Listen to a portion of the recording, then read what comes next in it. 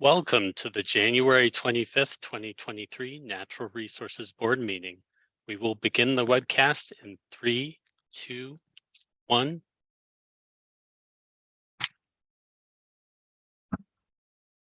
Good morning. I'd like to welcome everyone to the Natural Resources Board meeting. Please join me in saying the Pledge of Allegiance. Pledge allegiance to the flag of the United States of America, and to the republic for which it stands, one nation, under God, indivisible, with liberty and justice for all. I now call our hybrid meeting of the Wisconsin Natural Resources Board to order. Please know that there is sometimes a delay in the broadcast and it's easy to talk over one another. Board members, please ask for the floor when you'd like to speak. Please also state your name when making or seconding a motion so it can be recorded accurately. Staff presenters via Zoom, please make sure you are muted and your video is turned off until your item is announced. And our meetings are televised live via YouTube. We'd like to welcome and thank all viewers for tuning in. Public testimony is welcome at every regularly scheduled NRB meeting. The transparency of our meetings and the ability for the public to testify or comment to us is the benchmark for how this board has operated for over 50 years. I'd like to give a special thanks to our DNR IT staff, the Office of Communications, as well as Nick Majewski, Chief Casey Krieger, and his WARN team for supporting the NRB meetings. Carly Zimmerman, our Wisconsin Conservation Congress liaison, who helps us work with our longstanding partners dealing with our natural resources. I would also like to thank DNR Deputy Secretary Sarah Berry, Assistant Deputy Secretary Steve Little, General Counsel Cheryl Heileman, and all department staff for their participation today in making presentations. Your time is valuable and we respect that. Lastly, I would like to recognize the 2,200 permanent and 1,477 limited term employees of the Department of Natural Resources for their continued commitment and tireless work for the Department of Natural Resources, all the citizens of this great state. Board members, any questions or comments? Terry. Silence the phones. Silence the phones? Idea. Okay, I think that's a given, but all right. I just did mine. Oh, okay. All right. Before we begin the meeting and take the roll, we have a few new people to introduce here today. Sandra Noss, who's familiar. She is seated as a board member now. Sandra, I don't know that you need to tell us a little about yourself today because you're a familiar face. Paul is a new board member. Paul, can you just give us a little background on yourself? And well, I'm a former dairy farmer. Now I'm just a farmer. I got married and started farming 47 years ago with my wife, Darlene, and we raised our family there. We just first started herd a couple of years ago. We had a herd of breeding stock that we were lucky enough to live in the hills of Vernon County, and where it's great to have cattle, so you have grass growing on those hillsides instead of all corn rows and beans. So that was the role of cattle, and in that county it kept the soil in place. So we're still farming, but not quite as intensely as it was with dairy. But glad to be here. Anxious to be a part of this board. thank you. And Adam, our new secretary. Thank you, Mr. Chairman, and welcome. I am so honored and humbled to be here today, and it's nice to have some new faces to drink from the fire hose with me. So I appreciate that. It's been 3.5 weeks, tremendous amount to learn. But I'd like to share just a little bit about myself if you didn't get a chance to look online. But I grew up on the Wisconsin River in Stevens Point, did a lot of hunting, fishing, and trapping. with my brother. My dad is a retired wildlife professor. In fact, I got to meet some staff here that had my dad as a professor at UW Stevens Point. So that's endearing and always nice to hear things about your parents. But my parents were really strong in emphasizing the importance of spending time in the great outdoors. Just enjoy, whether it was cross country skiing or you name it, we were outdoors, and really appreciate my family and my parents and what they modeled in us. And of course, I tried to do that with my children as well. Also spent some time on my grandmother's Century Farm in Sheboygan Falls. Helped work on the farm from about ages 9 to 19. And that taught me a lot about the importance of taking care of the land and how our farmers are really conservationists and how important they are to our state and our economy. But my grandmother, my dearly departed grandmother, Tagi, she was the hardest working person I knew. And I'm so appreciative of those memories and that experience I had with her. My wife and I are high school sweethearts. We went from Stevens Point Spash to UW-Madison. We both graduated in 1990. And I cut my teeth at the Department of Ag, Trade, and Consumer Protection. That was my first job out of college, worked in the Bureau of Land and Water, and ultimately left there as the director of the Farmland Preservation Program. So that was a wonderful experience, worked with some tremendous people. But then I had an opportunity to follow Marcy West's lead at the Land and Water Conservation Association.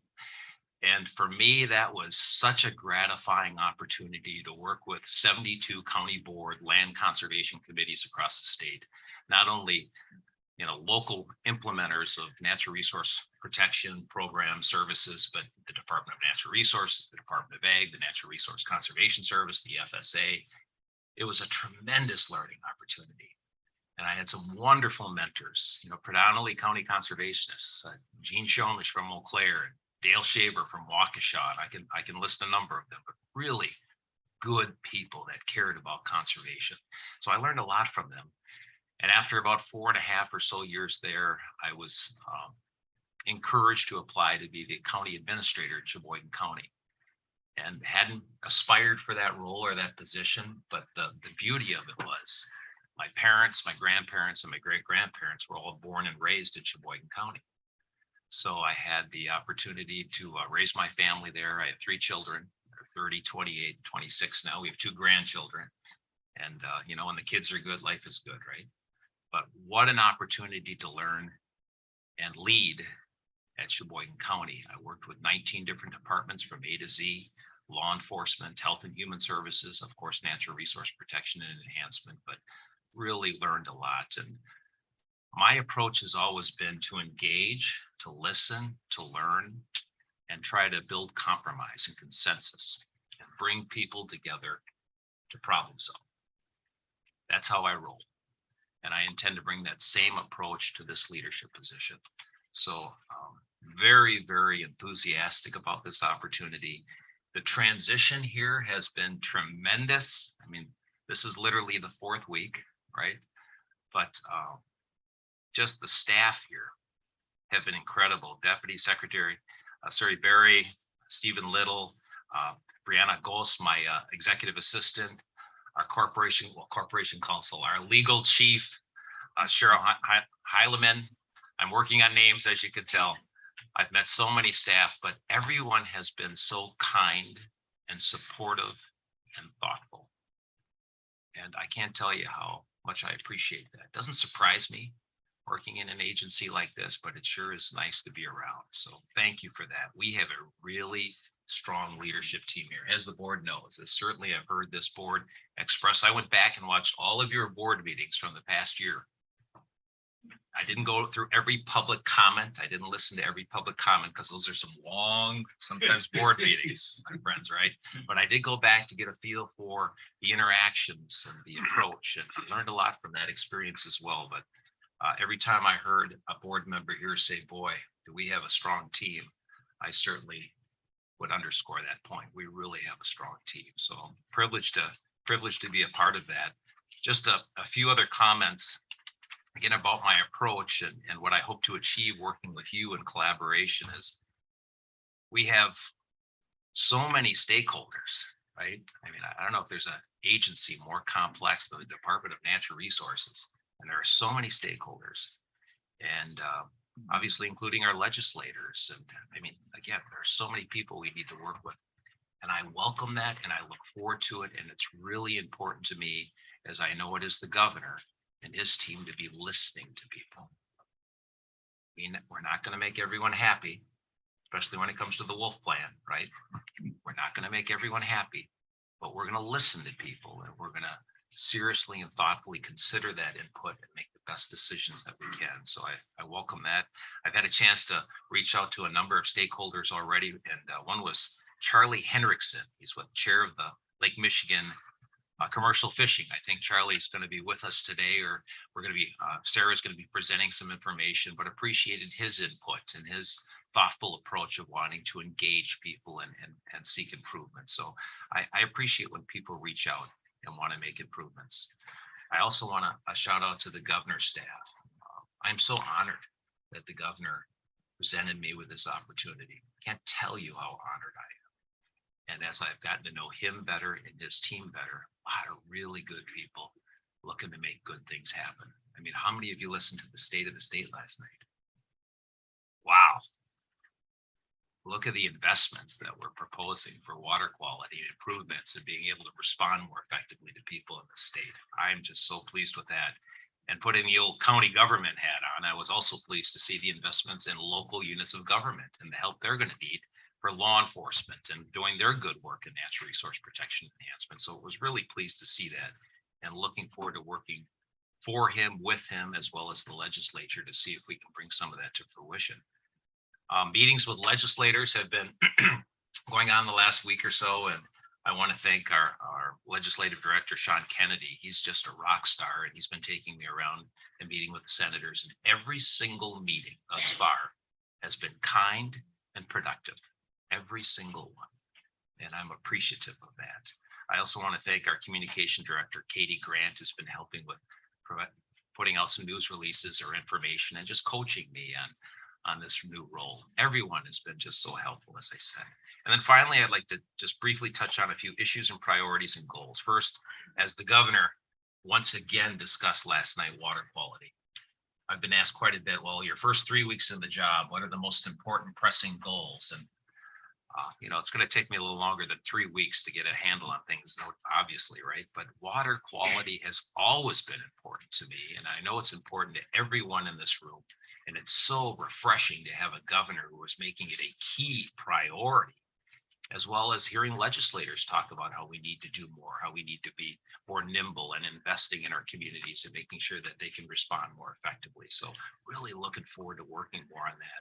We're working on an internal playbook right now. Jim and other staff are working on a playbook for local units of government. So if they get hit with PFAS, whether it's the town of Stella or a community that has their own water utility facility, how do they respond? Where do they go for resources? What's available? How can we help? And I think that's just going to be so important going forward. Again, working with the governor and legislators to implement key initiatives that he's presented. Another theme that many legislators raised with me was the importance of helping young people get in the profession. And I'm a member in Sheboygan County of the Conservation Association, Winooski Bowman. We have hunter safety. We do mentorship. And I couldn't agree more. I know the DNRs does some wonderful things in that area, but we need to do more to get youth involved and make sure they are mentored. And I think hunter safety and hands-on training in the field training is so important. Of course, we have to give all sorts of options, right? Online, everything across the board, but I think it's so important. So finally, some goals for me just out of the gates is, as you can imagine, it's listening and learning right now and meeting people. And I apologize if I don't remember a name, but it's going to happen. So please don't hesitate to repeat your name with me or state again the area you work in. I sincerely apologize that that's going to be a challenge for me with as many employees that we have here and so many stakeholders. But I really want to see us strengthen the collaboration and teamwork between this board and the agency. We have different roles, but we have similar goals.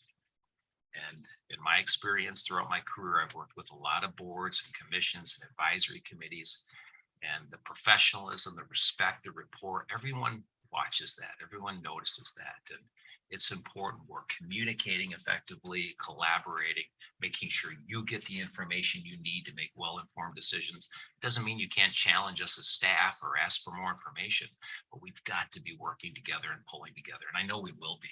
I appreciate it as I called each member of the board, some of the feedback you provided, and thank you for that. We're going to be even stronger going forward. I want to further strengthen our relationships with our stakeholders across the state. And we have such good relationships now. I hear so much positive feedback from stakeholders about the staff here, but no doubt it can be further strengthened, and making sure, again, we're listening and engaging. And then building that consensus. We've got to work together to problem solve and build consensus. I do not see water quality or natural resource protection as a partisan issue. I don't think it should be partisan.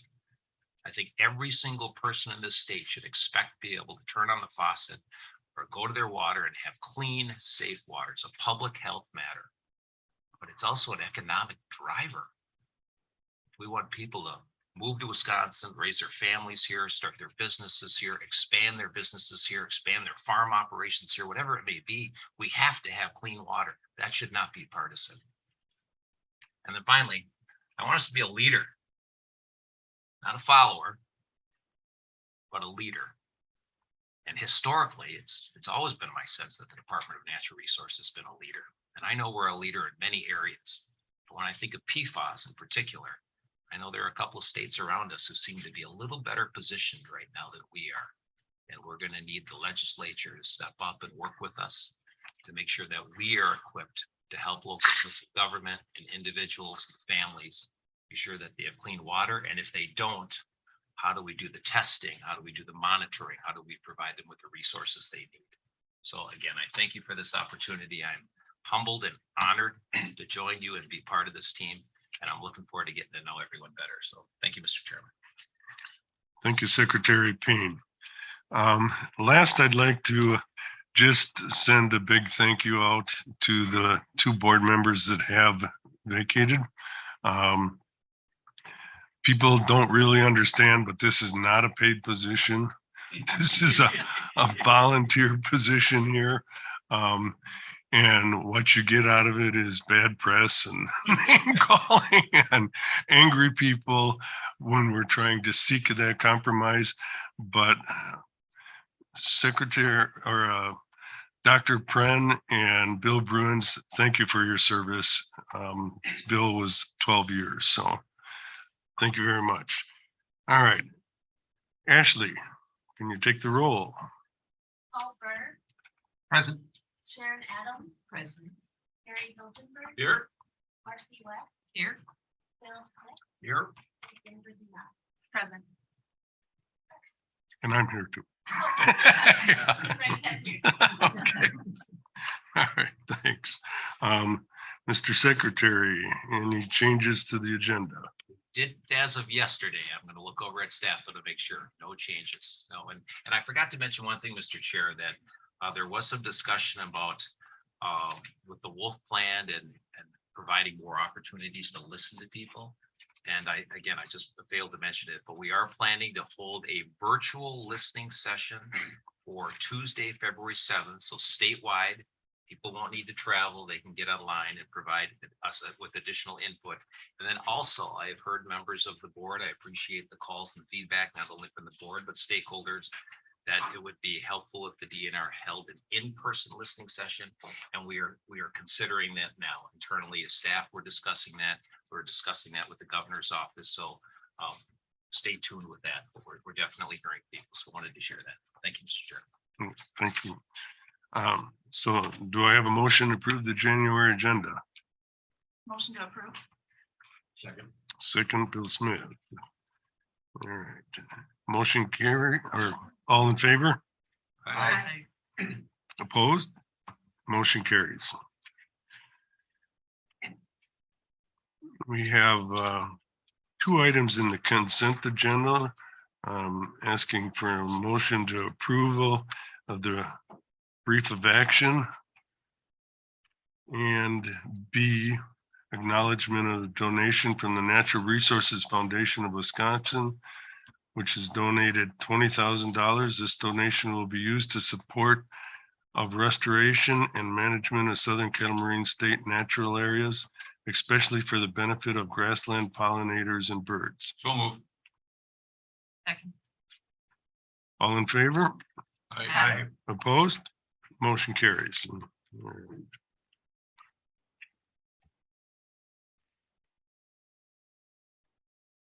And there are no items removed from the consent agenda. So we're on to 4A, request adoption of board order DG 04-22, proposed rules affecting chapter NR 140 relating to the setting numerical standards to minimize the concentration of polluting substances in groundwater, cycle 10 bacteria. Bruce Reinke, groundwater section chief. Bruce, go ahead. Good morning, Secretary Payne, Chair Kazimierski, members of the board. Thank you for having me here today. My name again is Bruce Reinick. I'm the groundwater section chief in the Bureau of Drinking Water and Groundwater. And it already advanced. Great.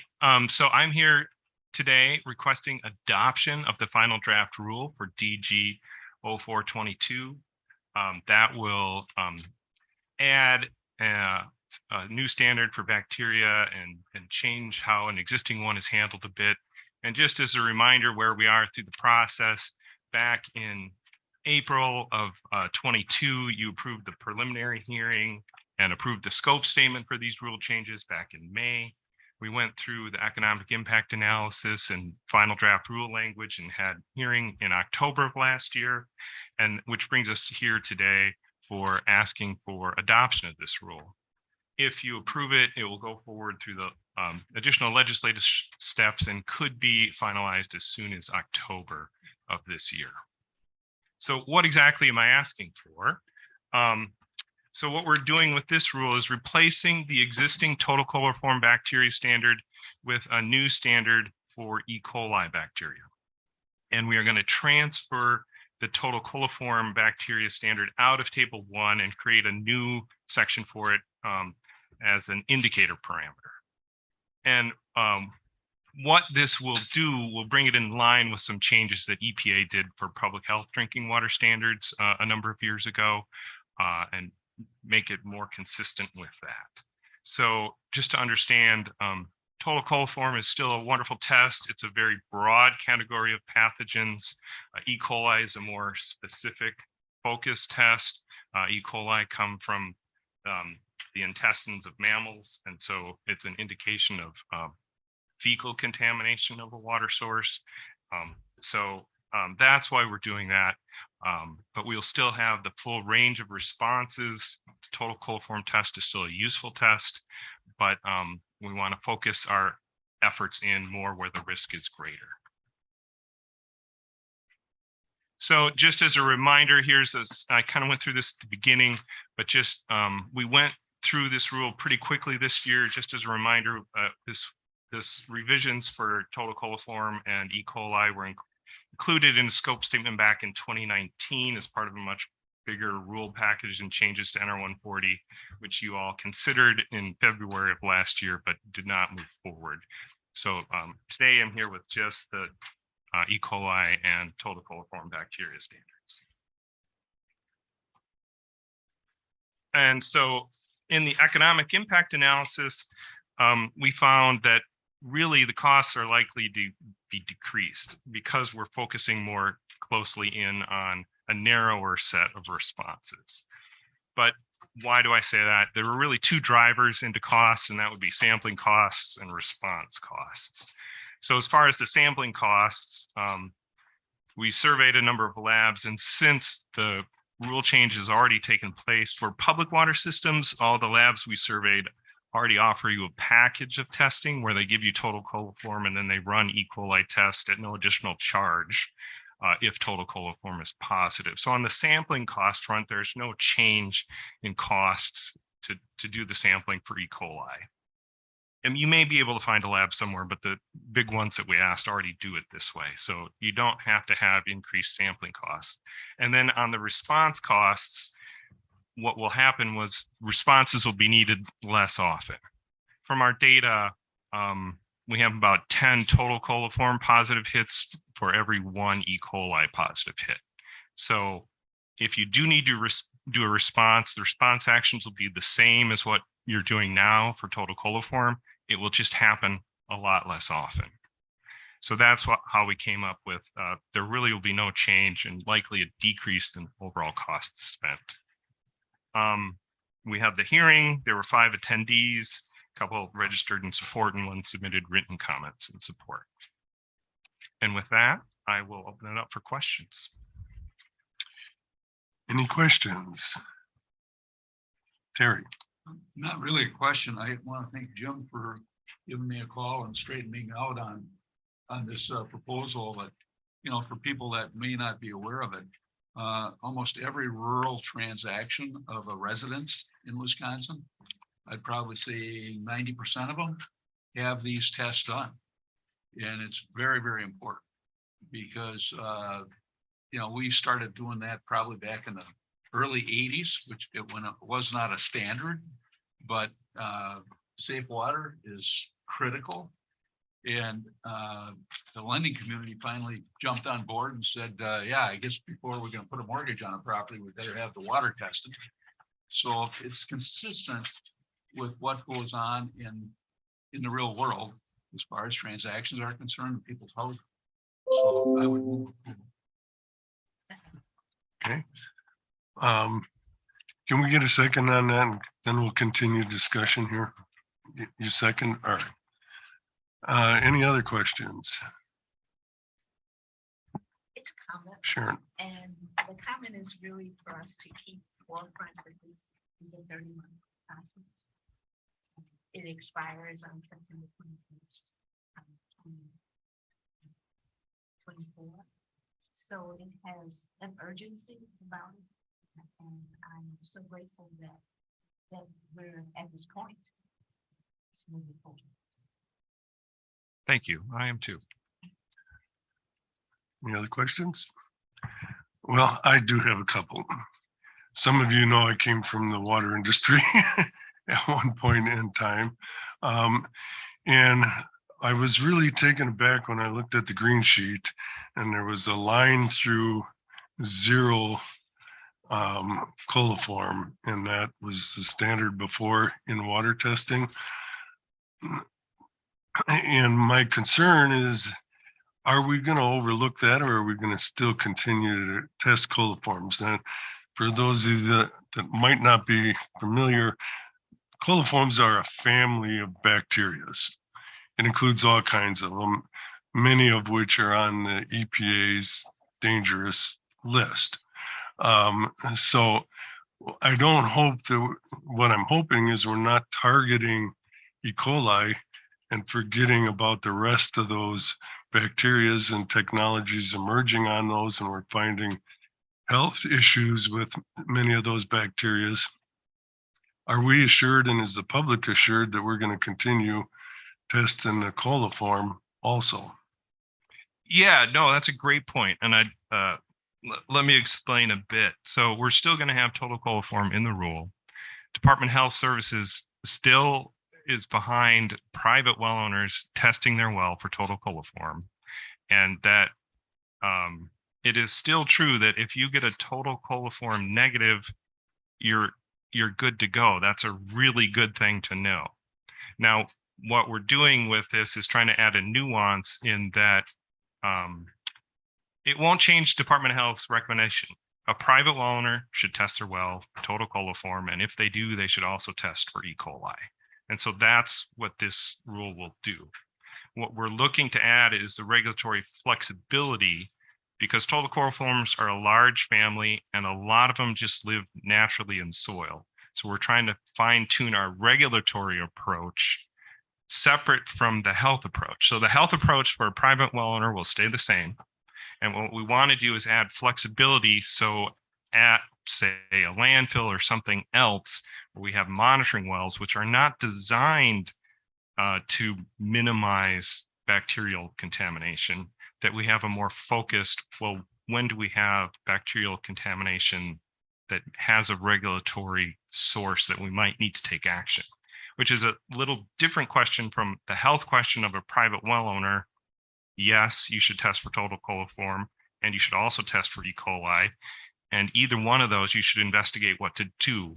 But departmentally, if you just have total coliform in a private well, could be a biofilm, could be a short circuit in your well casing.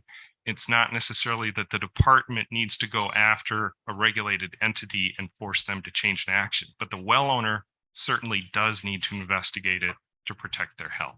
So that's what the needle we're trying to thread here with the changes that we've proposed and why we've moved total coliform as an indicator parameter. Does that help, or follow up, please? Well, I still haven't heard a commitment that I know you're looking for a standard to implement regulatory action. Okay, that's what we're looking for here. But we removed the standard of 0 from the coliform.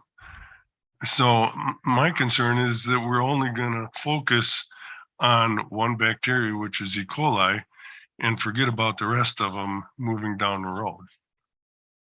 No. So here's a nuance that like maybe will help. So in table 1, if you give it an enforcement standard and you have a detection, you have to do something. The way we've written the total coliform indicator parameter is we give us all the options. If somebody has a total coliform, the department still may decide that action needs to be taken. But we've just added the option that the department may decide no action is the appropriate thing to do. Like if in the case where we investigate and it's deemed to be that it's likely a defect in the construction of the private well, there's no regulatory action for the DNR to take. But if we do deem it to be caused by a regulated facility, even with the total coliform rule change, the way we've written it, the department may take steps if we deem it's necessary. It's just that we're not required to take steps, where right now, leaving it in table 1 would require us to take steps. Okay, so now if we put this as a real world experience out there, and Terry wants to sell a house and they get the water tested and it finds out that the coliform is above 0, okay, which is the standard now, 0 coliform. Is there no action to be taken so he can sell that house? The actions would still be the same. I mean, some of it is on private lender requirements, which DNR does not control. But the health recommendation is, yes, you should take some steps to alleviate that total coliform positive. It may be disinfecting the well, may take care of it. There may be a biofilm in the plumbing of the house. So steps like that can be taken, should be taken before the completion of the sale of the house. This won't change that. But there's no requirement now because there is not a standard of 0. Even with total coliform in table 1 right now, there is no requirement for those steps to take place. DNR does not require a private well owner to fix a water quality problem in their well. Right. It's just, they're very useful. People use them that way, but the intent of the rule is to get at regulated activities that may need to change. A homeowner drinking from their well is not a regulated activity by DNR. But because these standards are human health based, they're very useful. And a lot of people look to them as guidance on should I consume this water or not.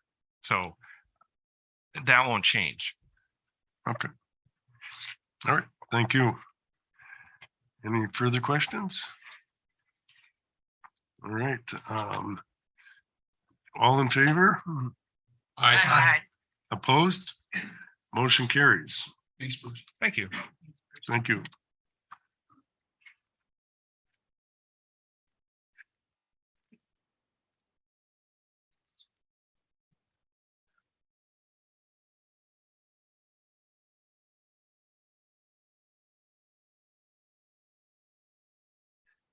All right, and next is 4B. Request that the board adopt board order CF 1319, proposed rules affecting chapter NR 166 related to streamlining, updating, and improving safe drinking water loan program processes and procedures. Matthew Markham, manager of the environmental loan section. Matthew? Go ahead.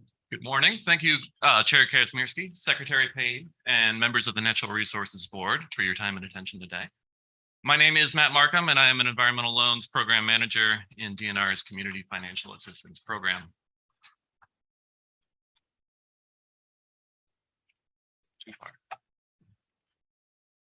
I'm here to request adoption of Board Order CF 13-19, which consists of proposed changes to NR 166, which governs the DNR Safe Drinking Water Loan Program. A little bit of background to start. The Environmental Loans section administers both the Safe Drinking Water Loan Program and the Clean Water Fund Program.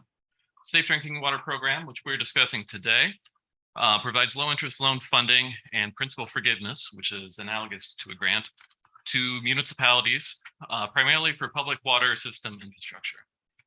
Safe Drinking Water Loan Program has been in existence since 1998, and during that time has awarded nearly $1 billion in financial assistance to municipalities, including $90 million in principal forgiveness, specifically for private lead service line replacements. We expect the volume of financial assistance awarded in the next 4 to 5 years to increase significantly, as the Drinking Water Loan Program is set to receive over $494 million in drinking water bipartisan infrastructure law or bill stimulus funding. The majority of that funding will be available to disadvantaged communities and for projects addressing lead service line replacements and emerging contaminants such as PFAS. We believe that the changes that we're making to Chapter NR 166 will improve on an already successful program by aligning it with recent statutory and federal changes, by improving clarity to better serve our loan customers, and by making the program more efficient, streamlined, and accessible to municipalities. Some of the more specific changes and improvements are listed here. The revisions update areas of the code that are no longer in line with federal regulations. It updates our rules to align with statutory changes from 2015 Wisconsin Act 15.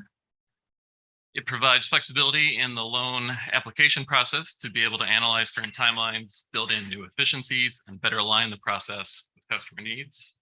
It revises language to provide efficiencies, accuracy, and clarity where needed, modifies our project priority scoring system, and it provides flexibility to adapt to new and changing funding priorities for the DNR. We have solicited input from our customers and the public at several different points during the rule revision process. We convened a technical advisory committee on 2 occasions during the drafting of the revised rule. The committee consisted of representatives from municipalities and engineering firms that regularly work with our program. They provided input on the changes and were supportive of them. We also went out to public comment during the economic impact analysis portion of the rule revision and did not receive any public comments, but we did receive comments during the comment period for the proposed rule. Specifically, we received comments from the Municipal Environmental Group, or MEG, and additional comments from 13 municipalities, the Wisconsin Rural Water Association, and the Wisconsin League of Municipalities, all in support of MEG's comments. The comments pertain to our requirements for a legal opinion regarding land ownership or easements and our intermunicipal agreement requirements, which were often seen as burdensome and redundant with what the Public Service Commission requires of public water systems. After a thorough review of those comments and further discussions, we have modified and removed those requirements where possible to address concerns raised by MEG and supported by others.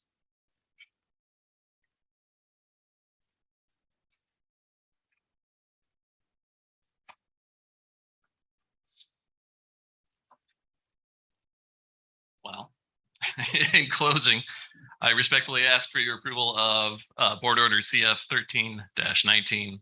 Thank you again for your time this morning. I'd be happy to take any questions that you may have. Mercy. Sorry, but I just caught a little bit of a difference between the green sheet on the intermunicipal agreements and your slide. So there are situations where the Public Service Commission agreement would not satisfy the loan agreement for this program? The Public Service Commission doesn't necessarily require an intermunicipal agreement, although they often exist when there's a new relationship between municipalities. What we are going to request is that if an intermunicipal agreement exists between municipalities that we are funding, that we receive a copy of it, Okay. just for our own usage. It's not, if one does not exist, we're not going to require them to prepare one and execute it. Separately for this. Correct. Okay, Correct. thank you. Yeah, just a compliment from somebody who's been on the other side on getting these agreements going in rural areas. Anything we can do to streamline and make it easier, hats off to the staff on that. I don't know if anybody else has questions, but if not, I motion to approve. Okay, any other questions? Second. Okay, go ahead. I prefer we get the discussion done. Yeah.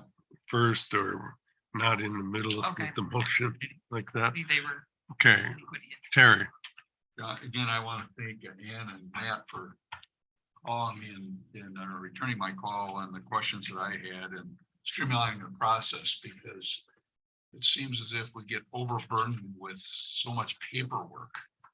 And the fact that we're working in collaboration now with the Public Service Commission and getting this stuff done and eliminating some of the duplication, I think is very helpful for municipalities. So thank you. Appreciate it. Thank you. okay, any other discussion from the board or questions? Thank you. A comment. Again, it is complex. We're moving with collaboration. Would you just, for record's sake, highlight some of the key points on the priority scoring and ranking? Sure, absolutely. Our priority scoring system is based primarily on public health. There's also a component that ties into the municipality's economic status or their disadvantaged criteria that impacts the projects with a higher public health risk score higher. Projects with or from a municipality that have a higher level of disadvantaged status score higher. What that does when we get applications and we rank them by their priority score order, and then we award our funding based on that order. So projects higher up on the priority list have a greater chance of receiving principal forgiveness than perhaps projects that are a lower priority at the bottom of the list. Thank you. All right, we have a motion. Do we have a second? Yes. Second, Terry. All in favor? Aye. Opposed? Motion carries. Thank you very much. Scope statements. 4C, request that the board approve the statement of scope of board order WA 11-22 and conditionally approve the public hearing notice and notice of submittal of proposed rules to the legislative rules clearinghouse for proposed rules affecting chapter NR 500, 524 related to landfills, solid waste management fees, financial responsibility, and reporting requirements. Kate Horns, recycling and solid waste section sheet. Go ahead, Kate. Good morning, board members and Secretary Payne. I'm Kate Strom-Hirons, the Recycling and Solid Waste Section Chief in our DNR's Waste and Materials Management Program. And I'm here this morning to request your approval of our statement of scope and subsequent rulemaking steps for WA 11-22 related to landfills and solid waste management fees. So your approval at this initial stage of rulemaking will allow us to begin writing rule language that will incorporate industry standards and experience gained over the past 20 to 30 years related to design, construction, and operation of solid waste landfills. So we also want to update plan review and licensing fees that have not changed since about 2006, and that support a portion of our program's operations. So we are required by statute to establish reasonable review fees at a level that's anticipated to recover our solid waste program staff review costs. 24 people attended a public hearing on the scope statement on December 22nd. There were 3 people who registered in favor or in support, and 21 attended for information only. And I would like to note that the written comments from Wisconsin Manufacturers and Commerce were provided for information only, not as in support as stated in the background memo. So the main comments that were shared with us included a need to develop a formal public input process that considers technical information and science, evaluation of performance standards, and overall economic impact. So as suggested in the comments, and with your approval of the scope statement, we will set up a formal committee of external partners to gather ideas and feedback throughout this rule writing process. Committee meetings would be open to the public and would also be in addition to our required steps for an open comment period on the economic impact, which would probably be in spring of 2024, and also the required public hearing that's likely planned for fall of 2024.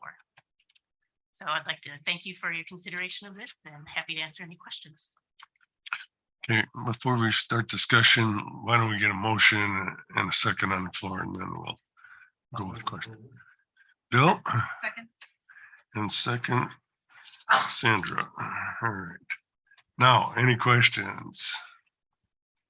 Terry? I want to thank Kate and the department for taking the initiative to form that advisory committee. I think that's really, really important. We have some interesting players in this area between the municipal and the private contractors. I think it's very important for us to get as much input as possible and try to move this thing forward because it's a really important issue. Just up in our neck of the woods, you know, we're having challenges transporting from our landfill to another landfill to another transport. I mean, it's very, very challenging financially and administratively. So getting all that input, I think is really important. We appreciate that. Any other questions or comments? Hearing none. Okay. Sorry, you're so quiet over there. Okay, then. All right. Way to go, Sharon.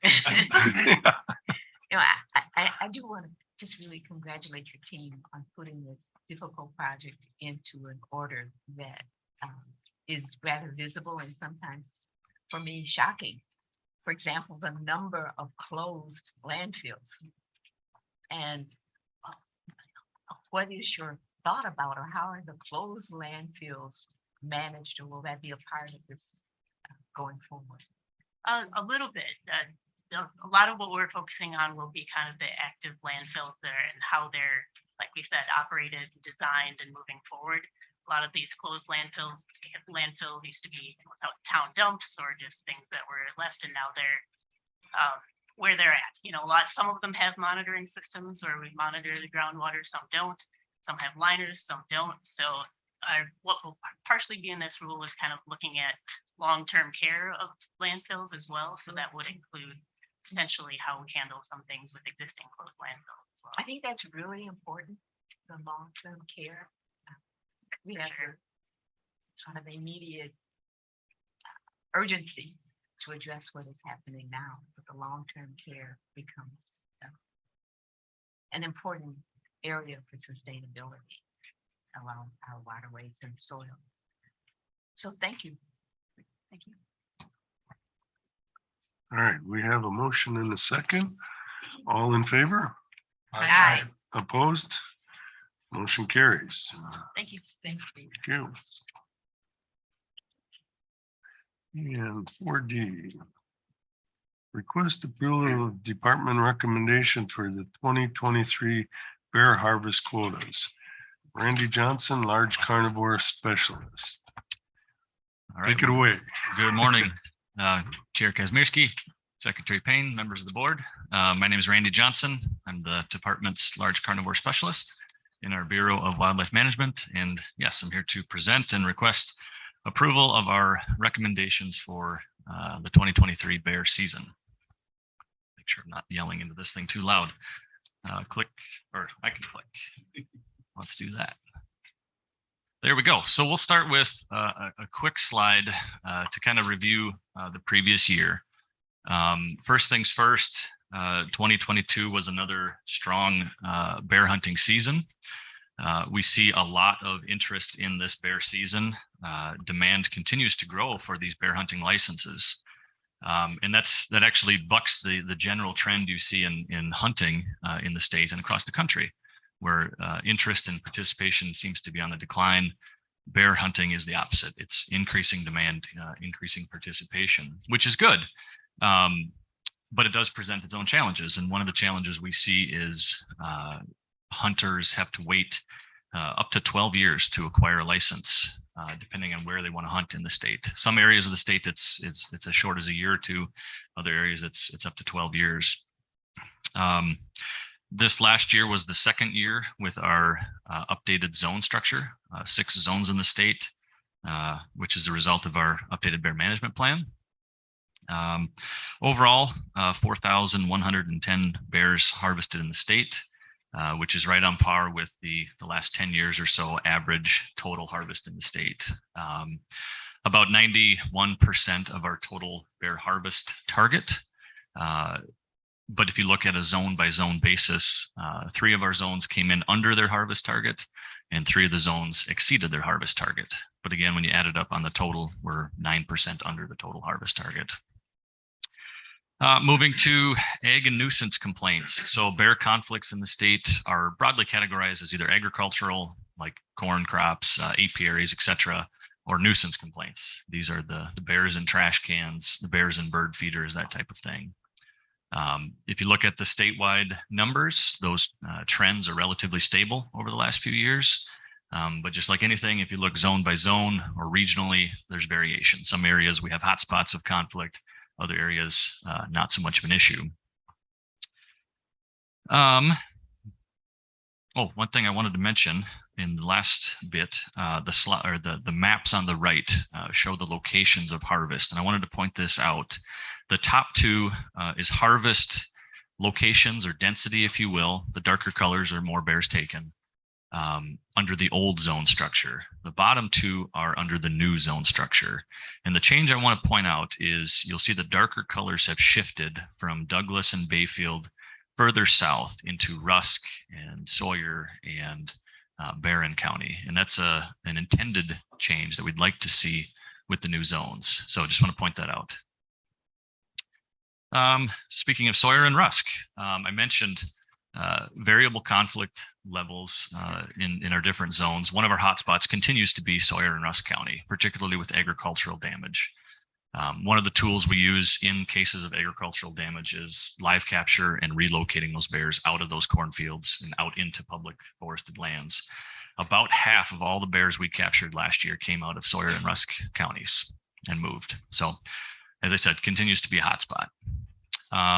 The last thing, I mentioned our bear management plan that was approved in 2019. So we're a few years into the new plan.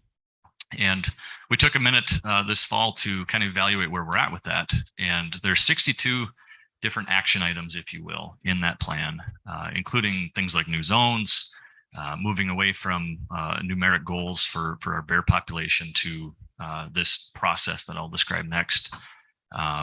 And a quick review showed 71% of those items are either underway or already complete.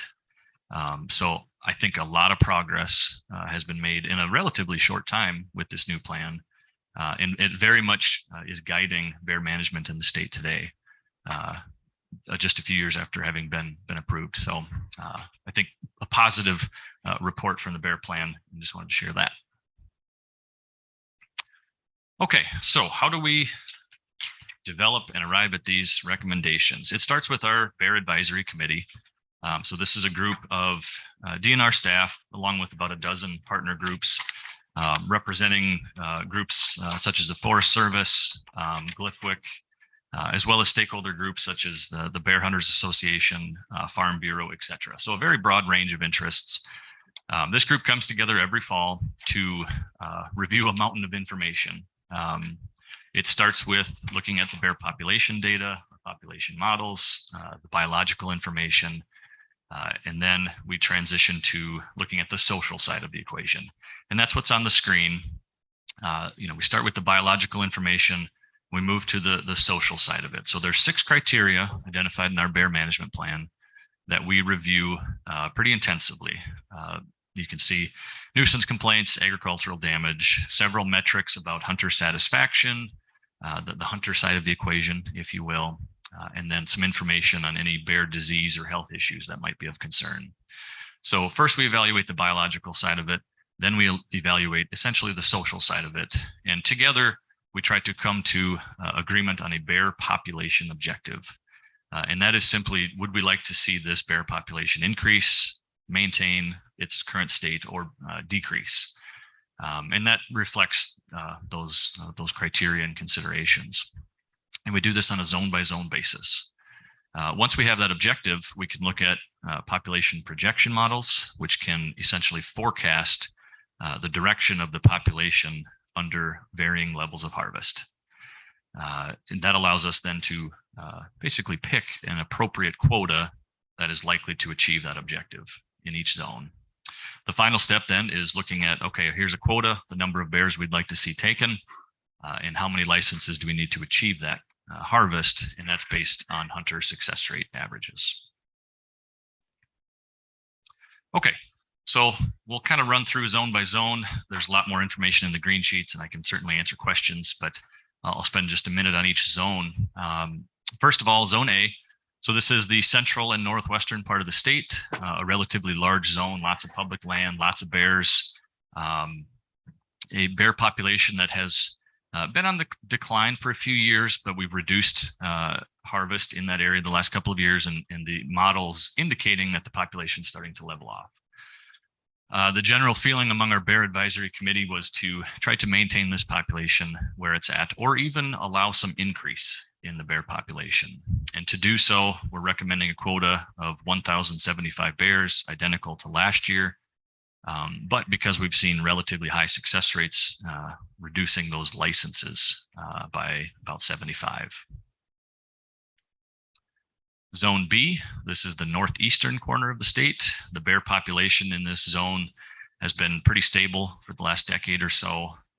This area saw no change with our new zones. And so we have a pretty solid data set, if you will, of how this zone behaves with respect to hunter satisfaction, conflict, etc. And so the desire here is to basically maintain the status quo. The model's indicating we can increase that quota a little bit and maintain that bear population, and that is what we're recommending. Moving it from 800 last year to a recommendation of 850 for a harvest target, and along with that, a slight increase in those licenses. Zone C, this is the central part of the state. This is carved out of what used to be the entire southern part of the state. And this new Zone C is smaller, contains good bear numbers, good bear habitat, and a relatively stable bear population. But because it's still a new zone and we're still getting a handle on success rates and hunter behaviors and things like that, once again, the recommendation is to maintain the bear population, and to do so, recommending the same quota recommendation as last year and the same number of licenses. Zone D, moving along. So this is our zone up in the northwestern part of the state. It was reconfigured in this area specifically to address agricultural damage with high bear densities and some of those hotspots in agricultural damage. And so along with that, we've had an objective the last 2 or 3 years now to decrease this bear population. To do so, we've set a pretty high quota, 1,800 bears. That's what's been the last couple of years. We have not achieved that level of harvest. The last couple of years, it's been about short of 1,300 bears. But nonetheless, that's a relatively high harvest for this area, highest it's been in many years. And the general consensus on the committee is to continue this approach. I will say we had some discussion about hunter conflict potential, reducing the bear hunting quality in this area with a lot of people on the landscape. But nonetheless, the committee chose to move forward with another year at this level. And so quota recommendation is the same as last year, 1,800, but because of the relatively low success rates, increasing those licenses up to a little over 4,000. E as an elephant. This is the southwestern part of the state, a new zone carved out to reflect the reality that we have a bear population in this area, particularly in the northern stretches, but continuing to grow both in number and distribution. And so this zone carved out allows us to approach this with a regional management approach. Relatively small bear population, some 1,000 bears, but it's a growing population. And our objective is to try to slow this growth and maintain the bear population close to where it's at today. To do that, the model's suggesting a quota of 200 bears, exact same as last year.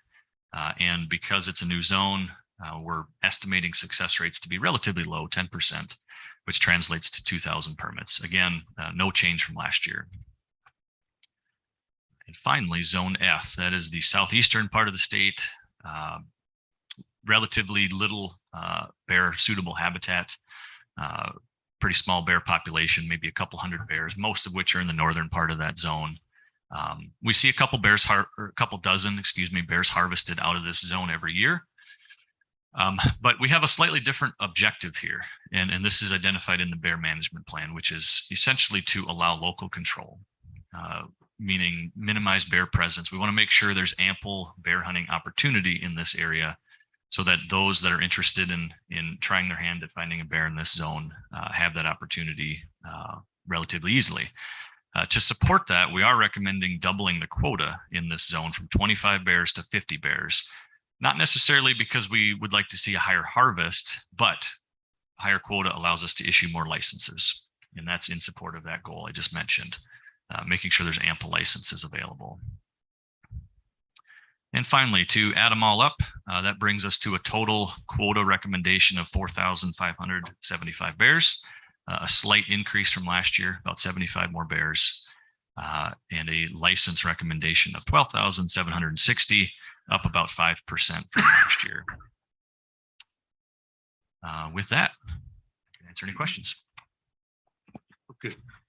Can we have one guest speaker here? So let's hear the guest speaker, and then I'll ask for a motion, and then we'll get into discussion and questions.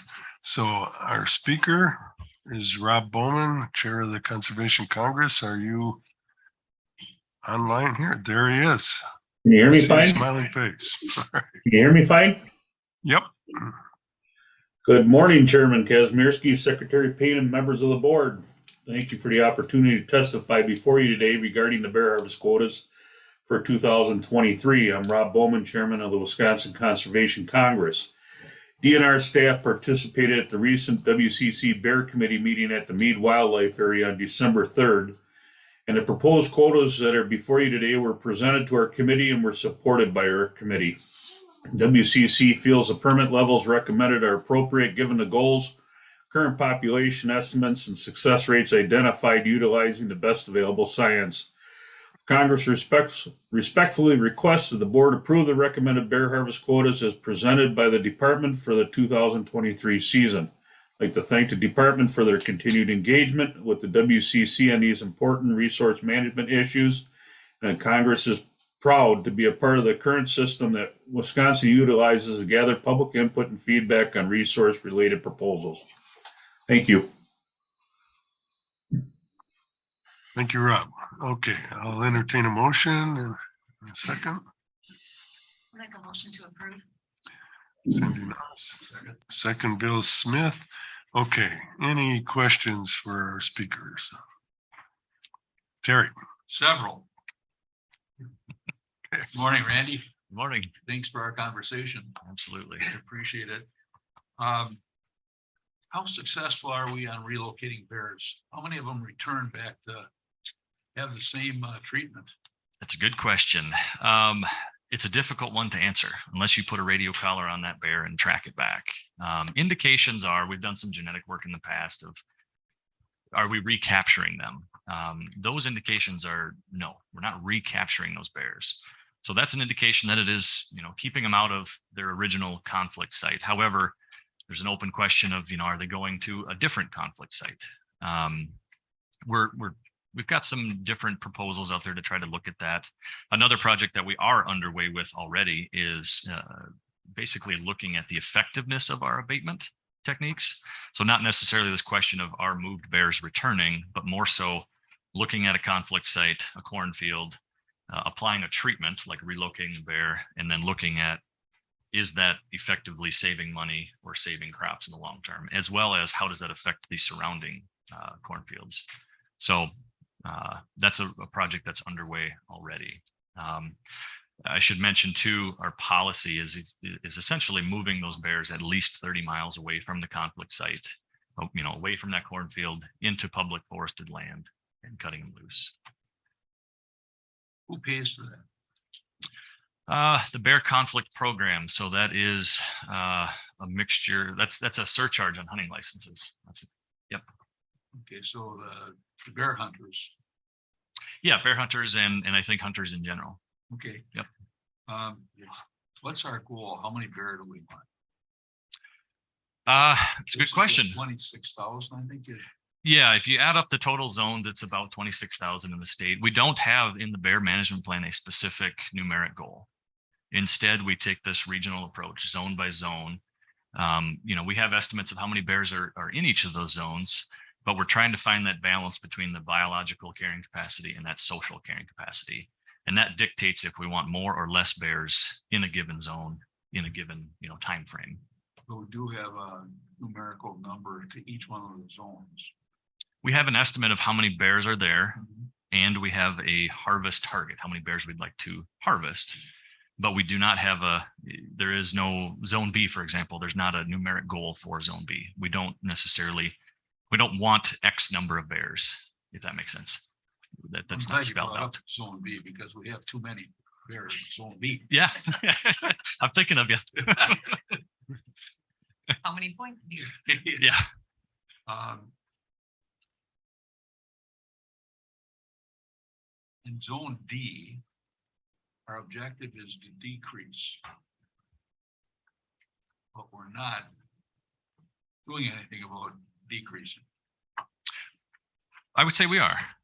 We have a high, number of licenses, a high harvest target, and we're starting to see that population at least level off. But it's the same target as what we had last year, right? That's right. Yep. So why wouldn't we have a higher target if our objective is to decrease?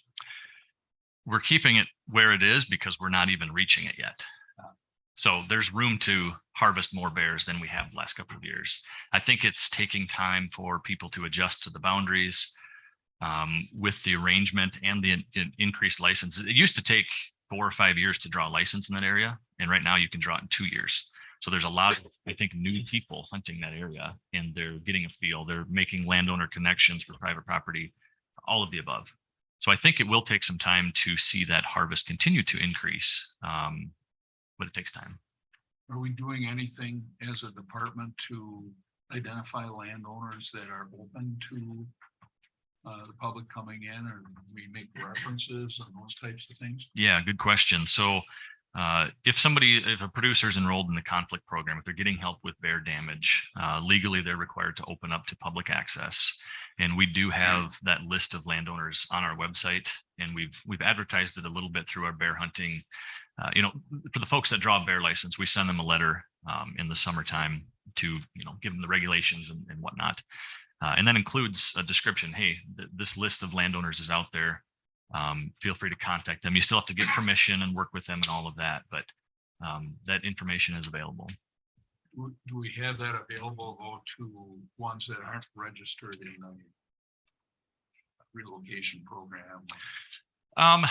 No, I don't believe a list exists, because it's at that point it's individuals that may or may not allow access. So it'd be up to the individuals to go search them out. So would it be difficult for us to do some of that? On a voluntary basis, that we could publish that to the hunters and send that same list to whoever gets a license? Yeah, I'd have to think about it. I mean, that would be basically soliciting private landowners to, sign up, if you will, some kind of a voluntary public access. We could probably model something like that. We haven't taken that step yet. But I think that would be important, in particular with people that are on the 12-year plan.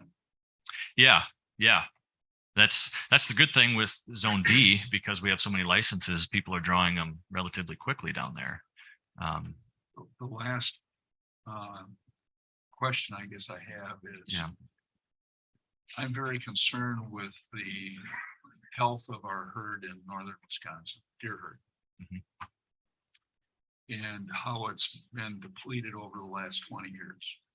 And Jeff and I don't disagree with how many deer are there, but I hunt there and I know how many deer are there.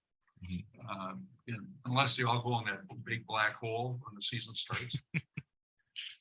But I'm concerned that there's not enough input from deer hunters on the bear committee. And I understand that there's representatives of the WCC on there, but they're all Yep. bear hunters. So I would hope that the department would start taking a stronger look at predation of our deer population in northern Wisconsin. It has such a significant economic impact on those communities. And sooner or later, it's going to have a hell of an impact on the revenue coming into the department. Mhm. Because as we continue to lose deer hunters, that license fee is going to start vanishing. And that generates a huge amount of revenue, probably the most significant revenue that the department has, other than Pittman. And I think we have to give more consideration of that over the next, certainly 5 years. And really be serious about it. Between bear and wolves up in northern Wisconsin, it's a huge issue. I mean, you can almost talk to any hunter up in that neck of the woods. They'll express their frustration. So with that being said, thank you for all your work. You bet. Yeah, to your point, Jeff and I are in pretty regular conversations about that. I think a holistic approach is important. So I've invited Jeff to come talk to our Bear Advisory Committee. We're looking to meet here in a couple of months, just to have a discussion, not any quotas or anything like that, but informational. And we want to kind of review what the data is, you know, what we know, what we don't know, and have that conversation. So more to come. Thank you. Marcy. Staying on Zone D, sorry I didn't get a hold of you ahead of time, but the conversation happened yesterday.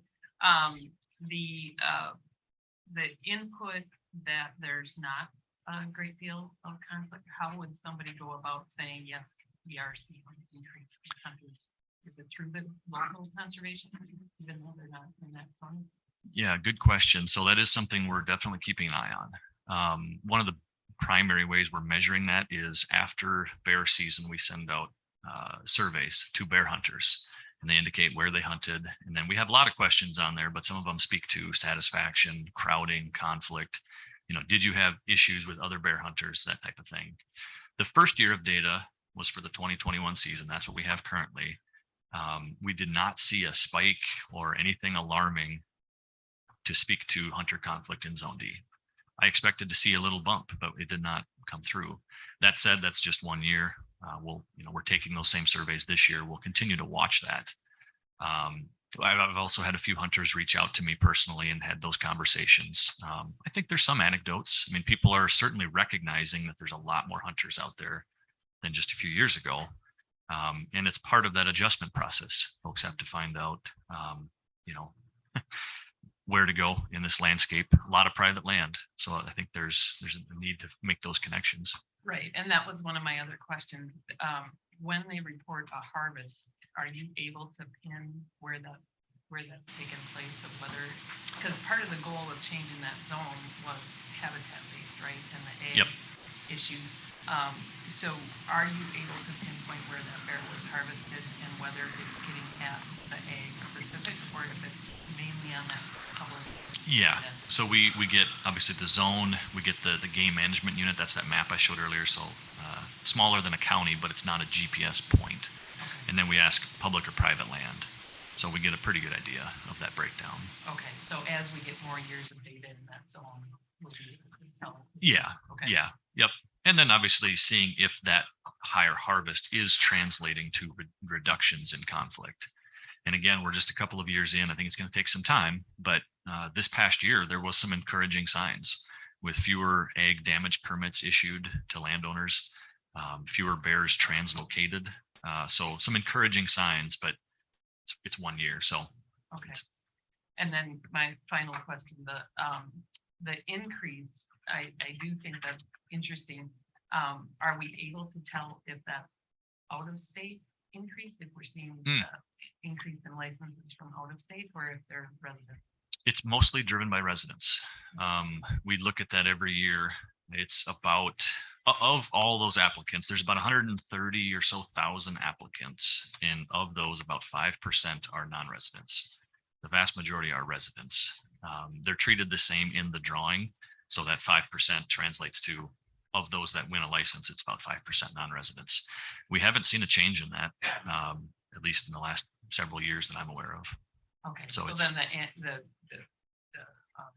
discussions about Wisconsin being one of the few that allowed dogs to hunt bears, that doesn't really draw, it doesn't make a difference to the out. I don't think so. Maybe on the training side, coming in the summertime to train dogs, but I don't think it's affecting our license applications much. Okay, thank you. Bill, Thanks, Randy. I'd like to talk a little bit more about Zone D. That's the area of the biggest change. And Yep. I called a couple of hunters there that I know well, and these guys hunt right in the heart of Zone D. They've done it for 20-some years. As a group, they probably average around 20 bear a year that they harvest. And I just asked them, how's it going? We've had some changes there. And I got a mixture of feedback, some very good and positive, and some concerns that came out. You've addressed those sort of generally in your comments, but there's a couple areas I'd like to get a little bit more specific comment from you on. Mhm. What I heard from them is they hunt a block of private land. They've got wonderful relationships with landowners, farmers. They go back year after year. So they've got a very good sense of trends and what's happening on the land and good interaction with the landowners. What they're saying is the change in management there is having an effect. This past season, they saw much less bear damage in the lands that they were hunting. The bear numbers are holding fairly well. Their assessment is it looks like the population growth has been curbed and maybe even plateaued out at this point.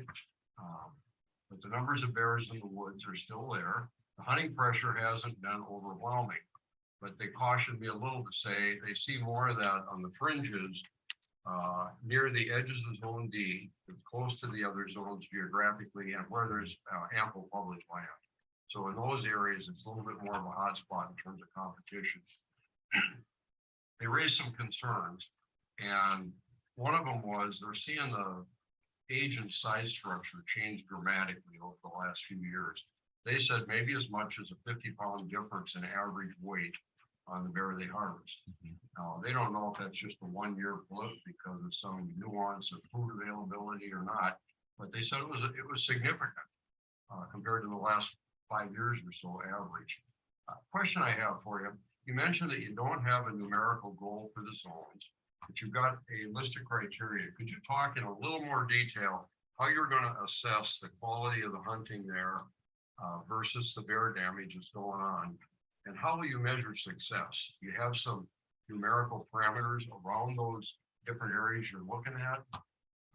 When do you get to a point of saying, we're at the point we want to be, here's what it is, and here's how we measure it? Yeah, good question. So first of all, it's good to hear some of those anecdotes. It seems to match what we're seeing through the data and through other conversations. So that's good to hear. To your question, those criteria, there's a number of items within each of those criteria that we measure. So on the hunter side, hunter satisfaction, hunter crowding, hunter conflict, a lot of that is measured through those hunter surveys, as well as anecdotes and, conversations from our stakeholder groups. They're certainly tuned into what's going on out there. So one of the changes in the bear plan is making sure we take those surveys every year, which we've done. We'll continue to do that. So we'll have a very good data set in where things are at and the direction they're going, those trends. And those are random sample surveys. So it's representative of the bear population or bear hunting population, if you will. We have not set specific benchmarks for where we'd like those things to be, meaning we don't have a goal, if you will, of hunter satisfaction of 75%. We haven't set those benchmarks. That is on the to-do list, if you will. But it's going to take a few years of data to figure out what is, set expectations. And so at this point in time, it's largely qualitative, looking at it's qualitative and it's trends. Are they stable, increasing, or decreasing? Is anything alarming? And again, expectations vary. The level of conflict we see in Zone D versus the level of conflict in, and I'm talking about agricultural damage, D and B are totally different because of the landscape. And so it's zone by zone conversations. I think with a few more years of data, we can start to set more specific benchmarks. But I think we're still a little too early to do that. Do you have the quality, I guess, of the bear population as a criteria beyond just the numbers of bears that are out there and the amount of predation? Are you looking at size, structure, health, weight, that sort of thing as well in your determinations? Yes. Not necessarily the weights, because that is so variable. And we don't actually collect data on the weights of harvested bears, but we do have a lot of age data, sex data. So it's in our packet of information that we look at. Is the age structure on average changing in a zone, the sex ratios, things like that. So there are considerations there, as well as like the bear health. So if we see mange, for example, mange in bears is an issue that's popping up in some other states, knock on wood, not here yet, but something we're definitely keeping an eye on. And if something like that would pop up, then it kind of elevates its importance in those discussions. And that's all in addition to, of course, the actual number of bears out there. Well, thanks for your additional detail on that. These guys weren't advocating for dramatic changes at this point. I think their concern was more the path we're on, where it's headed, and is there an endpoint, that they can thoroughly understand. Yep, that's a good point. And I should mention too, in our committee discussions for Zone D, there was a few groups that said, hey, let's dial it back a little bit. They recommended a quota of, I think, 1,500.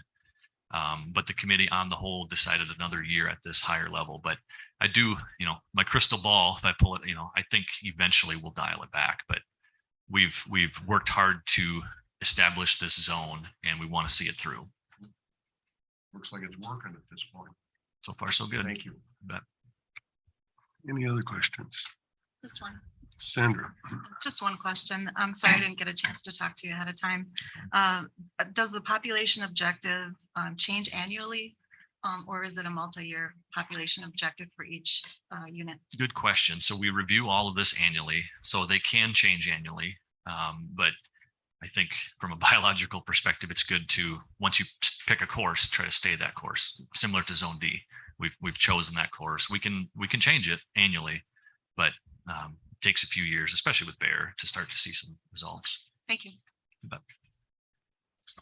Okay. Any other questions? I just have a couple.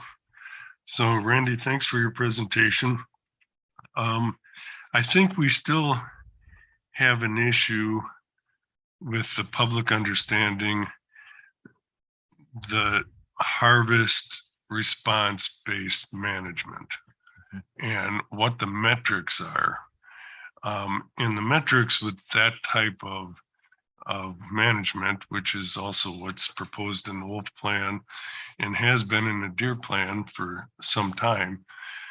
The issue that's happened in the deer plan, and I'm sure is going to happen in the bear plan and the wolf plan, is that our metrics are not rock solid. The goal isn't a population goal, it's a hit the metric goal.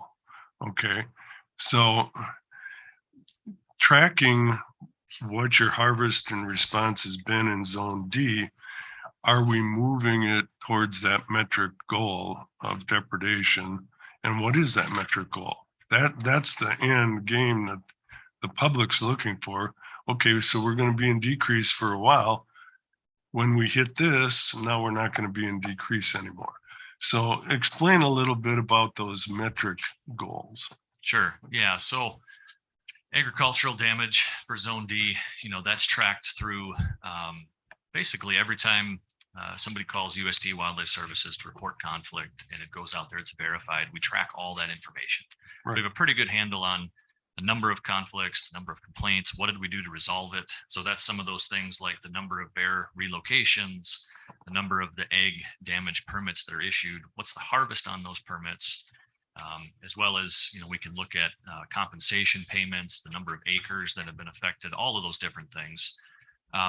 Like I said, we haven't got to the point to establish what appropriate benchmarks are because it's going to take some time to both understand what expectations are in those zones, but also make the connection then between what is harvest, how is harvest affecting those.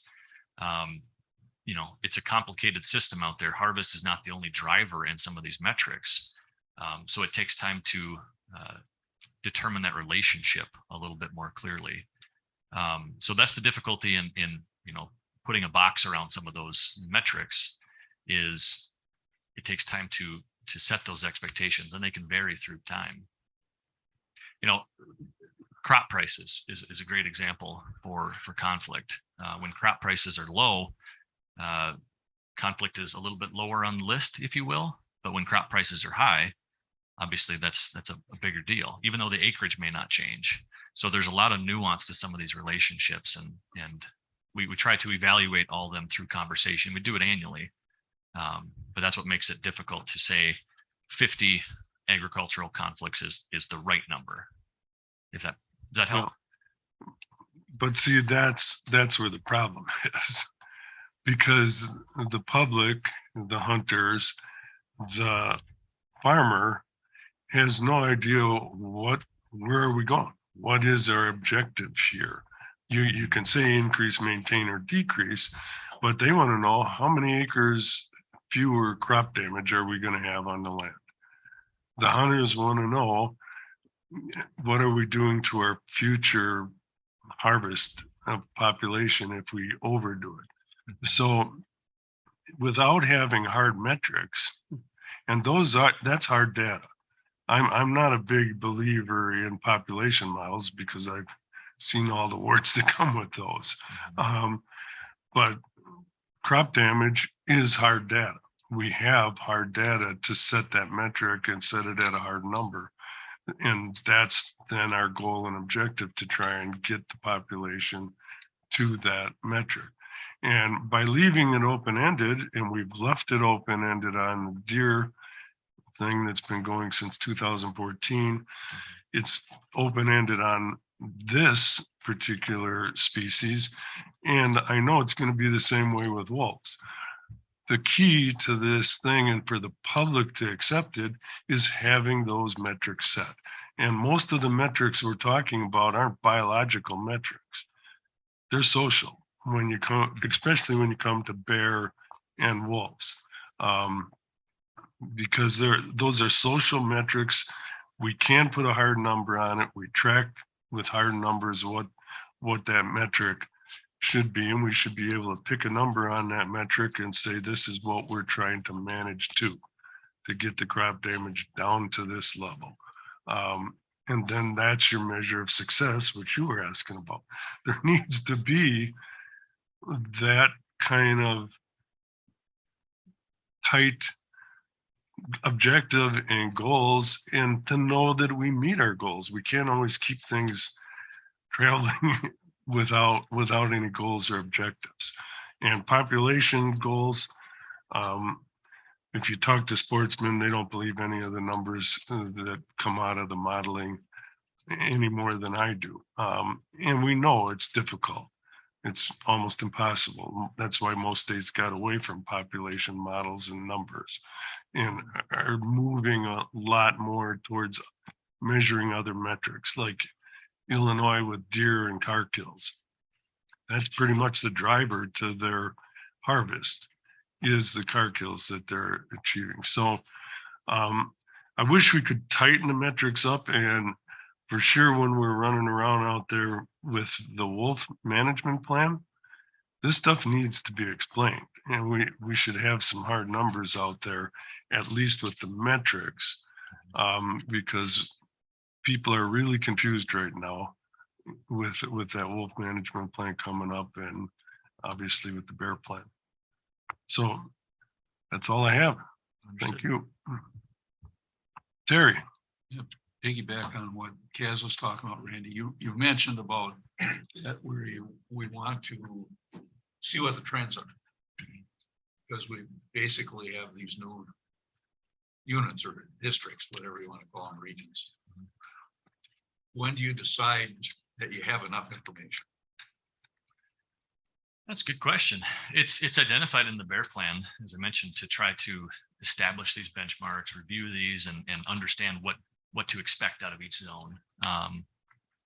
Is that next year? Is it the year after? I think it's within the next few years. I mean, we're on year 3 now of these new zones. So I don't think you have a trend until you have at least 3 years, but I don't think we need 15 years either. So You're good with 5? within the next few years. I can write that That'll down, be- 5? No, it's, as I said, we've got 71% of that bear plan underway. And to me, setting better, establishing clearer benchmarks and those relationships between what is harvest, dialing up harvest, does it affect conflict? You know, we have to evaluate those relationships, and I think that's towards the top of the list for sure. I'm writing down 5. Thank you, Randy. Thank you. One more question from Sandra. Just to speak to, your target, with the wildlife damage program, isn't there a target number, dollar value that might trigger? We're moving deer before that target value, but isn't there something that might trigger a reduction in the population by offering tags to landowners? And that gets to the point of how can we reduce those problem areas? Are you speaking to deer or to bear? Or Bear. just in general? Bear. Again, not a specific number for those triggers. I mean, it's site specific. So you look at the history of the property, all that. Isn't it like $1,000 damage? I mean, before, and then, the consideration Oh. of. Yes. Sorry, maybe I misunderstood. Yes, you have to essentially document $1,000 of crop damage, and then we can come in and set traps or relocate bears or the different tools. Yeah, or issue tags. Issue That would tags. be Yep. a reduction in that population. So there is something in place right now. Yeah. Yep. Site specific conflict, and that's two different things, right? We're talking about site specific conflict, whether it's removing those bears or issuing those tags, and then we're talking about an entire zone bear population. So two things that are hopefully working together. Right. Any further questions? Hearing none. All in favor? Opposed? Motion carried. Thank you. Okay. Randy, What happens when the habitat changes? Minneapolis keeps spilling over them. All right.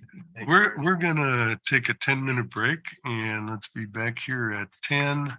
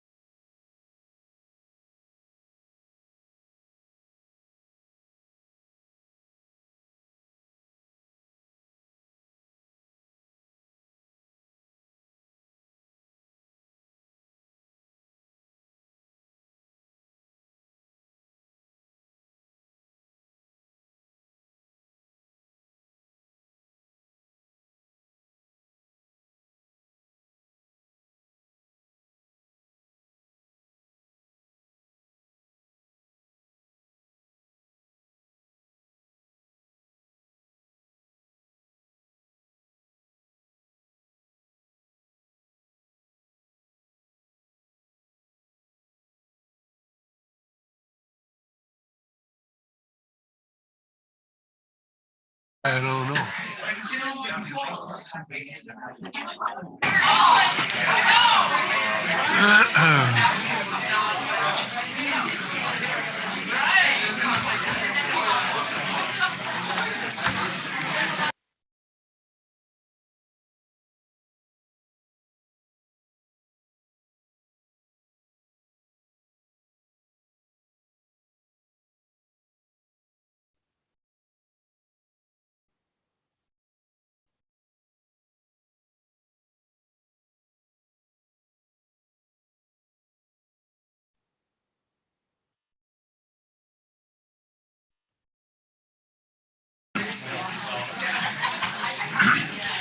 So we're going to have a little change in the agenda here.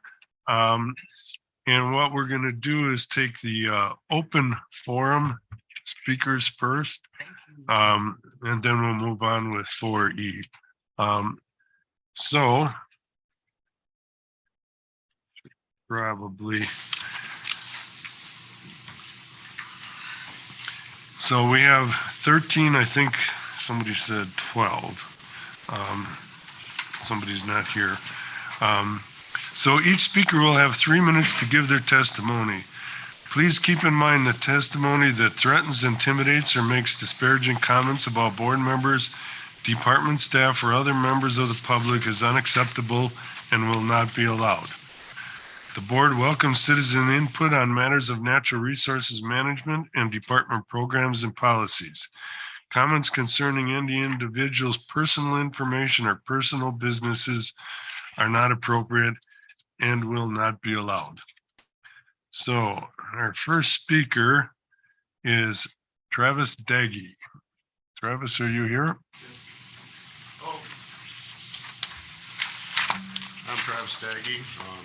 I'm here to talk about my experience living in West Marshland with Crex Meadows and the DNR putting in the boards to artificially raise the water levels. Because of this, my property has experienced damage at the peak. My crawl space had about 18 inches of standing water all winter long. This water stood all winter where I had to pump it out every couple days manually. This water at one point reached to where my pump for the water in my house was and burnt it out, and I had to get another one. It has flushed out my garden, at its worst points, when they had the boards in up to a lot higher than they are now. Now that the boards are down, my personal property is a lot better. But I know a lot of other people who live closer to Crex Meadows still deal with it having any boards in there. This has flooded out the roads by our house to really levels I can't even believe. We have ditches that are probably about 3 feet deep, and because these boards, when they're put in, the water raises above those onto the roads to the point where you can't even cross it. There's probably another 8-10 inches of standing water at times. I know that there's been some back and forth with some of us who have dealt with that, from different members of the DNR.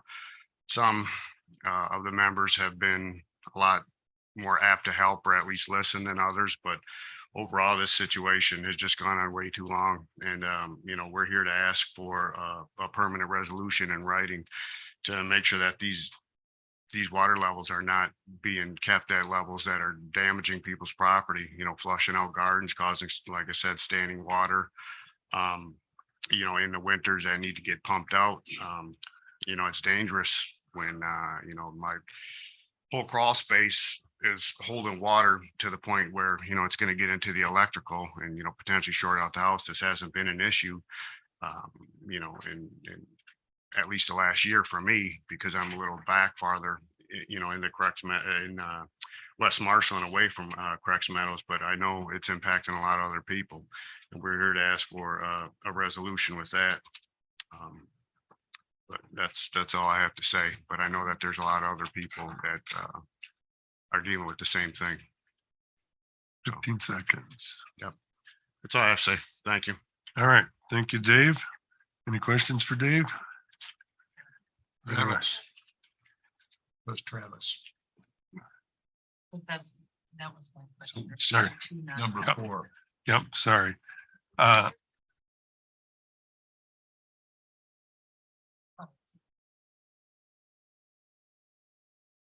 right, Scott D. Rocker, Grantsburg, representing himself.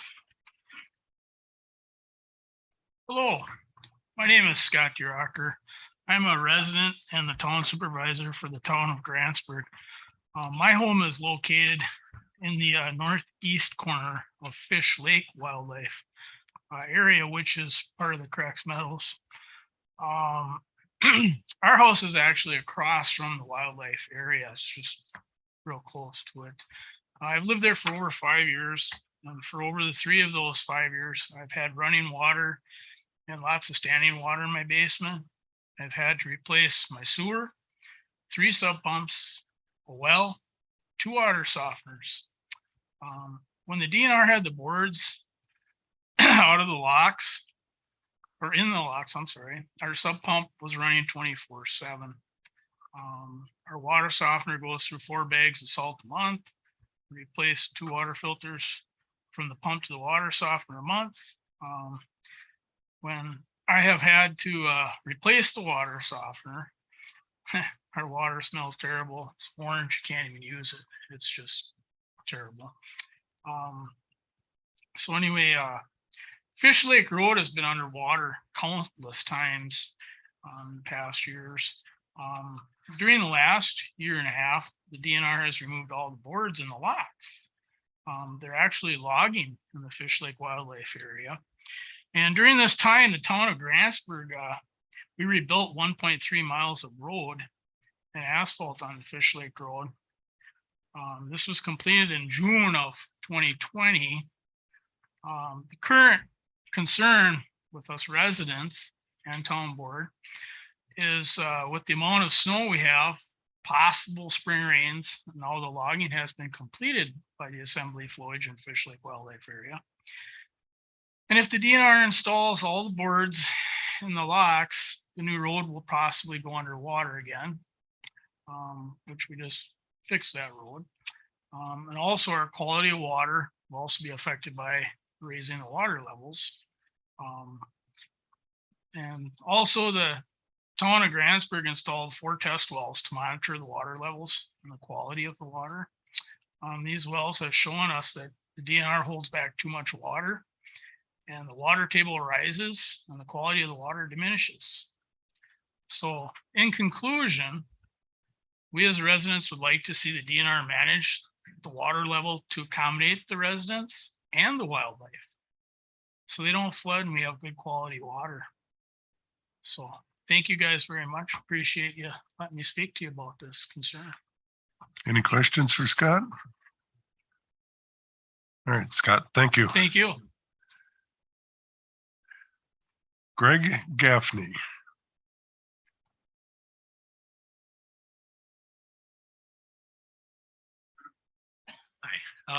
My wife and I have lived on Pete Nelson Road in West Marshland for 36 years.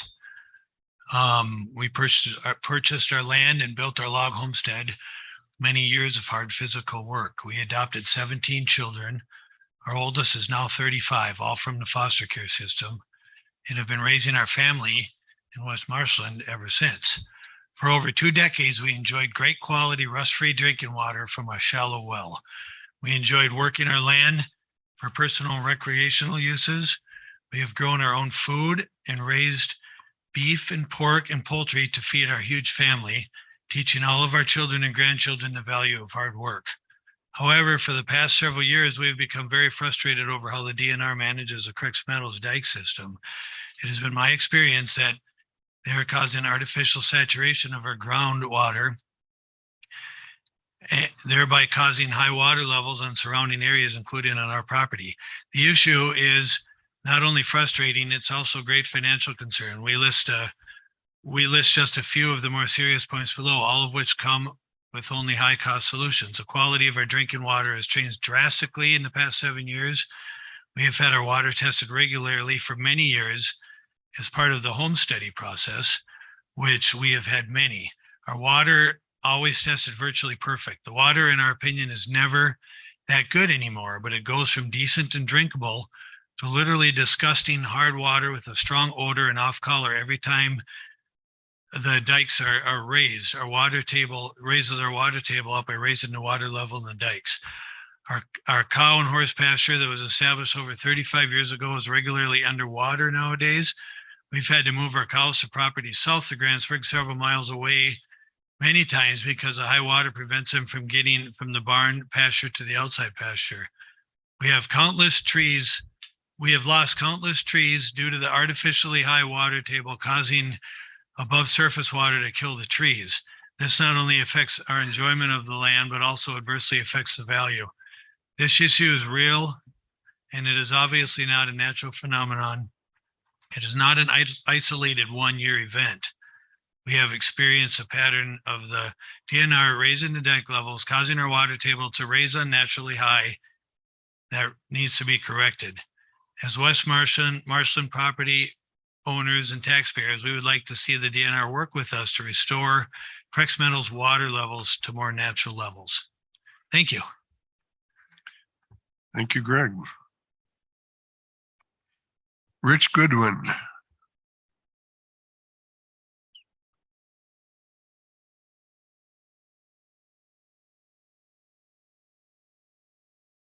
Okay, if I pass this photograph around?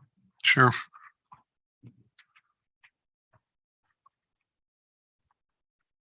Hi, my name's Rich Goodwin. Me and my wife live in West Marshland. Address is 25933 Spalding Road, which is about 1 mile due west of Dike 6.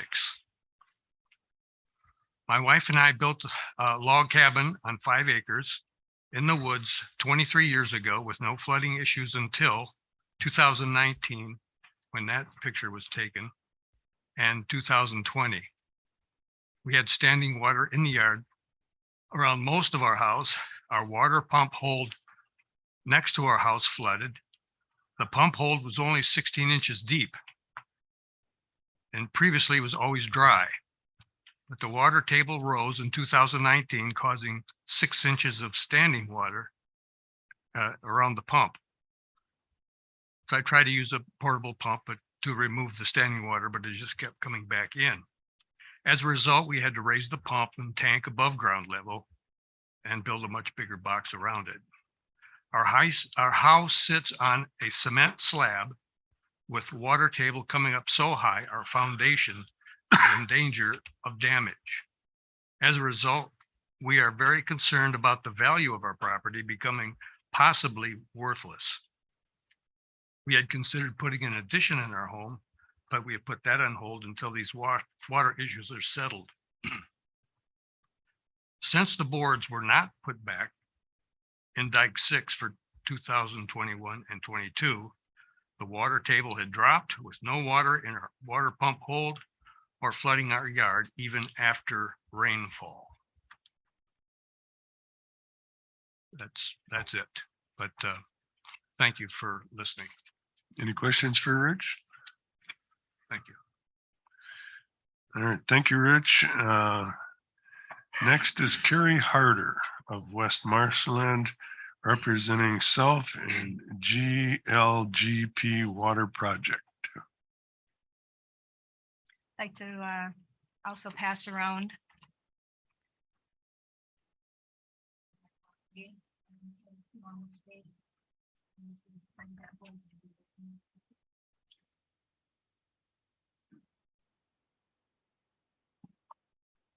Good morning. My name is Carrie Harder. I live in West Marshland Township, next to Crex Meadows. Crex Meadows control structure Dike 6 is 1/2 mile to the east of my property. My neighbors and I have endured adverse effects to our properties due to Crex water elevations being held at artificially high levels. When Dike 6 is raised, our properties become artificially saturated and eventually flooded. Unless you've seen firsthand the flooding, it's impossible to imagine the destruction, the lack of property use, and the foul, swampy smelling stagnant water surrounding your living space, creating a breeding ground for bacteria and mosquitoes. On top of the saturation, any rain event, no matter how small, will create an even greater flooding situation because there's simply no place for the water to go. The natural process of hydrology cannot occur. Along with the flooding, my water quality becomes degraded with increased levels of iron and manganese. In 2010, our 10-year-old well failed due to excessive iron bacteria. During that time period, the flooding was so bad, residents met with the town board and the DNR, desperate for a resolution, which resulted in CREC staff removing boards from Dike 6 to correct the problem and appease the residents, but it was only temporary. We residents have long understood the direct relationship between the water elevations at CRECs and the elevations on our properties. We live in sand country. Much of this is common sense. But now, thanks to the DNR, we also have science to back up what we know has always been true. First, the DNR's water quality assessment from 2016 by Craig Ressler explains how and why our water becomes degraded when we are flooded, and why our well would have failed from the iron bacteria being transported through the ground at compounded levels. And secondly, the DNR and USGS 2019-2020 study clearly shows the direct response in test wells when Dike 6 was raised and lowered. The summary of that report, however, is in direct conflict with the physical evidence. James Yock continues to tell us the DNR stands behind the science of that report, but what they're standing behind is the summary. The two do not agree. Dike 6 has been held at lower elevations since 2020. The hydrology process has mostly been restored. We've had no flooding issues and our water quality has improved. Many of us have been here for generations, and we have every intention of continuing that tradition with our kids and our grandkids. We support the existence of CRECs, but not at the expense of our health and private property rights. We urge the DNR to take an honest look at the science within their own reports and work with us for a long-term resolution to provide security and safety for the next generations of property owners, and in doing so, create a better relationship between the DNR and its neighbors. Thank you for the opportunity to be here today. Thank you very much, Carrie. Any questions for Carrie? Thank you.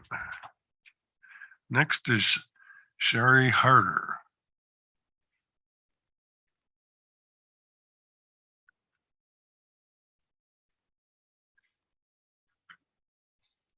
Good morning.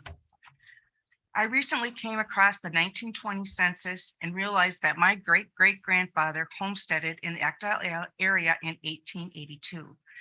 I do not live on that homestead property, but I did grow up and now live just 5 miles from there. My husband and I live 2 miles directly west of Dike 6, which is one of the major structures featured in our issues. We purchased our property in 1985, primarily for hunting and because of the location. We spent a lot of time and energy clearing and building deer stands and moving a log home, log by log, from another location to the present location to use as a family hunting camp.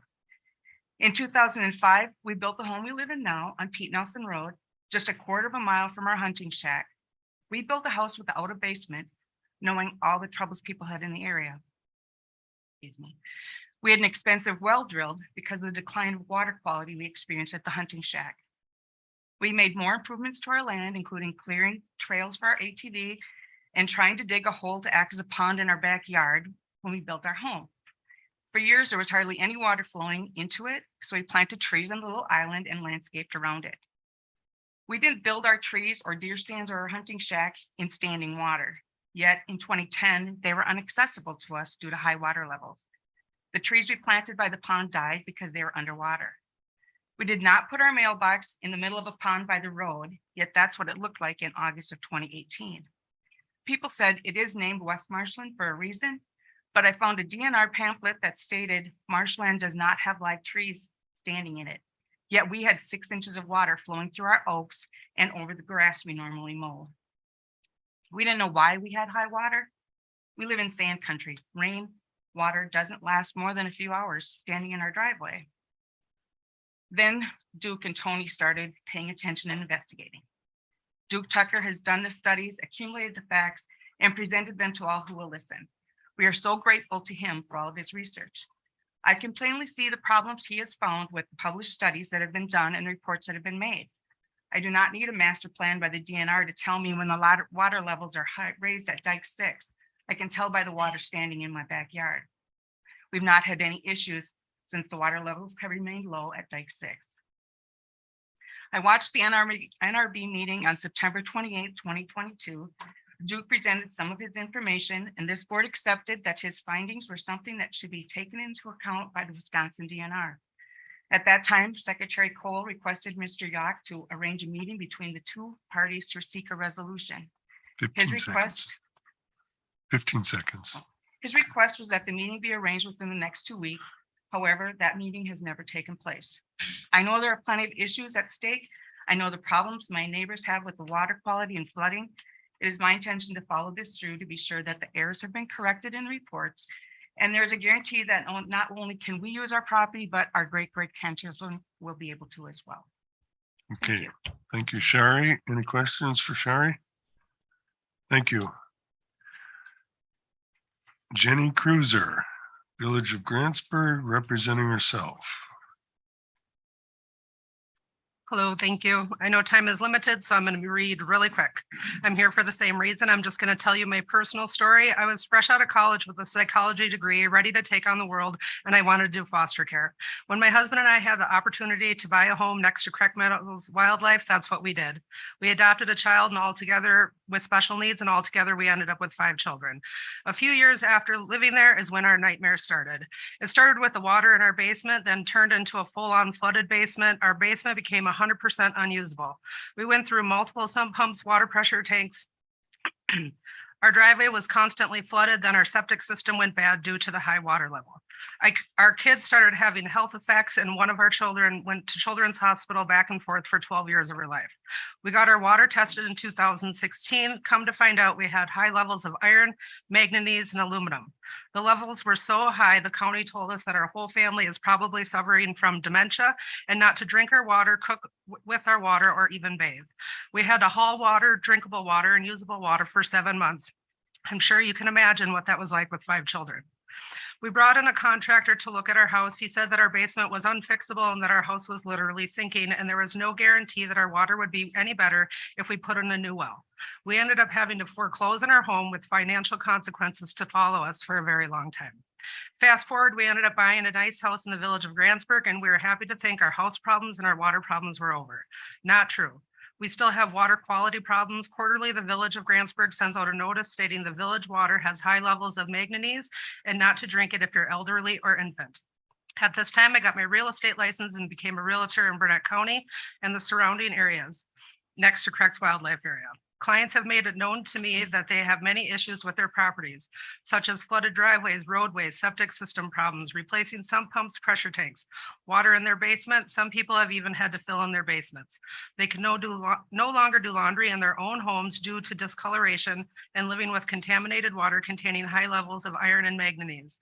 We know that the DNR is aware of our issues because some of your own research done in the 80s, 90s, and 2016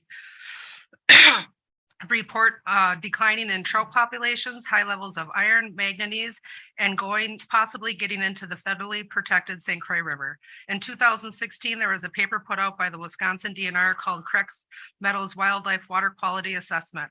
One of the authors of that paper, who formerly worked for the DNR, stated, children and adults who drink water with high levels of manganese for a long period of time have problems with memory, attention, motor skills, infants, and may develop learning and behavioral problems if they drink water with too much manganese. 15 seconds.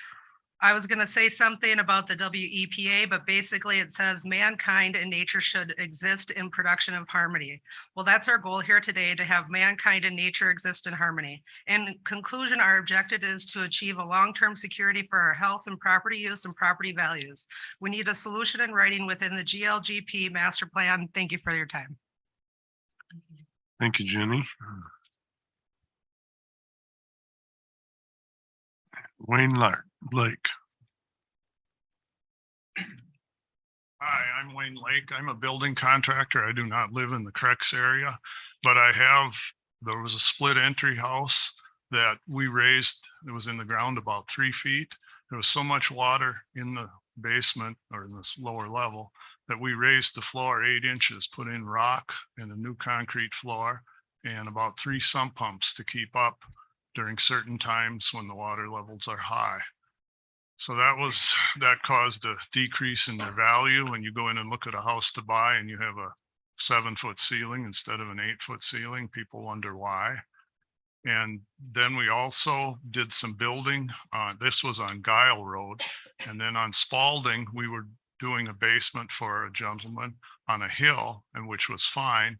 And they wanted us to dig, another party wanted us to dig. So we dug a basement on a lower area or a lower level that we did it with a cat excavator with tracks. They poured the foundation, they built the house, and when they came to pour the basement floor, they had to throw sand back in because it was all wet on a brand new house. That didn't make the homeowners very happy. I thank you for your interest and your time, and that you are listening to people, and we appreciate that. And thank you. Thank you, Wayne. Any questions? Dutch Schultz.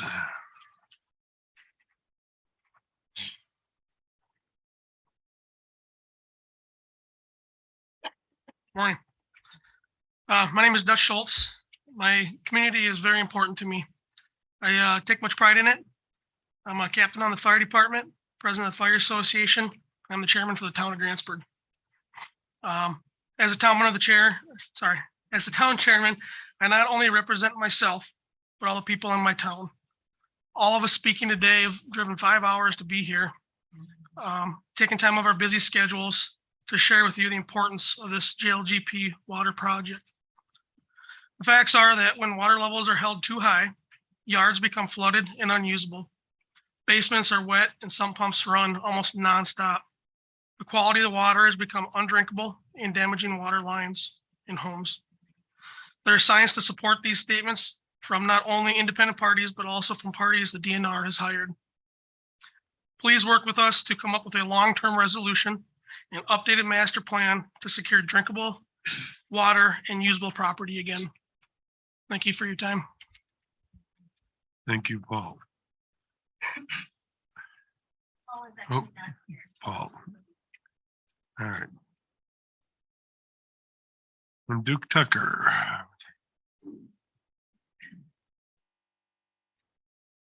Good morning. Due to the seriousness of this issue, Mr. Chair, I'd like to ask you for an extension of 5 minutes. Out of respect for the seriousness and the amount of time people put into coming here today. It'll also allow for time for a couple of questions. I encourage you to ask me questions about how this can be solved today before we leave.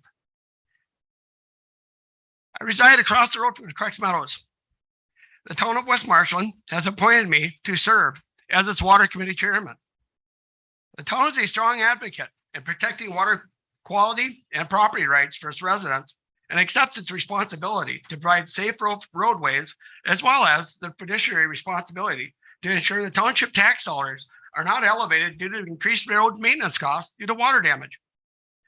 My duty is to communicate with concerned citizens, local government officials, and department representatives in reaching a long-term solution, while also providing guidance and a monthly report to our town board. The NRBN department has again received and denied an agenda action item request to correct wording regarding the water quality on page 31 of the GLGP master plan. Currently, the public in reading the master plan would assume that the water quality is not affected much by the department's water management practices. In addition, department staff who manage the GLGP water elevations would believe that their actions actually benefit wildlife and do not create negative health consequences for residents or damage adjacent private property and its use. In referencing a preliminary water quality report, which is this one right here, you all have it, provided by the department's water program, the master plan paints a very pretty picture for the reader instead of reporting the truth. Here's the truth about what the referenced preliminary report actually says.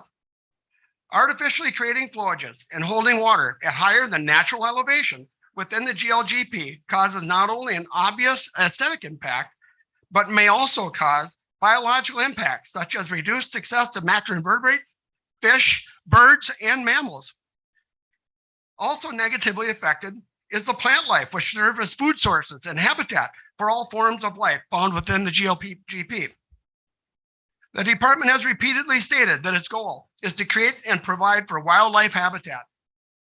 Not only is the department's water management policy causing degraded water quality, property damage, safety concerns, loss of property use, it's also harming the actual wildlife and the habitat it claims to support. The department has not and cannot justify its current water management practices, which are harming all forms of life in and around the GLGP. Correction of the master plan water quality paragraph, developing a detailed flowage water management plan, and then actually following the master plan will ensure the healthiest environment for wildlife and the residents, and promote a very positive relationship with nearby landowners. It is no Duke, I'm gonna surprise have to ask you to that the full start Burnett moving. County Board and surrounding townships support our efforts. And we're asking the NRB to publicly get behind and support our efforts. I'm happy to answer any questions you have. Ready. Do we have any questions for Duke? You don't know how to solve this today without any NRB action? Please ask me. Okay. Secretary Payne, respectfully, just following the master plan will do it. The master plan writing itself under chapter 44 allows the department to make changes to the master plan wording without NRB approval. When it finds inaccurate information, I provided that to you. It's your own information. The other thing is following the master plan, the current wetlands objectives, and I'm hoping each of you read the documents that I provided. Page 31 is absolutely false information on water quality. The master plan regarding the wetlands objectives says to maintain and restore the hydrology of the area. It does not say to expand it or anything. It says maintain and restore. I've got a 68 Dodge Charger in my shop right now. I'm maintaining and restoring that. I'm not turning it into a four-wheel drive. So Duke. So any other questions? We're gonna have I'll to take wind them. it up.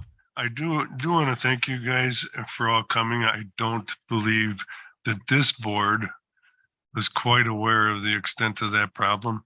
However, there is a process, unfortunately, to amend a master plan, and it would have to be noticed and all that appropriately.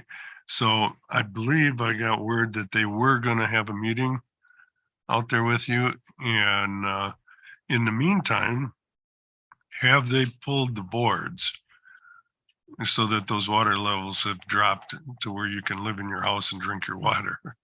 I'd like to mention that meeting that we were invited to.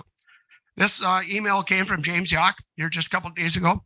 And the subject of his message there was he invited us to the 2023 water elevation plan. I'm sorry. Your plan, the master plan as written, already has the plan. Maintain and restore the hydrology. It's there. But we can meet and I'll express what our concerns are. But that actually, to be honest with you, back in 2018, when I got involved with this, in the master plan, it states you can list your name and address and say you'd like to be a part of master plan changes or little modifications the department uses. I signed up for that. The department never notified me anytime. They've talked about water management plan changes over the last 5 years. This board is only hearing this publicly because in private, this has been known for a long, long time. So every time I come here, I come with something new. The water quality is being affected for wildlife. That's your whole idea of having the water where it is.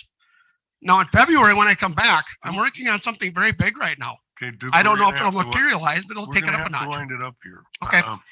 Mr. Secretary, would Thank you? you, Mr. Chairman. I had a chance to talk to Mr. Tucker, what was it, last week? Yes, sir. Yeah, and I appreciated that opportunity. And I also really appreciate all the people that did take the time to drive here and share their concerns and their personal experiences. And you have my attention. And you have our staff's attention.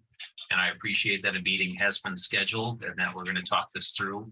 And I'm looking forward to working with you and everyone involved to problem solve. So I want to thank everybody who took the time to be here today and to share their concerns. I really appreciate that. But one thing I want to note, my wife and I, we live in the southwestern corner of the Crex Meadows. That is the direction of the groundwater. Right now, I'm going to drive back home.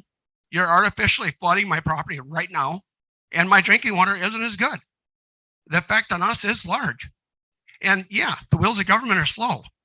It doesn't take much to remove a couple 2x6 boards to at least alleviate that problem for us in the meantime. I don't think it's too much to ask. So thank you. Appreciate it. And I look forward to communicating with you, sir. All right. Thank you, Duke, and thank the rest of you for making the long trip down here. And you were heard. Okay.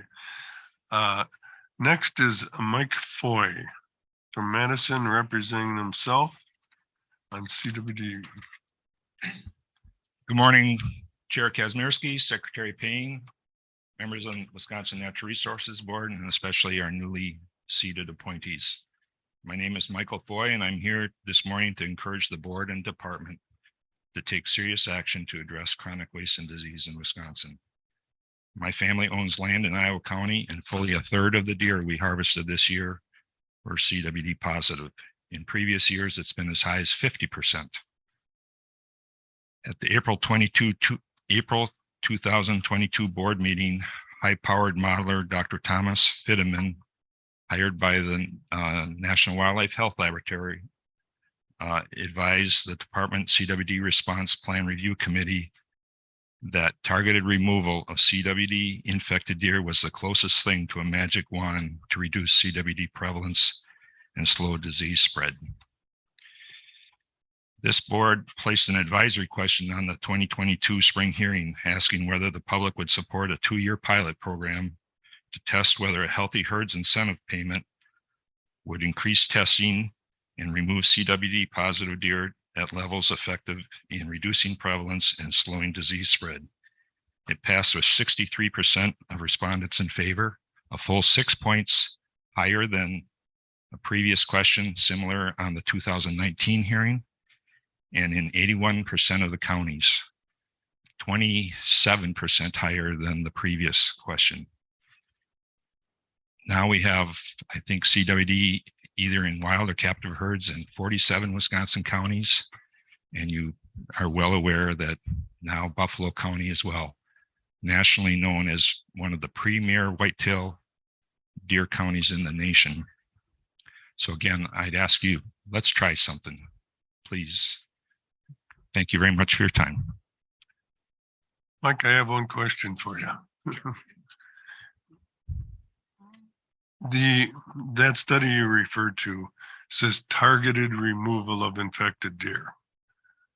Exactly how would you go about targeting the removal of infected deer when they're not identifiable? If you would allow me, Chair, I would let Thomas Fitteman answer that. His response was you use sex and age, demographics, and geography, basically a statistical modeling to show where these deer exist on the landscape.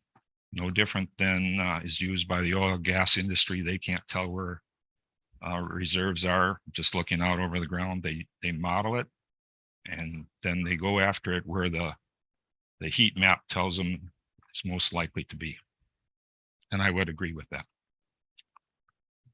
But isn't that what we did in the core area in the beginning? We did it with very, very inadequate sampling data at that time. Now we're pushing close to 300,000 samples. At the time, it was under 50,000.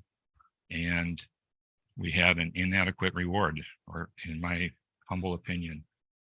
You can have a really good plan, but if you don't effectively implement it, it won't succeed.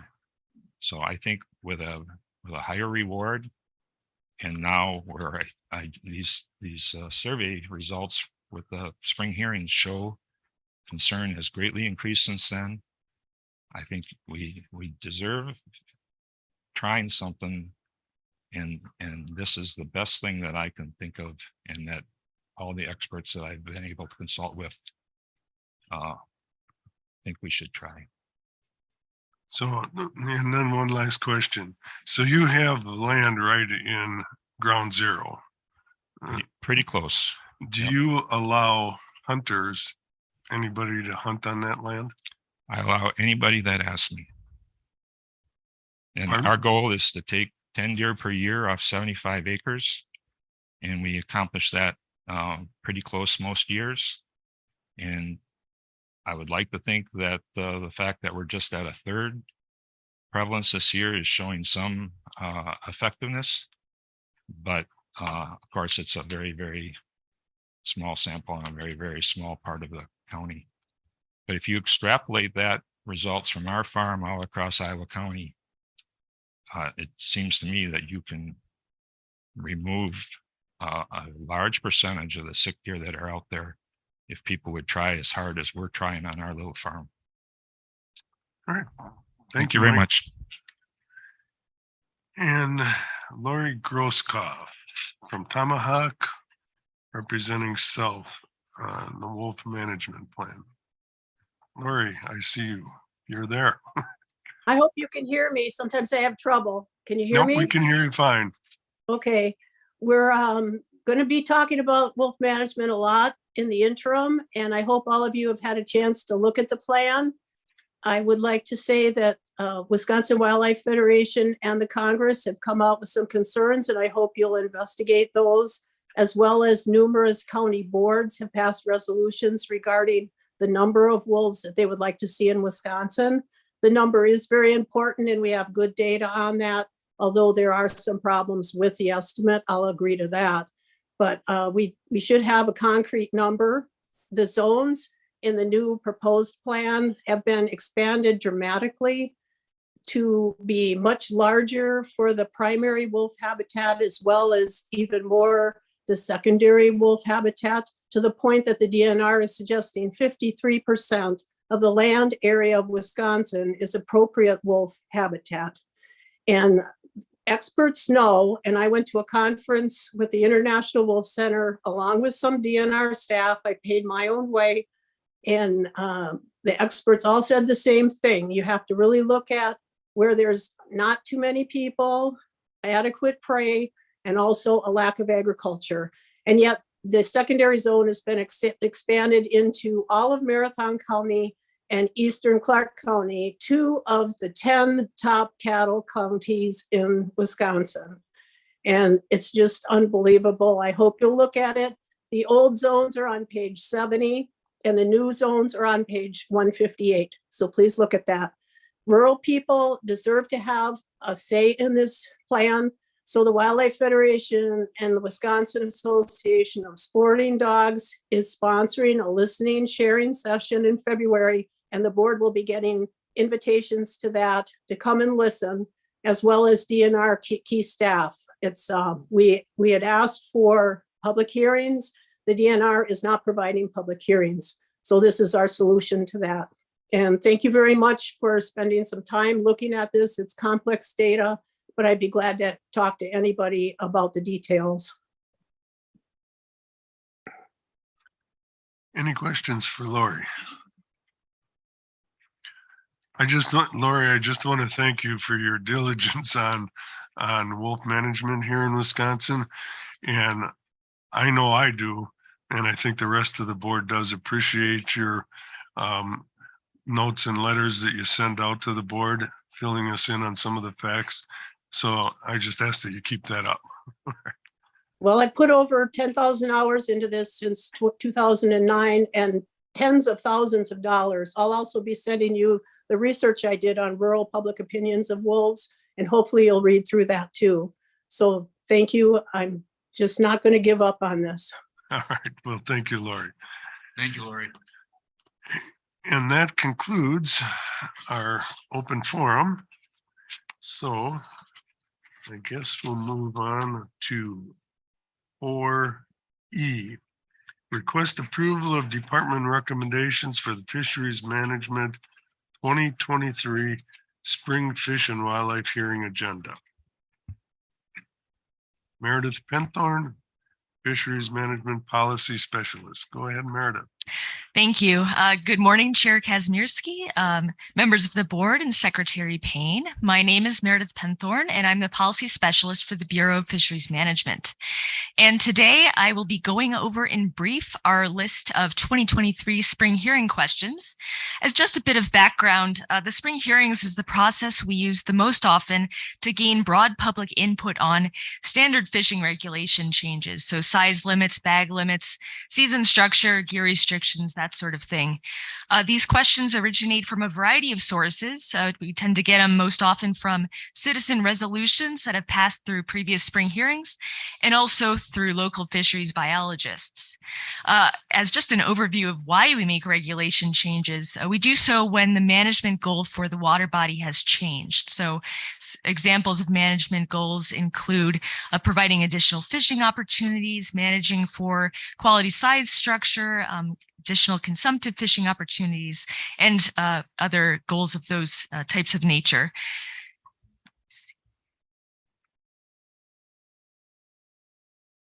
Okay. So I will briefly go over our statewide level rule changes. And to preface this, I just want to mention that proposals do get reviewed by our DNR species teams, and that includes a review of the data justifying these proposals. And then once the species teams have reviewed the proposals, they proceed on to our leadership, and then leadership must also approve them before they proceed to the Natural Resources Board. So we're just trying to aim to gain some additional public feedback on all of these questions before they move forward as a formal final rule package. So the first of these is a statewide level change to standardize the muskellunge season structure across the state. It would provide additional fishing opportunity for muskies in the north because the season would open the first Saturday in May rather than later in the month. And then the season would run through December 31st on open water. The second proposal kind of stems from our walleye management plan update process. And this is one of the regulations that was favored by the public during that process to lower the daily bag limit for walleye and sauger on inland waters across the state from 5 to 3. And we already have a daily bag limit of 3 in much of the northern part of the state in the ceded territory. So this would make it more consistent statewide. We are proposing a question to gain additional data from small fishing tournaments that do not currently require a permit. No fee would be involved with this. We just have them self-register with the department so that we could gain additional feedback on the frequency and number of small unpermitted fishing tournaments. And then the fourth sort of statewide level question would be applied for Lake Wissota and associated waters in the area to apply a more appropriate walleye regulation to those waters. A similar proposal originated as a citizen resolution. And in addition, this proposal would be a little more favorable for local anglers than the current slot limit regulation, which is not appropriate for protecting walleye in the sizes that we're looking to protect. And then I'll move on to our sort of regional regulation change questions. And I'll spend a little more time on this just because this is where you've been getting some public comments recently. So we are proposing a suite of questions to change regulations on the St. Croix River from the St. Croix Falls Dam downstream to Prescott. And the overall goal is to simplify regulations, making them more consistent with the Mississippi River, and also being a little more proactive in adjusting fishing regulations for a variety of game fish, considering that other parts of the state have aimed to lower the bag limits and apply more appropriate size limits in recent years. So we have regulation change proposals for white and yellow bass, northern pike, walleye and sauger, catfish, and panfish. And then we are also looking to ask a question on establishing a continuous game fish season, which would apply to all game fish except for muskie and lake sturgeon. So we just want to gain additional public input again on this proposal before it moves forward in a rule package. We have already received input on this question from the 2022 spring hearings. And so additional public input that we received during the 2023 spring hearings would be also evaluated alongside the 2022 input and any additional written comments that we receive. When this concept was proposed as an advisory question, it did receive public support statewide and also in the counties bordering the St. Croix River. And then the Wisconsin DNR has been working jointly with the Minnesota DNR to develop this proposal to ensure consistency across the two sides of the river. And local staff also did present the overall concept of these questions to several local conservation clubs when the proposal was originally being developed. So in particular, the continuous game fish season proposal is not expected to result in any population level impacts to walleye. The DNR walleye species team did review the data associated with this proposal in conjunction with the proposal to adjust the walleye daily bag limits and size limits on the St. Croix River and the proposed fish refuge, which is the last bullet point on this slide. And the walleye team had no concerns about effects on the walleye population when considering these proposals in conjunction. I'd also like to add that not only do other major Mississippi River tributaries, including the Chippewa, Black, Red Cedar, and Wisconsin rivers, also have continuous open game fish seasons with no evidence of negative impacts to the walleye population. And indeed, many of the walleye that travel into the St. Croix River to spawn originate in the Mississippi River. So anglers fishing in the spring, if a continuous game fish season were to be implemented, would also be catching Mississippi River fish. It would not just be fishing pressure solely applied to the standing stock of St. Croix River fish. In addition, fishing pressure would be more spread out over the course of the year rather than focused on certain times of year, such as the general May game fish season opener. And as I mentioned, the last point on the slide would create a fish refuge on a segment of the St. Croix River to protect spawning fish, including walleye, between March and June. And this is an area of the river that has good spawning habitat, so it's more likely where fish will actually spawn. And finally, you've heard a little bit about this advisory question in past meetings. We are proposing to allow some personal bait harvest of minnows from VHS affected waters of viral hemorrhagic septicemia. This would allow anglers to harvest minnows from these waters where harvest is currently prohibited, but no live minnows would be allowed to be transferred away from the water, regardless of the source of those minnows. And then we'd also require harvest gear to be disinfected. And we're going to ask, well, we hope to ask this question to gain additional public input during the 2023 spring hearings, but then we'll also be gaining additional public input on this concept through our separate wild bait harvest rule, which we are also in the process of developing.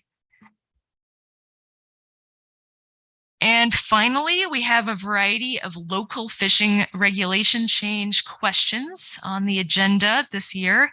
This would apply to local lakes and streams across the state.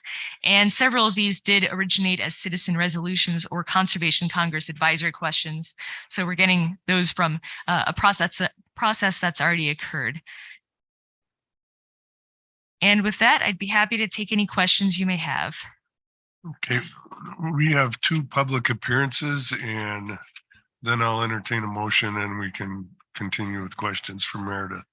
So public appearances are Dave Orff of Hudson St. Croix, Hudson Rod and Gun and Archery Club. Dave, are you here? There you Good morning, Mr. Chair and Secretary and Board. Again, my name is Dave Orff. I represent myself as a walleye fisherman for the past 66 years on the St. Croix.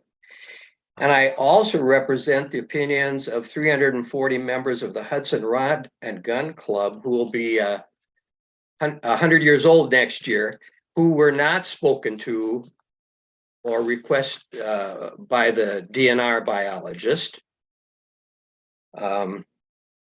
What I'm asking is for the board to forward the question related to reduced limits of walleyes on the St. Croix.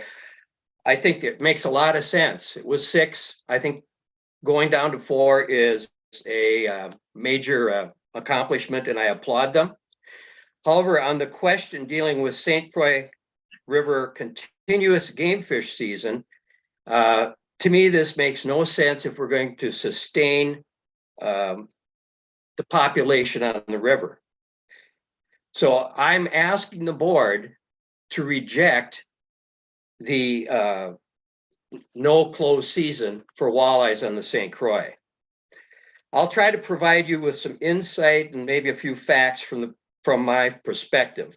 Unfortunately, if the average Wisconsin sportsman won't have this information, if this question is forward or advanced, they won't have the privilege of this, what I'm going to mention here. There's 2.7 million inhabitants in the Minneapolis-St. Paul metro area within a short drive from the St. Croix. The concern is for how many of them are like me, sitting here on a cold winter morning, itching for a chance to fish walleyes after a long winter. Ice out on the St. Croix is 4 to 6 weeks before the Minnesota Inland Opener and 3 to 5 weeks before the Wisconsin Inland Opener.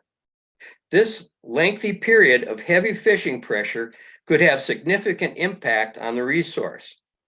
Currently, we have a congested bumper boat situation on the St. Croix River from the fishing opener until Minnesota Inland Opener. Will a continuous season that adds 3 or 4 weeks to this congestion be helpful? If the question for open season and a sanctuary are passed, about 50 miles of river that stretch from Prescott to the Highway 8 will be open all season. Less than 1 mile will be a sanctuary from the Highway 8 to St. Croix Dam. In the 50 miles of river that'll be open all year, there's many rivers flowing in, dams, narrow channels, rock piles, and other spots where early season walleyes congregate to spawn. Can you wrap it up? Well, I certainly can. When I want to quote two people here, the justification for this was that there's confusion. When I talked to the local warden, Paul Stickman, he says there's no confusion for this long-standing season structure with enforcement perspective. I also talked to Marty Engel, who was the previous now retired St. Croix. Dave, you're going to have to wrap it up. I will. We're well over your time. This is a very good point. The St. Croix fish, he was a retired biologist who was with us for many years. He says a continuous fishing season will not help the population. It can only diminish it. I think you're going to hear also from Turk in a moment. Okay, thank you, Dave. Let's move on. Turk Gerke, are you up? Yes, sir, I am. There he is. Okay, Turk, thank you. Thank you, Mr. Thank you very much. So one thing I want to piggyback on what Dave said. So I've been a fishing guide on the St. Croix River for 24 years, and it's been my life's work. I also am a fishing guide on the Mississippi River. I know both of the bodies of water. There are, there's not hardly anybody, even though the population of this area up here is so much greater than down south on the Mississippi, there's hardly anybody that works full-time like I do up on the St. Croix. Why do I point that out? Because down on the Mississippi, there's about 8 people like me that work full-time. So what does that say? That's a hard fact. So what that says is the rivers are different, okay? And because you don't guide on a body of water, that's difficult. You got the most guides in all of Wisconsin on Lake Michigan. My point is that these two rivers are different. That's what I'm trying to say. And that also, first of all, I want to say thank you very much to lower I'm going to be opposite of what most guides would say. And most guides would say, don't lower the bag limit. You're going to hurt my business. I'm going to say, please lower the bag limit to 4. And I love the 20-inch rule. It's going to make everything better.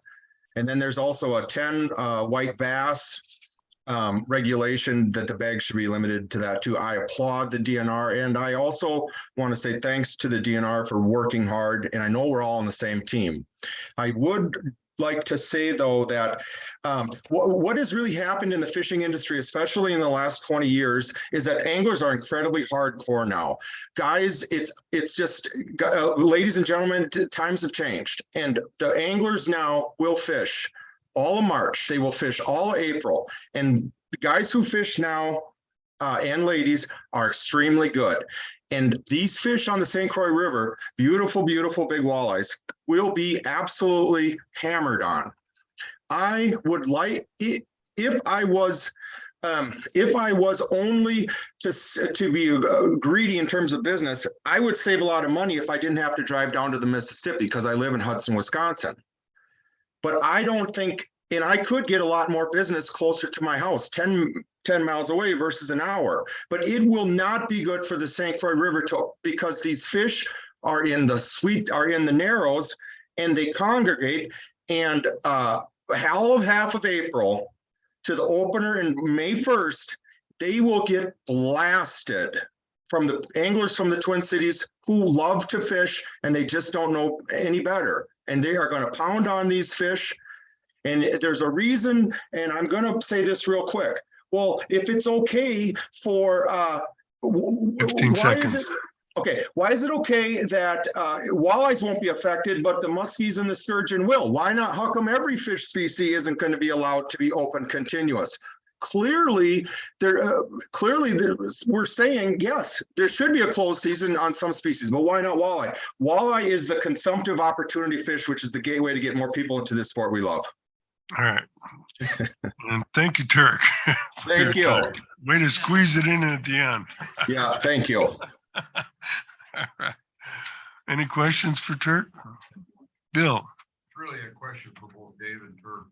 David submitted some written material to the board that was very thorough. He's done a lot of homework on it and presented a very compelling argument, very similar to what you've just stated.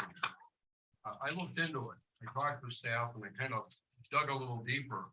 And what I found is when this question came through last year as an advisory question on the spring hearings, the vote was very much in favor for the continuous season on a statewide basis. So I drilled a little deeper and I said, well, what about those counties right next to the St. Croix River?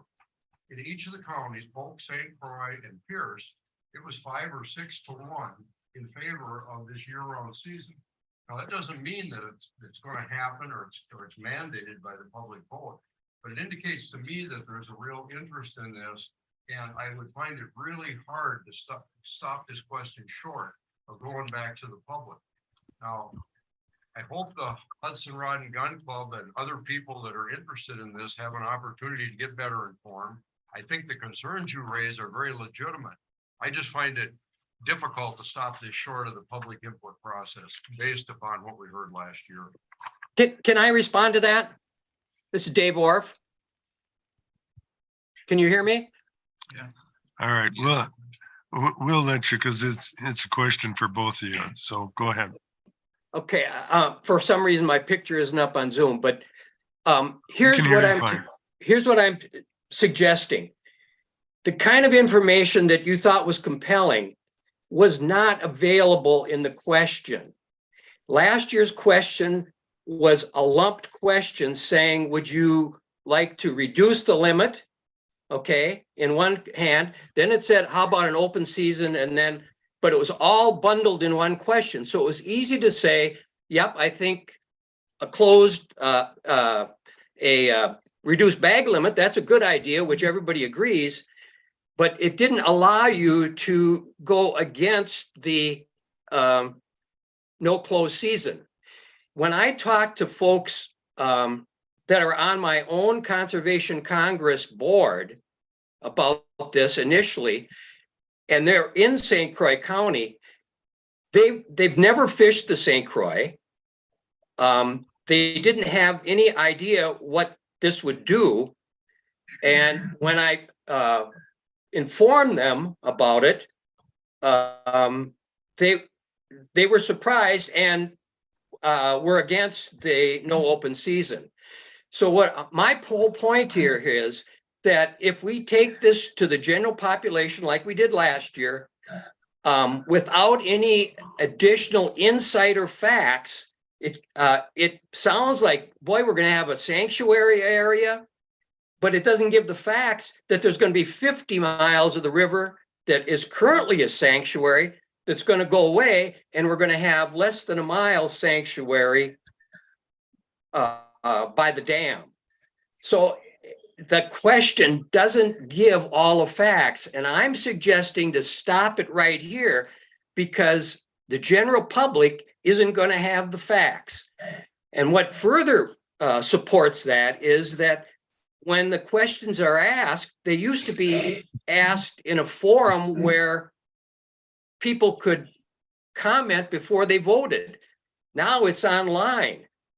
How, nobody can, how do you give more input or information to an online question? So my approach is, let's not even send it there. It's a bad idea. When folks became aware of it over here, they were against it. And I guess that's my point. I appreciate that, Dave, and I appreciate your work on it. I would guess with your access to the Hudson Rod and Gun Club and others that you probably have significantly changed that vote in the local area this time around. But there've been other instances around the state where there've been continuous seasons that have been very successful and haven't shown a lot of impact. And again, I think from my standpoint, we owe it to the public to give them another shot at this just because of the very large amount of support that we got. Although I recognize what you're saying, that most people are not going to have the kind of local information that people who fish and live right in that area might have. Would it be possible to give more information in the question, like 50 miles of the river will be open and there'll be a mile section closed? Or could we incorporate some of these other facts that the population of 2.5 million are just chomping at the bit to get in there and fish, or to Turk's perspective that today's walleye fishermen are very, very good at what they do, and this additional opportunity is going to have a significant reduction. I mean, those facts need to be added to the question somehow, so that when it's answered, there's some knowledge behind the answer rather than just a blind, oh yeah, check the box, it sounds good type of an approach.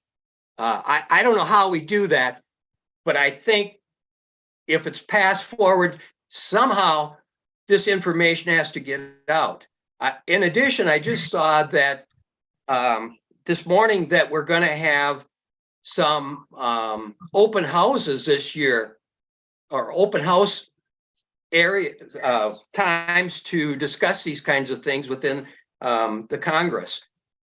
I would just hope that those open houses come before the questions are available to answer. Because then there would be an opportunity to discuss this. But without that opportunity to discuss the ins and outs in a free forum before the vote, I can't see it being a legitimate vote. Well, Dave, Thank you. for your comments. We can't really stretch this out any longer, but I very much appreciate the input you've given to me, and I'm sure some of the other board members feel the same way. And staff have heard clearly your suggestion and your request. So I can't tell you how the hearings are going to be run. I'm not at that level of detail, but I think you raised a valid issue and conveyed your message. So thank you. Let me just say one quick thing, please.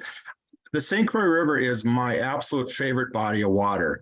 And just hear what I'm saying.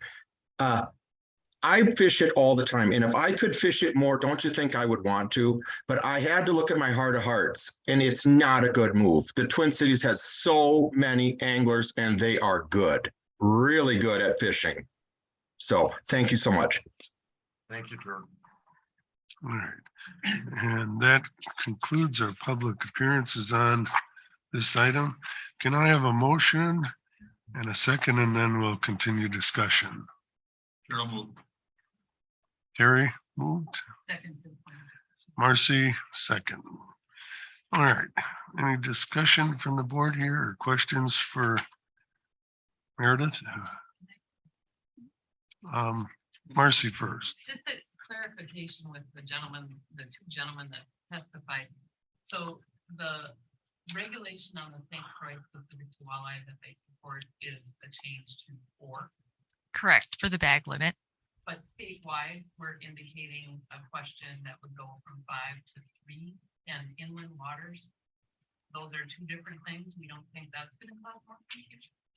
Yeah, that's a really good question. And over the past, I don't know how many decades, the boundary waters have generally been treated a little separately from the inland waters. And it's the same situation as between inland waters and outlying waters. They're kind of treated as separate entities. So making the daily bag limit for walleye and sauger 4 will help keep things consistent for with the Mississippi River. So you have consistency across the Wisconsin-Minnesota boundary waters. So that's our aim with that. Thank you. Terry. Meredith, I apologize for not having the time to call you and ask you this question. Yeah, no worries. What's the definition of a small fishing tournament? Yeah, so there are a variety of parameters that go into that. It depends on the number of boats and participants. It depends on, let me scroll my question here. Maybe the easier answer is, when do you have to get a permit? Yeah, so it's based on the prize value. If you have a prize where the total prize is over $10,000, you have to get a permit. If you have 20 or more boats or 100 or more participants, you have to get a permit. If you have an off-site weigh-in, a permit is required. Trout tournaments require a permit. And then those that allow culling of bass or that utilize the sort of statewide bass regulation during their tournament also require a permit. So who's going to police this about trying to get all these small tournaments to register? Yeah, that's a very good question. I mean, at the moment, we just are trying to get public input on whether this is a good concept to move forward. But down the road, we'd obviously be talking with law enforcement, and we have our permitting coordinator that'll be involved in this. So we'll be figuring out a way to communicate it out to the public and try to ensure that people are complying with that. Good luck. Yeah, thank you. Any other questions from the board? I just have a couple. I noticed on your muskie, it said you're changing the season till the end of December, but it states on open water. Yeah. Does that mean with no ice on it, or? Yeah, correct. So the northern zone muskie season, we made this change a couple of years ago where we specified that it would run out to December 31st on open water. We generally consider open water to be when ice cannot be used as a platform for fishing. And the idea behind this is there can be some exposure related stress or mortality when muskie are hooked by ice fishing. So we just wanted to keep it to open water to protect muskie. Okay, but if we incidentally catch a muskie during that time, that fish still has to go through the same stress before you release it back. Yeah, that's correct. Okay. Just wanted some clarification on that. And the year-round season thing has brought questions to my mind, and I appreciate where Bill's coming from. However, I do understand their plight not having Conservation Congress in-person meetings, because that's where a lot of these things get discussed before the vote, and all those little details come out that don't come out in the question in the printed form. And unfortunately, we've been slaves to not having in-person meetings for 2 years with COVIDs. So I really have some concerns about us prematurely moving on anything that came out of those meetings without making sure that we have the public on board with it and that they have all those details. So we're not going to have in-person meetings again this year when that question comes out. Is the department going to participate in those open forum meetings to answer those questions or highlight those points on that question? Yeah, so it's currently the plan for Department Fisheries staff to participate in those open houses. I'm assuming there's going to be more information coming out on those over the next few weeks. But yeah, that's the current plan, to have the local fisheries biologists on hand to discuss issues with members of the public. Well, because things still aren't even going to be back to normal this year, what if we just pulled that one section? We can bring it back next year. Again, there's nothing that precludes us from doing that. Just a thought. Terry. Why aren't we having meetings? You mean the open houses instead of the traditional spring hearings? Yeah, why aren't we having traditional spring hearings? Yeah, so that's probably more of a Carly Zimmerman question. It's been a sort of an effort between the DNR and the Conservation Congress. Yeah. Guess so.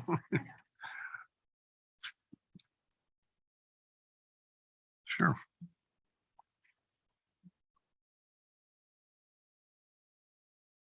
I think this is the first time you ever got up there. Isn't it? It is. I don't usually see you from this good to see vantage you. point. So, yeah. Hi, Carly Zimmerman, WCC liaison from the department. And this year we are going to try something new. In an effort, we've seen for the last 4 years that the public has really they understand the online process. They've taken to it. We've increased participation in the spring hearing questions from that perspective. And we're trying something new to get people physically in the door and engaging with the Congress and the department. So instead of just having the hearing where they would only go over these specific questions, the week ahead of time, so to Dave's point, it will be before the spring hearings go live, but the week ahead of time, we're going to try this pilot of open houses where department staff will be there, Congress delegates will be there. The public can come and engage, ask questions, find out what's happening in their area related to fisheries and wildlife and law enforcement.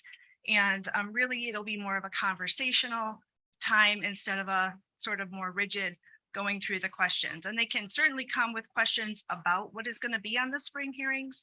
It's just that the intent is not solely focused on those spring hearing questions. It'll be a great time for the Congress to encourage people to participate in the spring hearings the following week. But again, in the effort of trying to get more people to come and engage and see who our department staff are, find out what we're doing. This is a pilot we're trying this year. So, well, Terry, go ahead. Yeah, thank you.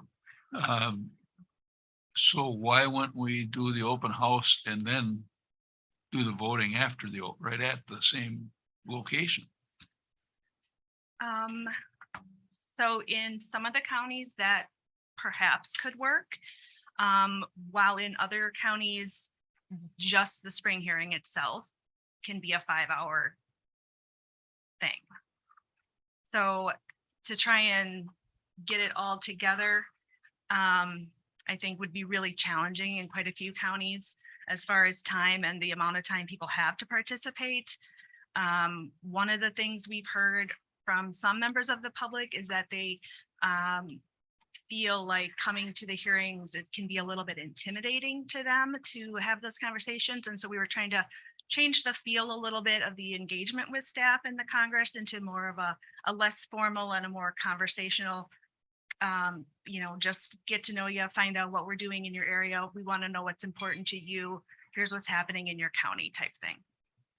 So the Congress came up with this concept? The Congress leadership and department staff have been working on this for a while. It was presented to the DLC earlier in January, and they supported it. Interesting. My only frame of reference is Shawano, and I can't imagine the guys that show up for Shawano are gonna be online. I mean, it just, Yeah, well, so I mean. and the they la- ask a lot of questions. Yeah, so I mean, the last 4 years, we've seen an increase in participation through the online. And so Oh, yeah. the people that That's all there was. have participated in the spring hearings, they're growing accustomed to doing it online, and they are understanding that system. And so we're adding this as an additional way to get more engagement in addition to that. And so they're certainly welcome to come and ask the questions about spring hearing questions. It's just like that is not the sole focus of the open house. Thank you, Kari. Yeah. Mr. Secretary. Thank you, Mr. Chair. I want to compliment the DNR staff and the Conservation Congress for working together on the process. So I appreciate that. And obviously, I haven't dove into this. I think having online is valuable because we engage more people, and it's good to hear that you're saying more people are getting involved. I think of the younger generation in particular. They weren't going to those meetings in the past from my observation. So it's good to see that. At the same time, it's so important to meet with people face to face and have a dialogue and share information. And as I think about these questions, I mean, I'm going to err on the side of the Conservation Congress and our staff, and the people who put these questions together. I think it's always good to ask the public their thoughts and get input, and I don't see that as a big risk here. But I am sensitive to the feedback we heard about. There's no value in asking a question if people don't really understand the question, and then you're getting different input that may or may not have any value to us. So specifically, when the public goes through these questions, whether it's online or these informational sessions ahead of time, do we know, for example, there's 3 or 4 or 10 that really need to have the stage set a little bit, such as this one?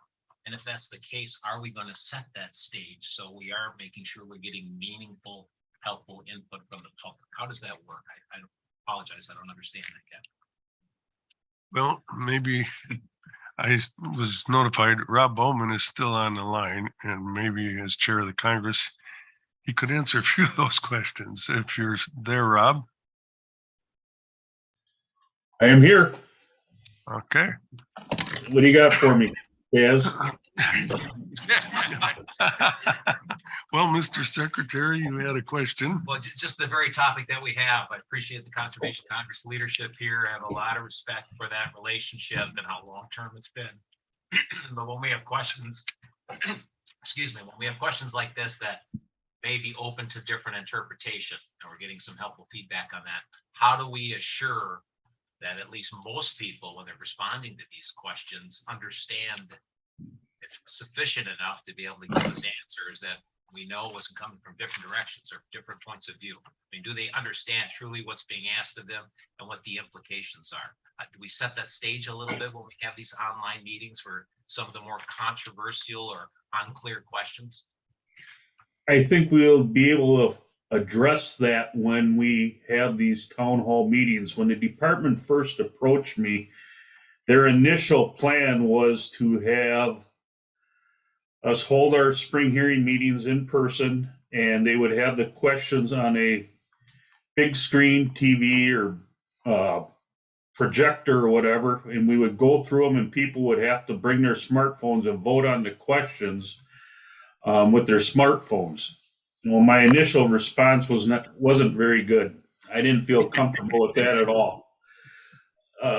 First of all, not everybody has a smartphone, and not everybody has a computer at home, and we created a inconvenience for people that have to travel across the county in order to give their input on the spring hearings. And I still don't feel comfortable with that, but we have to move forward with something for this year. So my response was I think the first meeting, Tamara was on, and Scott Lumens and a few others. And my initial response, you have to give me something, because I can tell you for a fact, we're going to have very little participation. Why would you drive across the county and give input on your smartphone when you can do that from home?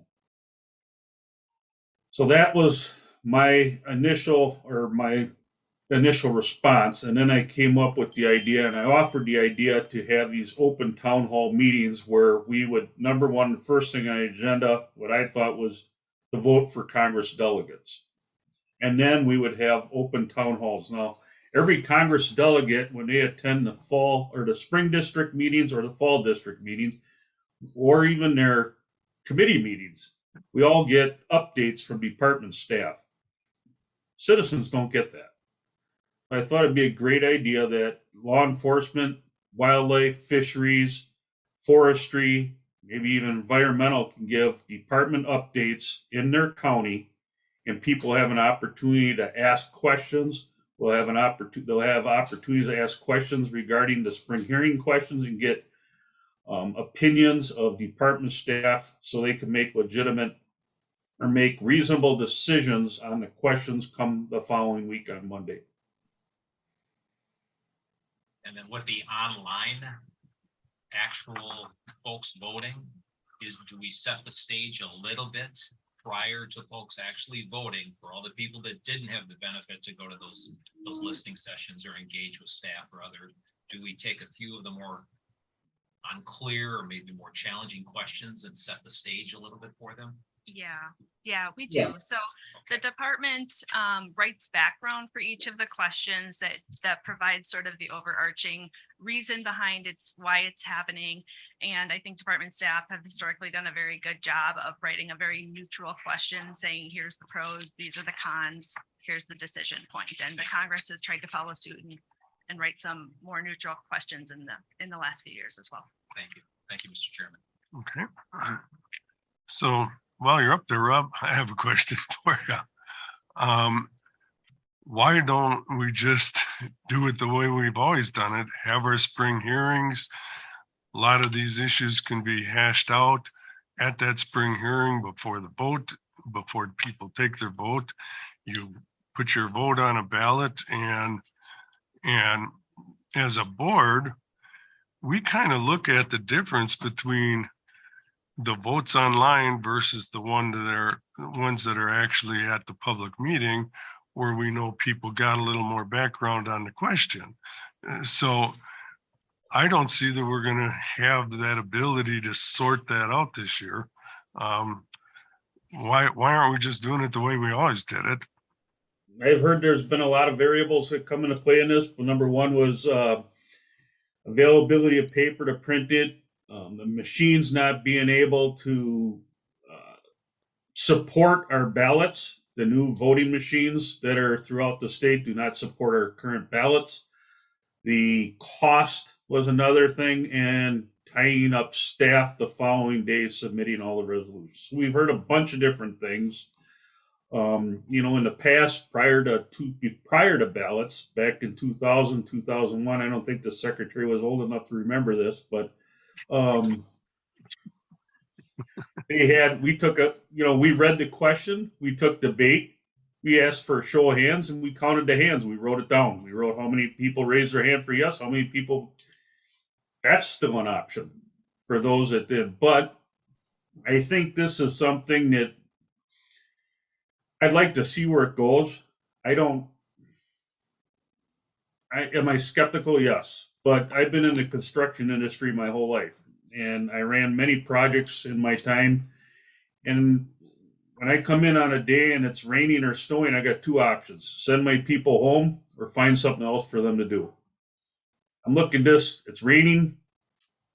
We can send our delegates home, or we can find something else to do. That's why I came up with the town hall meetings, giving department staff an opportunity. Can always come back next year with what we've learned from this year, what we need to change, what we need to move. I still would like to have conversation, to have accessible options for those people who do not have smartphones and do not have computers at home. I guess I'm old school, Kaz. With effort comes value. So, and I like the fact that I have to come home, take a shower, clean up, grab a bite to eat, drive halfway across the county to get my input. Well, you were chair when the board pressed the Congress to make online voting available for the spring hearings. There was mixed emotions about that, but I don't think it was ever the board's intent to disenfranchise those that aren't smartphone literate and wanted to vote in person and get more details about the questions. So I'm really concerned, and that's how we end up with situations like we had with the open season, is because it didn't go through the proper vetting during the spring hearings that were non-existent for 2 years. So my assumption was from a board's perspective, we'd go back to the way it was. So we had both of those data sets to look at and realize that those that showed up in person were filled in on a lot of the details on those questions. So I can't speak for the whole board here, but I think when we were doing this kind of major change, instigated by the department, it sounds like, that should have been a board decision to move forward in this manner and not a department decision. The Congress is advisory to the board, not the department. So moving forward, we're going to run into more of these situations like the open season on the St. Croix with this manner of doing business. So thanks for your input. And just for correction, I wasn't chair when they made the decision to go online. You were around when they were talking about it, when the board was pressuring you. They wanted to, and I told them no. So Again, a clarification on this process, sorry, but these questions have not gone through have not come via the Conservation Congress. Some can come from department staff, some come from Conservation Congress, but they don't go through the leadership at Conservation Congress before they're posted here. We share them with leadership, but the DNR questions go through our DNR review stages before they get shared with the Congress and then before they get shared with the NRB. So specifically, the St. Croix question would not have been one that the Conservation Congress. Yeah, I mean, it's not one that they saw prior to 2022 when it was an advisory question. And then they did see the questionnaire that you also have in front of you back at the beginning of January, but that's the extent to which we notify the Conservation Congress of DNR questions. Thank you.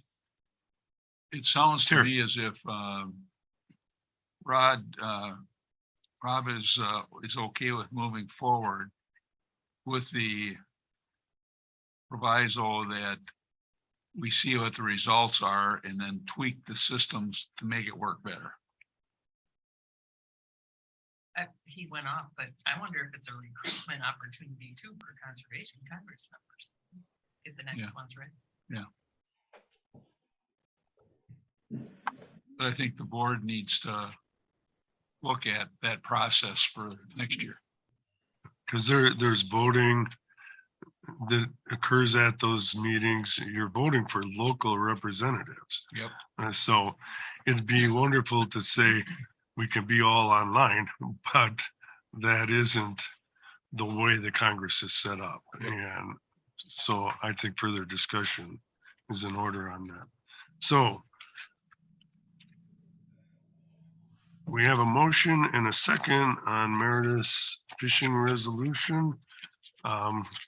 Any further discussion? Last one on process, I promise. Okay. Before these go to the public on the spring hearing, if a question like we talked about earlier is a challenging wording as it came in, is there some way to have a grammatic check or a social sciences check, not to lose the point of the question, but just to make it a question that is easier for a range of people to understand the point of? Yeah, I think that's very feasible. Okay. And just to speak to your point about the Conservation Congress seeing the questions, one thing I forgot to mention is that we did have a member of the Warm Water Committee on our meeting of program leadership to go over the proposals as well. So he was able to sit in on that and provide some feedback as well. Thank you. So I think maybe a little clarity needs to be even further than that. When the public is voting on the department questions, those are actually rule questions. They're already past that point. We're basically voting on a rule here. So I think it's important for us to understand that we now know there's a rule out there that people are concerned about, because if it passes here, it is rule. Am I correct with that, Meredith? Almost. So these are under consideration for a rule package, but we're just going out for public input at this time. So, But it's the public hearing for the rule package. not quite this year because we're doing things a little differently this year. We will be holding an additional public hearing on the rule as well. And then the rule package will be coming back before the Natural Resources Board for adoption. So you'll be able to look at the public input that we received from spring hearings and otherwise, and make any decisions you feel are necessary once we have that rule package in front of you. Okay, so there will be another hearing and that process, because Correct. normally there wasn't. When we voted on these questions, this was the hearing for the rule. All right, so Just a quick Bill. comment from Meredith. Based on what we heard from Dave and Turk, is there an opportunity to work on the staff explanation, not to change the question? So the question would be the same, but just to beef up the explanation for clarity? Yeah, I think that's very possible. Thank you. It was Kari and Meredith said they were gonna do that. Well, grammar checks and that. I'm looking for a little bit Oh, yeah. robust change in there about describing what this really Explaining means. the- Yeah, absolutely. Yeah, So thanks. you don't want to pull it out until next year. That Kaz had brought up. Well, we've got a motion before us Okay. to pass it, so somebody could amend that, I guess, if they feel that way. But again, my understanding is that there's gonna be an embellishment of the information relative to the Yes. question. I just wanted to make sure it went beyond grammar and spelling checks and stuff like that. It's descriptive. Right. Okay. Better All way right. to say it. Yes. So all in favor? Aye. Aye. Opposed? Motion carries. Thank you. Thank you, Meredith. Okay. And now moving on to 4F. Scott's here. This is Scott, Scott man, Carroll, So much easier. Fish and Wildlife Regulation Policy Specialist on the wildlife hearing questions. Morning, Chair Kazmersky, Morning. Secretary Payne, members of the board. I am Scott Carroll. I'm the Wildlife Regulation and Policy Specialist, and I'm here today with the wildlife side of our spring hearing questions. I think it's important, since we have some new board members and there was a lot of questions on process, to go over wildlife's process and how these questions came about. So typically in the spring to summer, I put out a call to our wildlife staff asking for potential questions to ask, since this is a rule year. It's an odd number year, so this is a rule year in the spring hearings that we typically ask rule related questions. So we put out that questionnaire, and as part of the input that we get back from our staff also includes a variety of last year's WCC spring hearing questions that were citizen resolutions that get approved at the May convention, that get forwarded on to our staff for consideration. So those go to our department staff, our department species groups that include a variety of stakeholders, including representatives from this Conservation Congress. And then they get either approved to come out of that to come to this consideration, or they don't. And then what happens then in the fall is wildlife hosts a kind of a big gathering with representatives from law enforcement, customer outreach service, of the Wisconsin Conservation Congress members are invited to come along. And then all the proposals that come in, we then debate along with wildlife leadership as to, what needs a little bit more seasoning. What, it's not only does it move on as a rule, what rule will it be? Will it be a spring hearing rule? Will it be a housekeeping rule, or could be incorporated into a different rule? So what you're seeing is the outcome of kind of a month-long process in terms of questions that were decided to be asked in the spring hearings for this year. And just as kind of a plug, I mentioned that, we do ask a lot of, or we do get forwarded quite a few citizen resolutions that came out of last year's spring hearings. Almost 50% of our questions were citizen resolutions last year and are now being asked as department rules. So as a plug to the spring hearing process and to the citizen resolution process, the quickest way for somebody who has an idea to get a rule change is to submit it as citizen resolution, because, like I said, 4 of the 9 here that we're presenting today were ideas from citizens that went through the process and now they're before you. And as part of that, the first question, I'll briefly just go through these. I know we're running up on lunch, but question number 1 was a citizen resolution in 2021, or no, 2022. What year is it? Geez. Allowing the use of F-shot while waterfowl hunting. Our current rules, maximum shot allowed is T. This would allow F-shot for waterfowl. It's a popular. It's not a very popular shot, but it is something that reloaders do use, and it's allowed in other states. Question number 2. This would expand the youth deer hunt to 4 consecutive days. It's currently a Saturday and held on a Saturday and Sunday in October. It would just expand out 2 additional days to Thursday till Sunday. This came out of our 2020 deer stakeholder group. The date wouldn't change, so it wouldn't be a different weekend. It would be the same weekend. It would just be 2 days earlier to allow, in case there was a bad weekend of weather, it would allow more opportunity for the youth hunters. So that's question 2. Question 3, we have rules for quartering deer, bear, and elk before they can leave the field. It's kind of convoluted. We cap the number of parts the deer, bear, elk could be capped in or cut into before it's removed. And we've just decided it doesn't really matter as long as all the parts are removed from the field. So it makes it a little easier for people quartering those animals before taking them out if they're deep in public land. Question 4 was a department advisory question last year. So we asked this, it got supported. It got also supported at the Congress convention. So we're asking it again. This time we specified, I think last year we asked a variety of, would you like to increase the fee $4, $8, or keep it the same?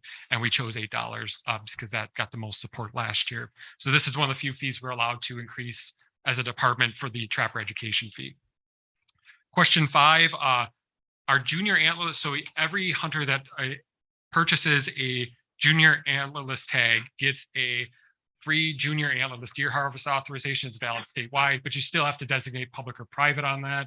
So we just decided to allow youth hunters a little bit more flexibility, and they wouldn't have to designate public or private on only the specific antlerless harvest authorization that they get with their purchase. Question 6, allowing additional assistance for disabled trappers. So currently, if somebody is trapping and holds a bobcat, fisher, otter permit, and they want some assistance, they also hold a class A, B, C, or D disabled permit. They'd like some assistance with trapping those animals. The person assisting them has to also hold that same permit that they're. So if they're trying to trap bobcat, both the individual trapping and the person assisting them has to hold a bobcat permit. And we all know how hard it can be to obtain those permits at times. So this would just loosen the restrictions on. We would just require a valid trapping license for somebody assisting a disabled trapper rather than having that difficult to obtain tag or harvest authorization. Question 7, allowing individuals on private land to shoot a bear in the act of attacking a domestic animal. So this is on private land. This would be something that already exists. This authority already exists for individuals who have a wolf or a cougar attacking a domestic animal on their private land. We would just extend this out, make it consistent with bear as well. And this isn't something that would apply to anybody bear hunting or training dogs. So just to be clear about that. Question 8, issue either sex disease deer replacement permits. This was another WCC question that came out of that process. And so what this would do is currently our rules, if you harvest a diseased deer, you get a replacement tag, but it's good so if you harvest an antlerless deer, you get an antlerless replacement tag. If you harvest a buck, you get a buck replacement tag. And what this would do is if you harvest a antlerless deer, you would get an either sex replacement tag. So kind of reducing or making it a little bit less or more flexible with replacement permits. Again, this was a WCC question. And then finally, this is a local rule change proposal. You've seen these, we've presented a variety of these to the board over the last several years since I've been here. Last 2 years, last couple of years, we've done both Rock County and Columbia County.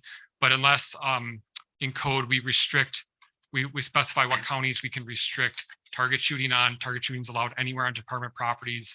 And for some of our counties that are more heavily populated, there's more user conflicts, we've restricted target shooting to certain areas. And then what this would do is allow us to do that in Brown County as well, which is fairly heavily populated. So that's our questions. I know Meredith answered a lot of the process questions for the spring hearings, but I'd be happy to answer anything related. Move to approve. Do we have a second?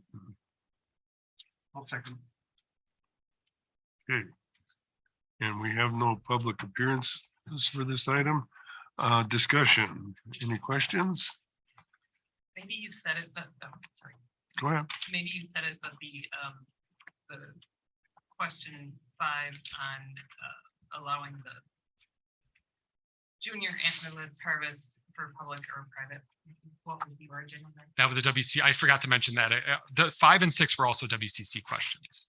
So they came out of a citizen resolution that went through the spring hearings last year and that got forwarded to the department this year. We decided to move on with a rule proposal. Thank you. So I have one question for you.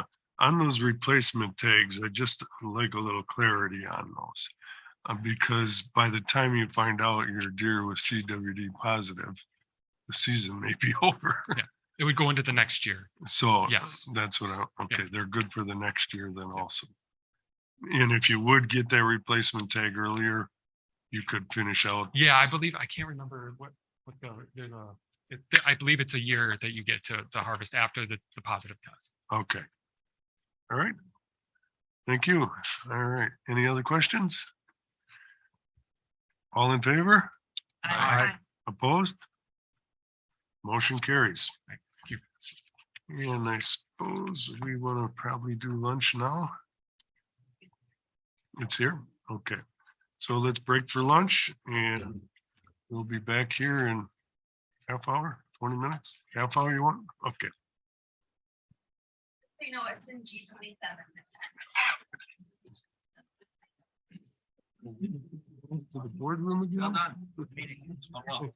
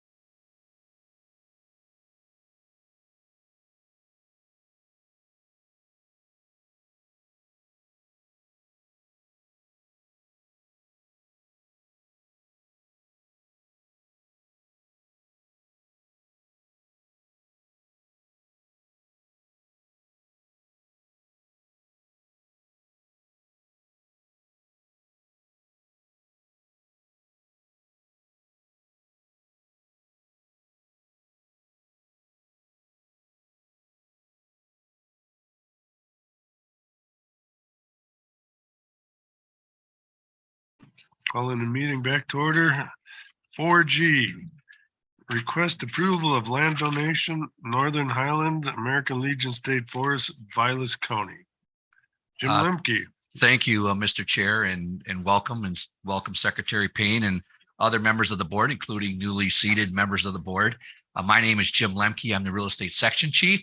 It's my responsibility to seek approval from this board on real estate matters such as land acquisitions, donations, or sale of state-owned properties.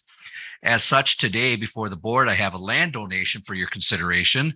It consists of 7.06 acres within the project boundaries of the Northern Highland American Legion State Forest. The donation comes to us from Catherine Smith in memory of Russell Driva, who loved the Northwoods, especially those areas left in their natural state.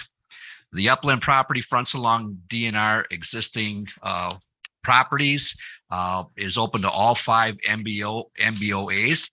For new members, an MBOA is a nature-based outdoor activity that includes hunting, fishing, hiking, skiing, and trapping.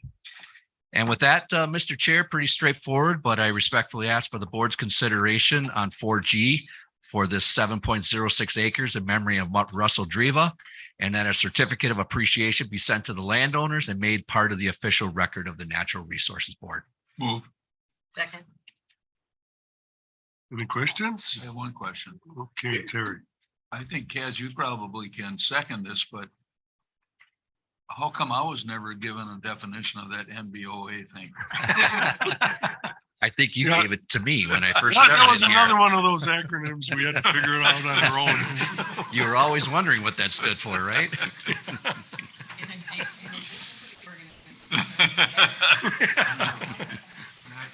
An acronym dictionary. I asked for that.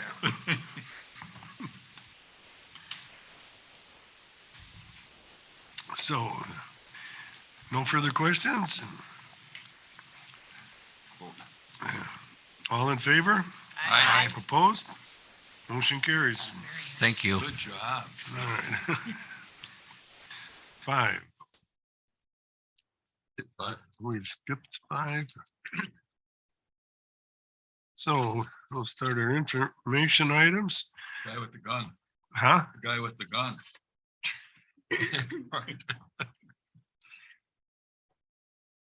Report and preliminary results of the 2022 deer seasons. Casey Krieger, Chief Warden.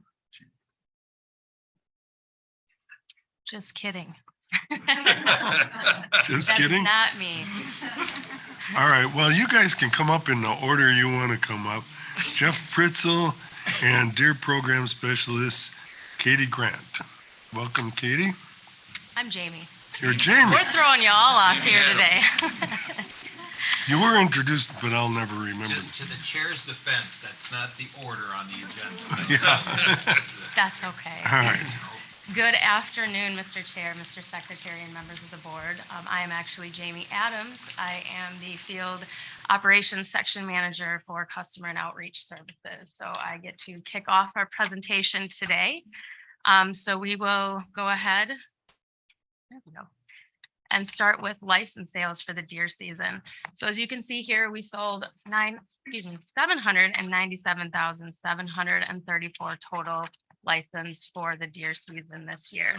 To give you a little bit of background of where our customers are purchasing those licenses, it follows our general license sales as far as online, agent, and DNR locations. So approximately 63% of our customers purchase their license online through our Go Wild portal.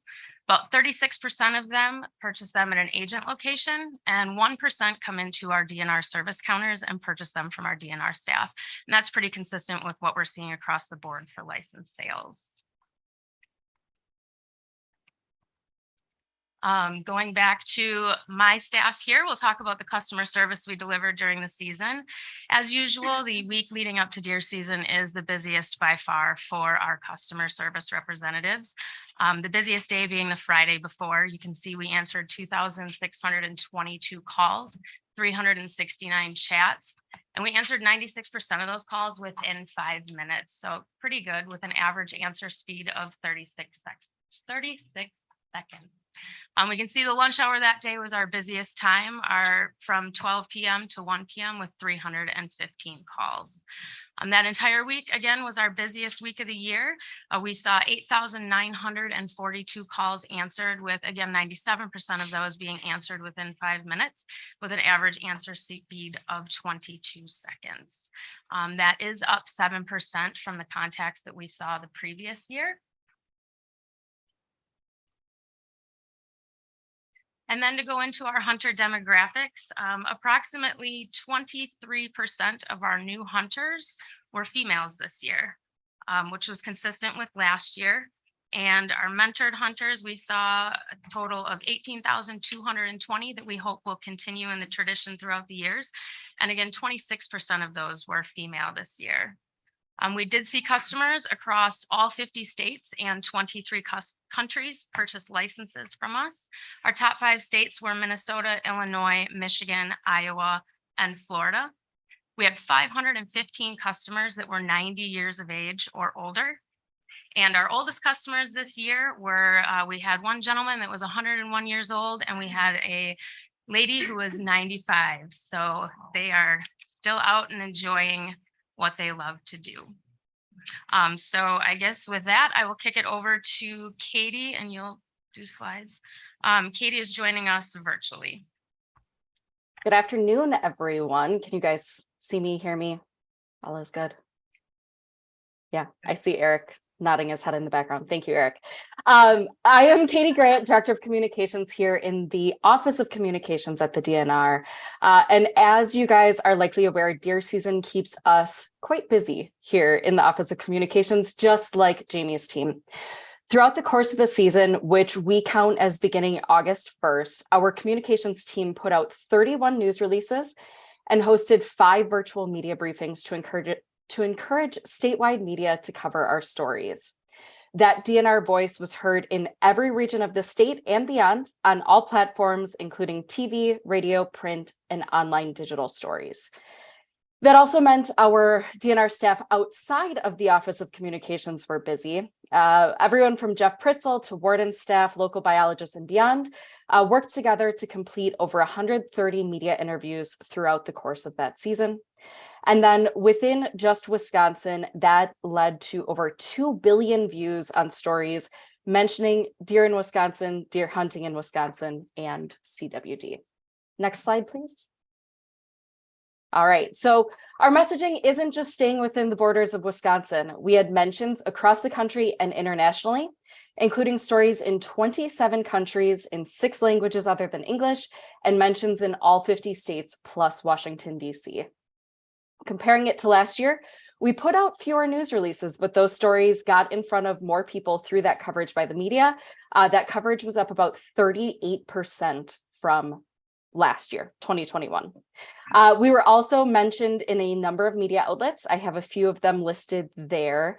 And some of the headlines that caught that attention throughout the state and beyond included Forever Chemicals in Deer and Fish challenged hunters in tourism, an 11-year-old shot and killed in a hunting accident, cold and snowy conditions to greet Wisconsin deer hunters, hunters kill 14% more deer during 9-day gun deer season, and Wisconsin deer hunters rescued from river when kayak capsizes.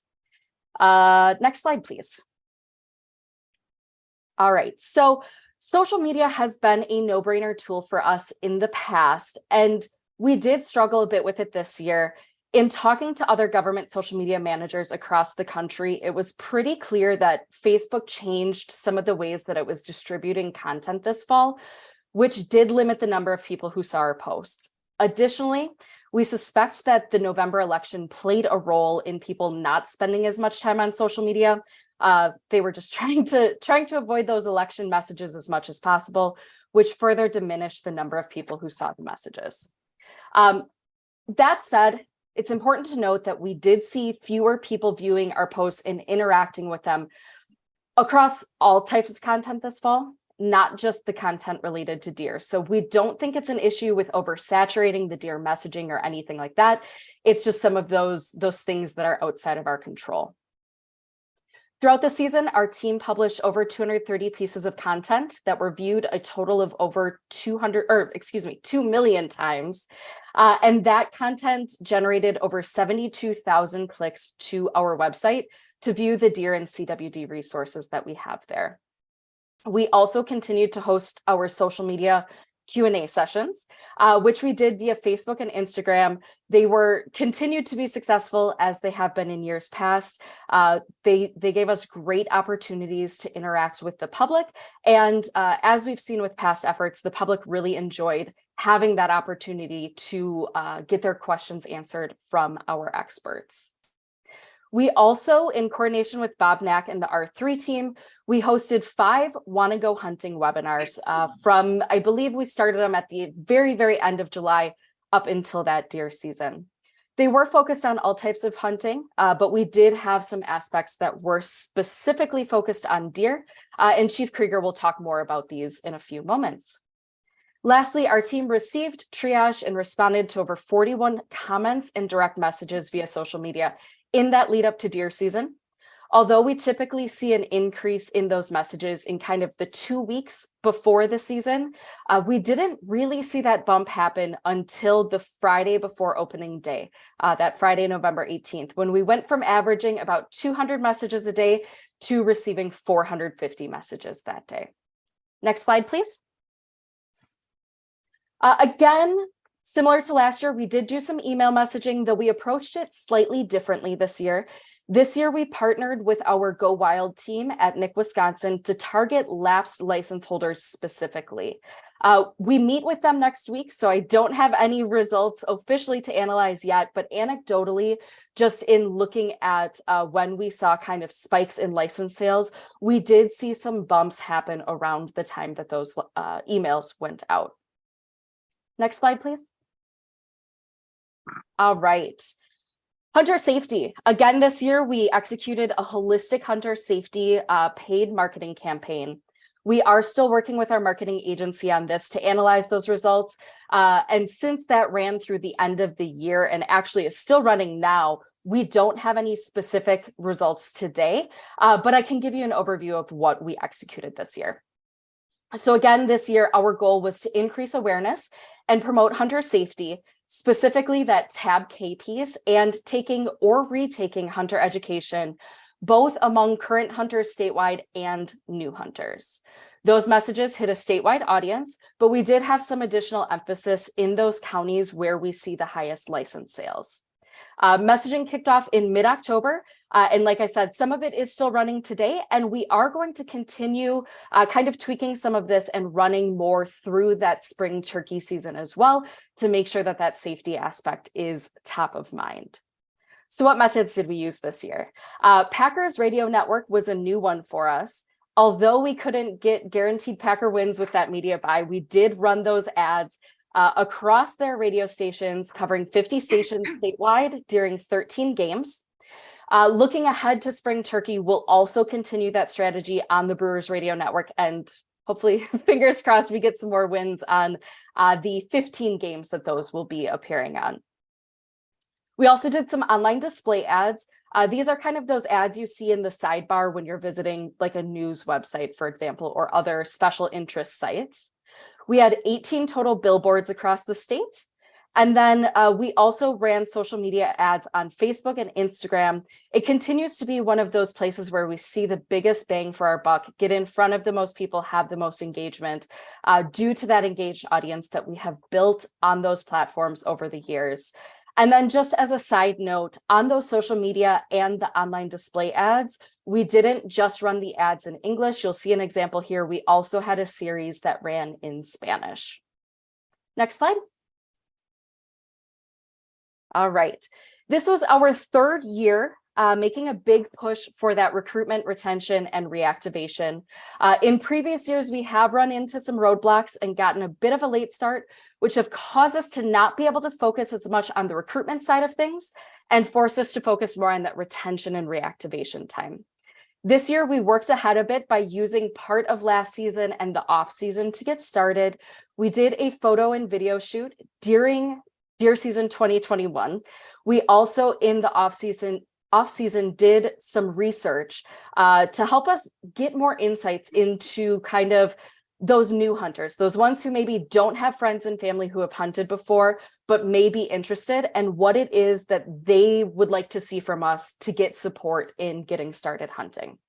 So with that in mind, we did mainly focus on recruitment, though we did have some aspects to this that were targeting those legacy hunters to get them back into it or to retain them in the sport.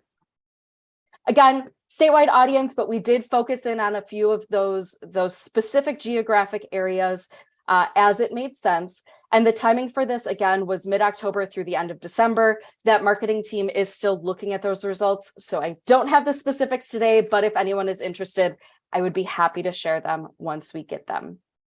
One thing that was very different this year with this campaign was that every ad that we ran was either video or audio focused. So it wasn't print or just a static image.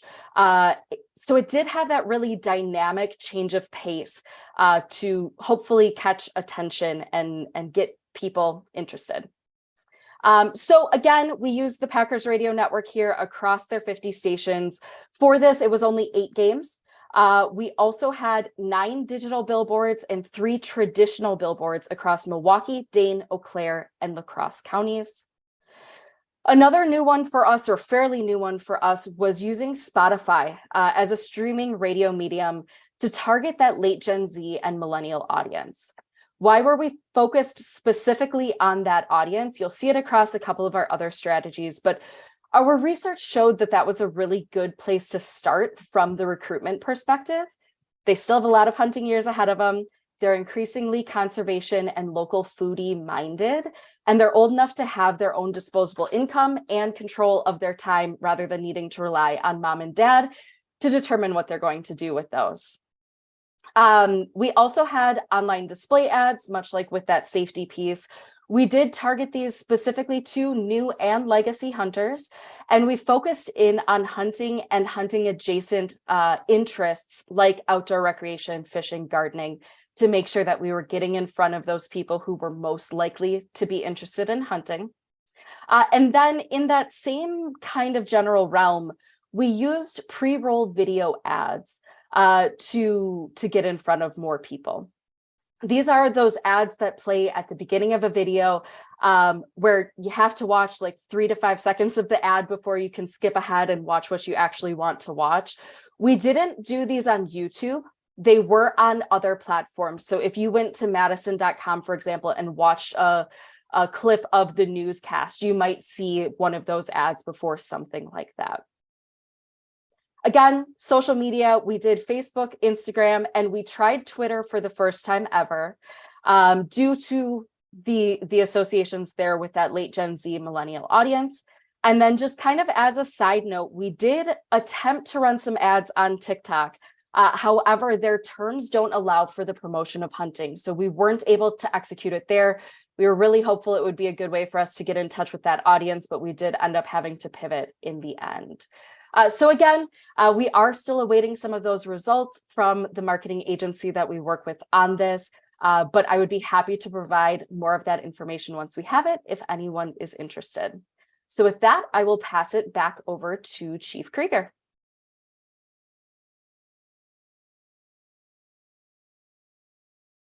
Thanks, Katie. Corey, could you do the slides for me? Would that work? Or, yeah. Does it work? Yeah. Is it hard? All right. I get this. You're asking me to do 3 things at once here. Good afternoon, Chair Kazmierski, Secretary Payne, Deputy Secretary Berry, and Assistant Deputy Secretary Stephen Little, members of the Natural Resources Board. Good afternoon. My name is Casey Krieger. I'm the Chief Warden here at the Department of Natural Resources. So I'm very happy to be here today to share kind of a report in from our division on what we saw out there on the landscape this year with hunting. So the first slide that I have up here focuses heavily on our hunter education. As Secretary Payne alluded earlier, this is a very strong priority of ours here at the department to ensure that our folks are out there recreating and having a safe environment to do that in.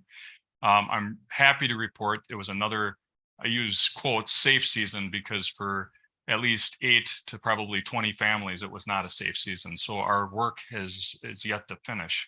I keep hoping and fingers crossed that I'm able to report in someday that all those numbers up there are 0 instead of that. But all in all, selling close to 800,000 licensure, just an incredible effort by our public to hunt and recreate out there safe at the same time. So I'm happy to report there was only 7 non-fatal incidents that occurred this year. I think something of note on that we've recognized as a program is 4 of those were self-inflicted. So our program is doing a deep dive in there to figure out age demographics, circumstances, whether it's working with manufacturers, you name it. We're looking at opportunities and tools to try to grill those numbers and distill them down to 0. So we're excited about that. Interestingly enough, I get asked a lot if the primary incidents are occurring with our youth. I think oftentimes in society, we think our kids are the ones that make the mistakes quick out of the gate, and actually it's not. It's our 20+ year hunters that are making the mistakes out there, and it's simply complacency. So one thing that we've drilled into in our program is working with our hunter safety instructors and our coalition groups to figure out an outreach avenue to those age demographics. We get them through hunter safety, and then we don't see them. And we're looking at ways to re-engage those hunters at 20+ years, get them back in, get them rethinking about safety, and as an effort to get after some of those numbers. This last year, we certified 20,951 certified, and that was through 577 courses. And as Katie alluded to earlier, the immense work that our Office of Communication did on outreach this year, no doubt had results in those numbers, as well as getting folks in the know on where these classes are, how they can take them. As Secretary Payne mentioned, there's different venues, different avenues for people to learn that stuff or attend those classes. So, and then just quickly to mention on the left there, the graph that I have there, the blue is the fatal numbers over the years and the orange is the non-fatal. So it just kind of gives you the trends over the last couple of years for us. Switching into kind of diving into the weeds a little bit with what Katie had mentioned with regards to our efforts on outreach. It was mentioned here earlier today, the importance of getting our youth involved in all levels, not only recreating, but coming to work for us someday. And the pandemic really inhibited us on the ability to get folks together, specifically with our R3 programs, learn to hunts when those schools were locked down. We just couldn't in good conscience hold a lot of those as either. So I'm happy to report we have Bob Knack. I stole him from another division, and he's leading the charge in our R3 program to rebuild it up, get it staffed back up, and they're hitting the road running with some new ideas and new outreach opportunities. One of them, again, as Katie had mentioned, was the Wanna Go Hunting webinar series. And that was really to dive into folks that are looking to get started. They don't have anybody to hunt with. They don't know where to go. They don't know what licenses they need. Even got into how to find a hunting partner to start building those traditions. So that's something we're going to continue to explore. We had really good feedback with that webinar, and we'll look to grow on that into the future. I mentioned the Learn to Hunt programs, just to give you probably some numbers to help you wrap your mind around kind of where we've come out of. In 2021, we held 23 Learn to Hunt programs. This last year in 2022, we held 85. So coming out of that pandemic, we were able to kind of step it up. And again, with staffing, getting some positions filled, we were able to really get going and get out there and start getting folks of all ages involved in those Learn to Hunt programs. And I think of interesting note, it goes cross-divisional within our department. We had 19 of those classes that our DNR staff from different functions were involved heavily with those. So hats off to our public that assists us so heavily with our Learn to Hunts and our partnerships with Fish, Wildlife, and Parks. And there's folks from every division that roll up their sleeves during these 9 days and help pull on the rope. So the efforts on getting folks involved is certainly on the front end is their shared success as well. I think then I have the Learn to Butcher workshops. You'll hear Jeff in a little bit talk about some of the challenges that we've realized in 2022. And one of the things that the R3 program has stood up is recognizing that folks are very interested in getting into this. They're having difficulties finding places to process their animals. So we stuck our toe in the water with starting to teach the public and hold courses with professionals. We're partnering with butchers across the state. So this isn't something that we're trying to erode a business. We're partnering with folks that do this for a profession to teach their trade to the hunters, because they just have way too much business and they can't handle it all. And they want to see folks recreating. So they're partnering with us to hold these classes to teach people how to process their own deer. So people do not enter the sport because they have nowhere to go after they've harvested an animal. So more to come on that. We held a couple this year, and we'll be growing that in the future as well. Then I have the state managed shooting ranges. It won't surprise this board that our state shooting ranges are incredibly busy across the state. The good news is we were able to get the Peshtigo range up and going again this year after some upgrades. And it's just incredible the amount of participation that we're seeing at our shooting ranges. Naively, we built them thinking it was going to be deer hunters and turkey hunters, but we're seeing folks from all walks of life. In the licensure sales, you see that it's many states. I've personally witnessed plates from Ohio, Iowa, all over the Midwest with folks coming into our state to utilize our shooting ranges. So we use those as opportunities to kind of recruit them into the license and buying business too while they're here. But those, we'll continue to build on those. We're looking to leverage federal grants and funds to grow that program, make sure it's appropriately staffed. We're coming to the realization that we're going to have some more oversight on these to make sure people are safe there when they're, sighting in their firearms. The last slide I have here for you today is just the nitty-gritty breakdown of what the wardens out there on the landscape reported in this year. So you'll see that there was a little over 13,664 patrol contacts. That was really refreshing for me to see this year coming out of the pandemic. We had to change the way we were doing our business for quite a while, just in the interest of public safety. So I can tell you our wardens were anxious to get back out there and start mingling and having those conversations with our hunting public again. So our patrol contacts were that, our calls for service. So those are calls that come in requesting information, requesting to speak to a warden. Hey, can you come out here? I want to talk to you about something. About 1,200, and then we had over 543 hotline tips. And specifically, I'd have to loop back in on the hotline tips, but the patrol contacts and the calls for service were both up this year from last year.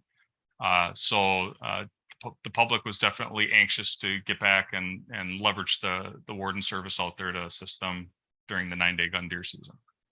So, and just of interest, if you're wondering what they saw out there, kind of out of the gate again, similar to previous years, baiting and feeding was the #1 law enforcement issue out there on the landscape. Again, I'm sure no surprise, but we did see an uptick in loaded firearms and vehicles this year. That number jumped 20 or 30 from last year. And that can be from a whole range of issues. When we inquired with the warden service, what their thoughts were there was a couple of days where it was pretty cold and the weather changes and people end up jumping in those trucks and driving around. So a lot of the times with loaded firearms and vehicles, it's really weather dependent when we see some of those folks start to head down that road. So, and then, followed by having the proper authorizations. So whether they didn't have private land tags or public land tags, or they didn't possess the right approval. And our wardens have gotten very good about having conversations with folks on how we got to that point versus just because you don't have it, there's a citation issued. We use great discretion with those issues, determining kind of where people are at, what their understanding of the system is, and then where we go from there. But those numbers were almost dead on from last year as well. So thank you. Yeah, go ahead. Several years back, the board got the ability for the wardens to give warning tickets. Do you have any numbers on the number of warning tickets that you've given out? We don't have an actual written warning ticket. So what we do we have a program called DEERS. And what that does is we ask our officers to enter their data in for each day. So we can pull those numbers for the amount of warnings that were given and issued during that 9-day gun deer season, if that interests you. So we capture that information, but we don't have a written warning yet that we're hoping in the future with a couple of different new systems that we'll start looking at that stuff again. Because that's a good deterrent, especially for young new hunters. You know, they may mess up, make a mistake, but at least if they get something, makes there some consequences to that mistake, even though there's not a fine or anything like that. So, Terry. Casey, are we fully staffed? I have right now, I haven't checked my email here, but about a 7% vacancy rate, which is honestly probably about as good as we can do with the funding and the positions. And as you're well aware, it takes us about 18 months to stand somebody up coming out of the recruit academy from hire to boots hitting the ground. It takes us about 18 months. So we worked pretty diligently trying to meet the expectations of the public by really stretching our dollars as far as we could take them with position fills. So at one point, I think we were down almost 4%. And I was relishing in that. And within 2 days, I had 3 people retire and somebody transfer out. So I lost my numbers right away. But yeah, we're doing well in that regard. Yep.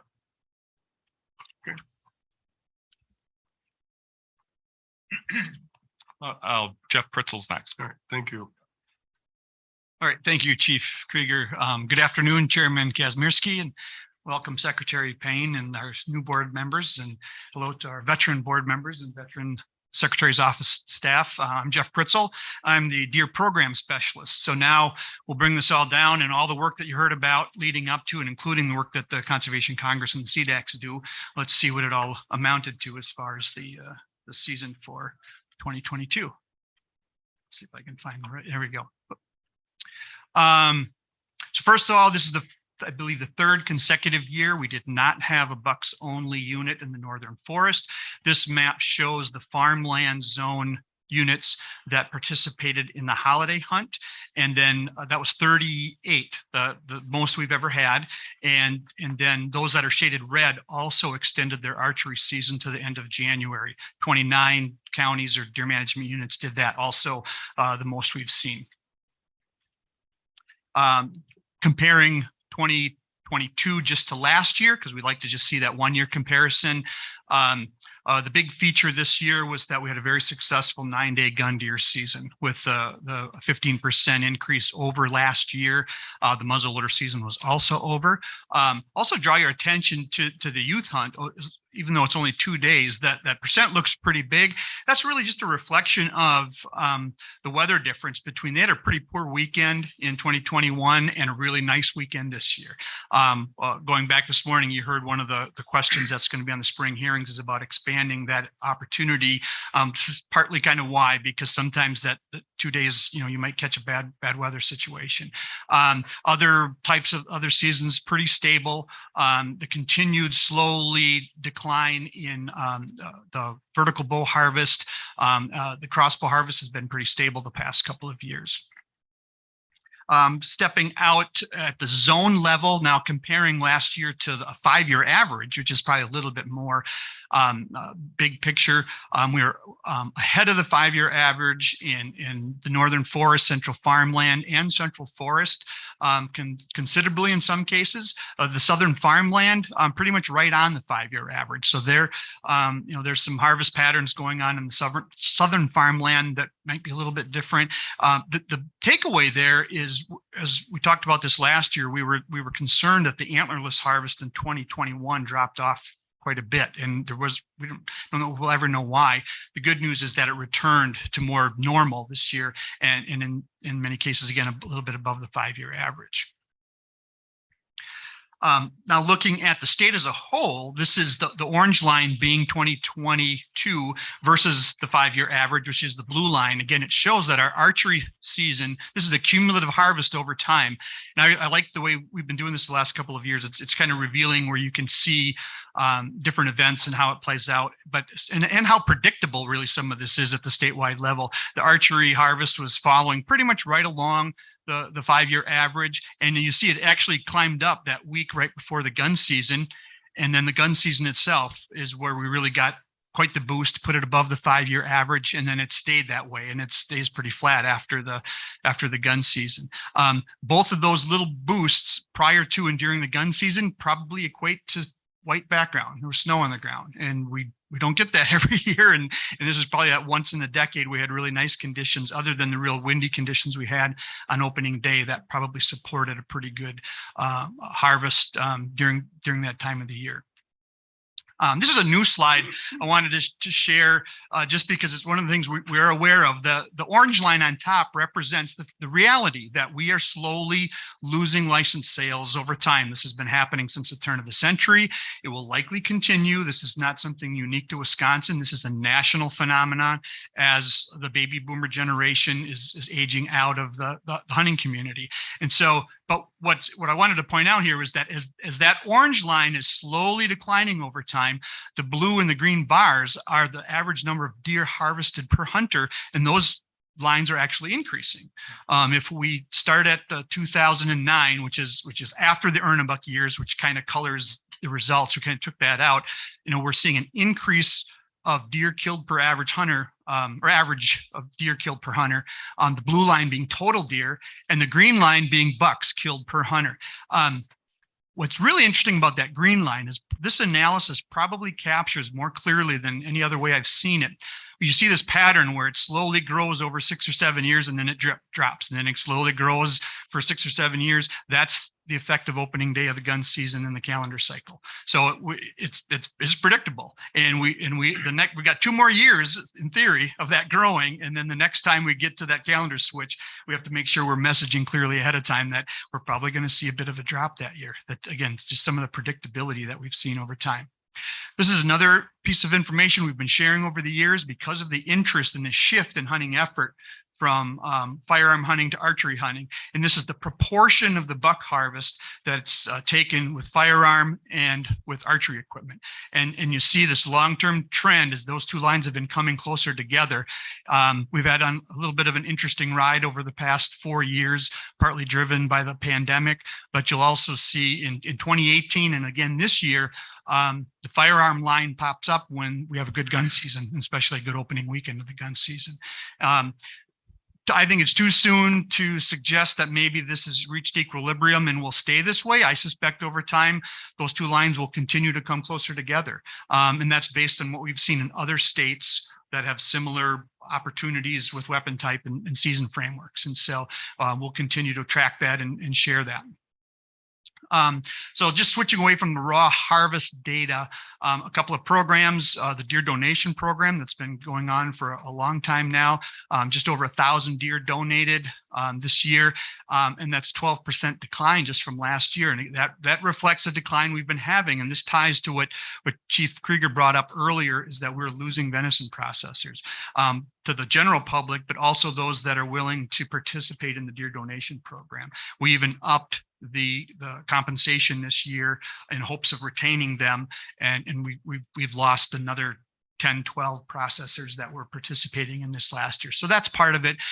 Also this year, we did see, again, going back to that increase in antlerless harvest, we see in years where the economy is an issue and meat prices and whatnot, people are a little more incentivized to utilize and put a deer in the freezer. And so that might be part of it as well. But we also know there's a lot of untracked behind the scenes sharing of venison.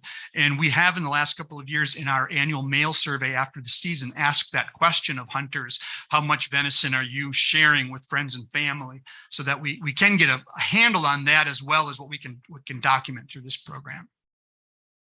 And then finally, just a little bit on CWD surveillance activity this year. You'll get a more detailed report in a couple of months when our CWD team comes in and gives you the actual analysis of the sampling that happened this year.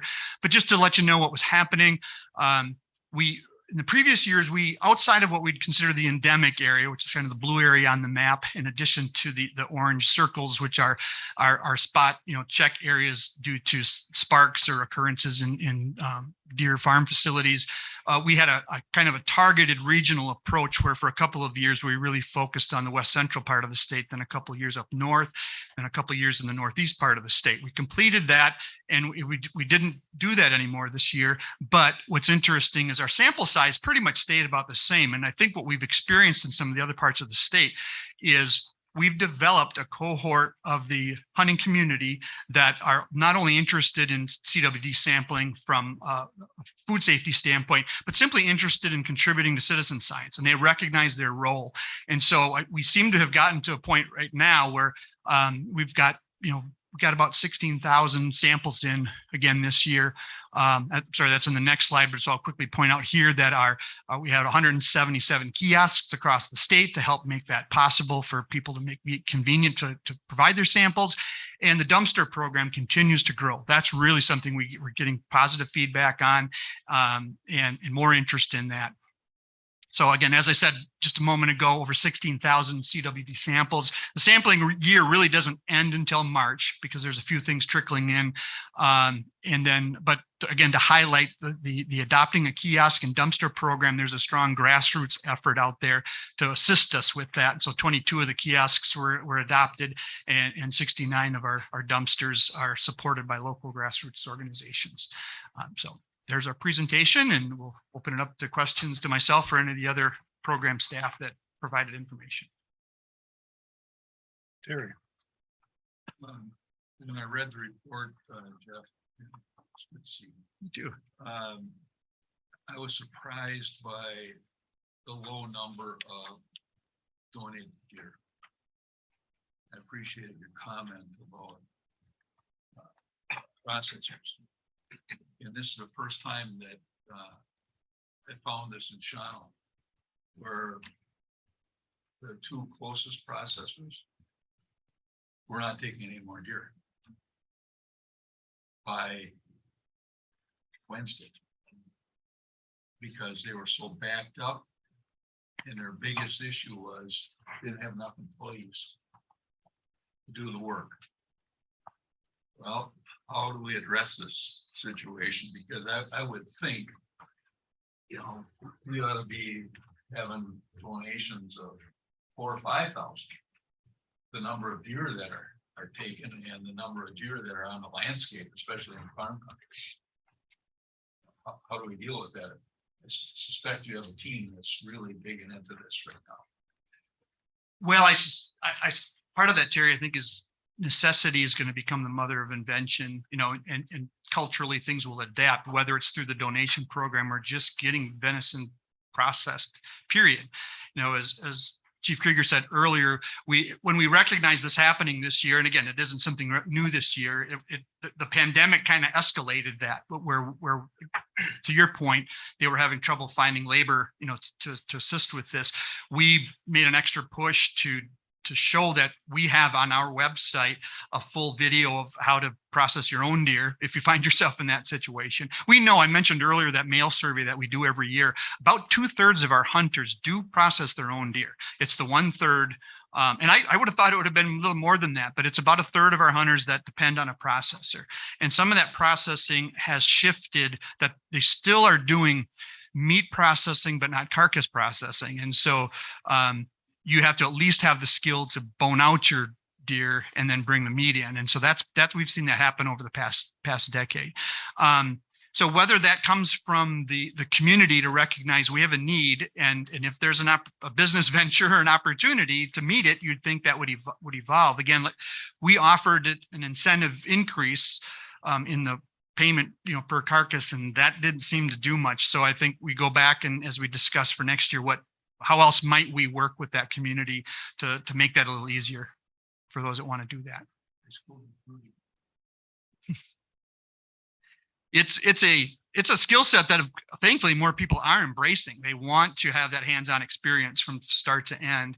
And I suspect you will see a few more people that are going to maybe not do volumes of hundreds of deer, but a couple dozen or something like that to help friends and family out.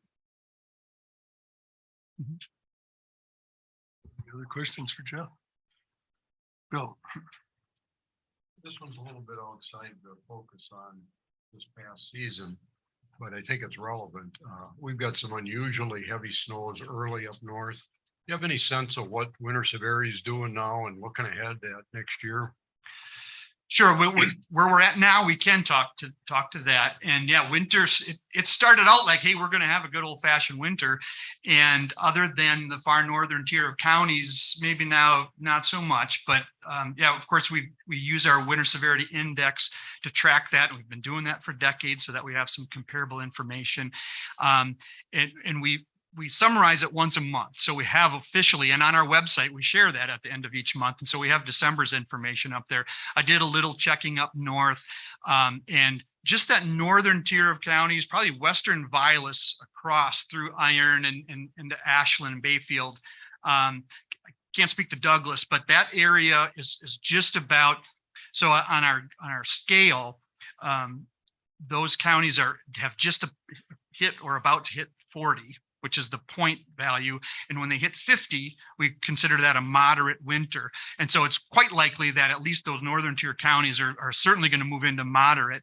And then really what February has to offer to us, and March will determine, as in a lot of the other part of the states that can be an issue.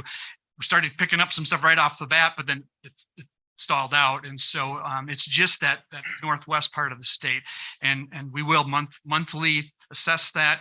And then at the end of our tracking period is when we do our CDAC meetings, and we'll bring that to the CDACs. And we specifically ask the northern CDACs to do their meeting the first week of May so that we can give them the full picture of the WSI. Thank you. Marcy, go ahead. On the CWD last year, the labs had some issues. Do you have a ballpark of how long it took for people to get the results back? I think they're still working on that, and you'll get probably a precise number again in a couple of months. It was, I think, not quite where we'd like it to be, because we'd like it to be about a week to 10 days, and it seemed like it was a little bit longer than that. But there's several steps in that, and of course we cooperate with the national lab. Last year there was another labor issue that was affecting that. I don't know that was the case. I don't think that was the case this year. But we also, these labs that are serving multi-states deal with a volume that isn't just Wisconsin now. It hasn't been, but they might be getting more activity in terms of their volume that may have influenced that. But I can't speak to that, but that'd be a good question for when that team is here in April. And I can't say enough about the hands-on. I got to attend the Monroe County One task force and the biologist teaching people how to get the lymph nodes.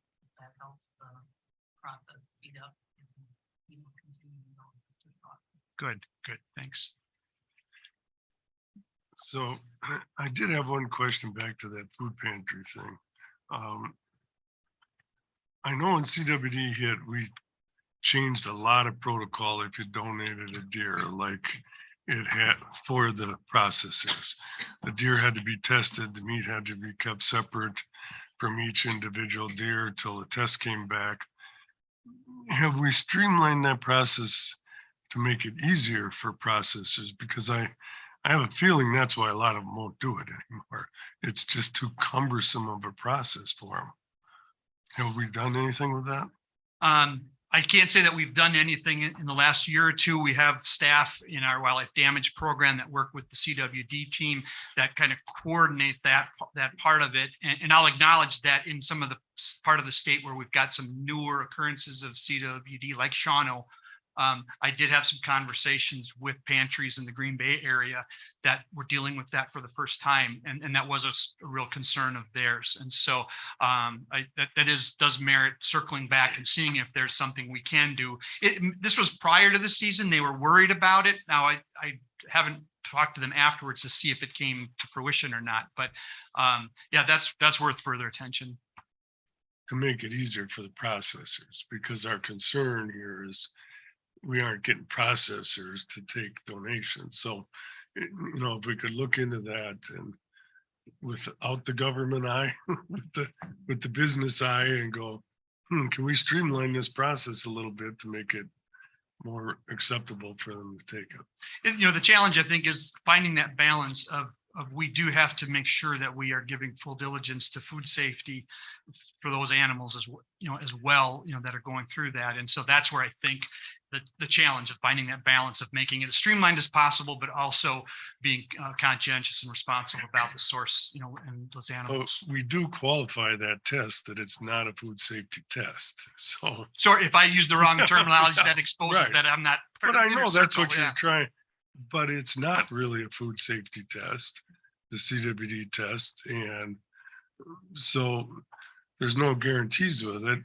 And we need to kind of get that mentality out of our heads now that you're going to die if your deer isn't tested is the concern that I see. And I did have a question. Is Katie still on? If I can find my unmute button, yes, I am. Hello. Okay. So Katie, I noticed, and even in your slides, your messaging, I think, is as important as your coverage. And I understand we feel obligated to put messaging out about safety and that type of thing.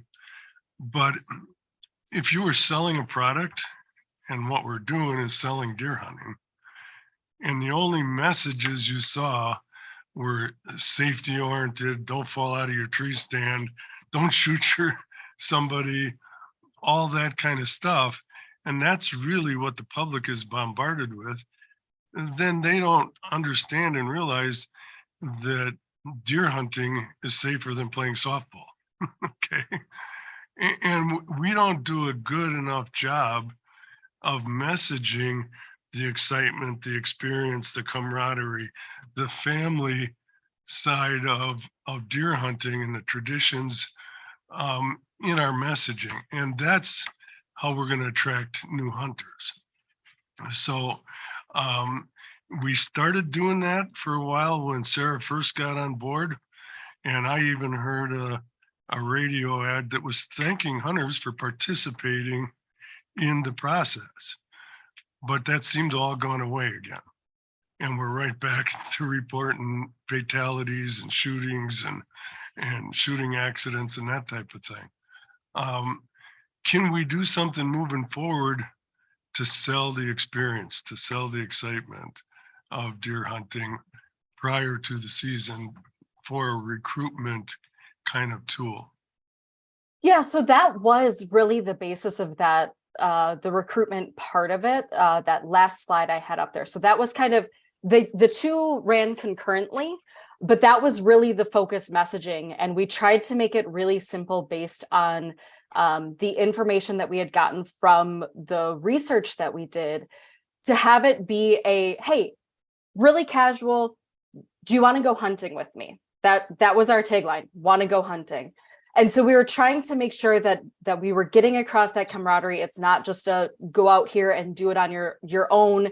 If you're a new hunter, you're stuck doing it on your own type feel, right? So that was the goal in the messaging there, but I hear you loud and clear. If you didn't see any of those messages, then that safety messaging definitely beat out, and we can absolutely look at how we can make sure that more of that's coming through in the future. Good. Because just a question, do you hunt? I do not, but I grew up with hunters, so I'm familiar, but I don't do it myself. But so you haven't experienced the heart rush? I have. I have gone a couple of times. There is a funny story of me with my dad. The first time I went with him, and I got very excited. So that's one of his favorite stories to tell. So get that heart rush in your messaging. Okay, I would appreciate. Yeah, there you go. And that's all I had. Any other questions? No, great report. Thank you. Yep. Thank you all. Thank you. Yeah, nothing to approve there. Department secretaries matters. Thank you, Mr. Chairman.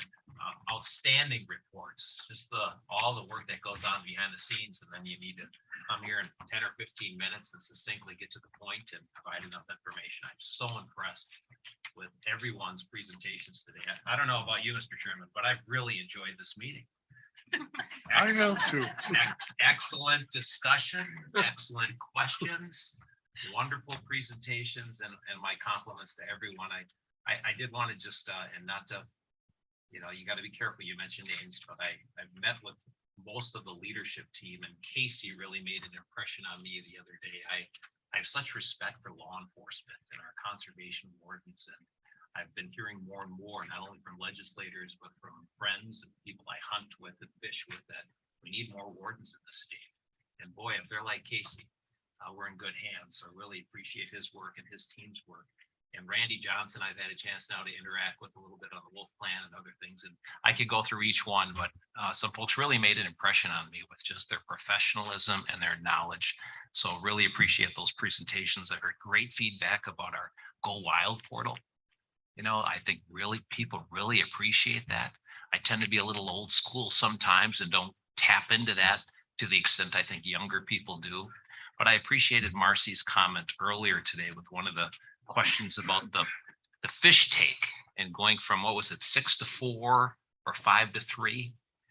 And as we look at that, one of the things I think we all hear when it comes to customer service and simplification and consistency and making sure that our warden's job is not harder, is if there are opportunities to have more consistent take. You know, if we're going from 5 to 4, 6 to 4, 5 to 3, if we can have a consistent number of 4, how many of us personally, or have talked to people who have gone from one lake to another, one river to another, one part of the state to another, and you're trying to quickly, how many fish can I take? How many I can keep? So I think the more we can be consistent, as long as it's science-based and appropriate for the resource, I think that's a good thing. So I appreciated Marcy's question. I was gonna go trout fishing.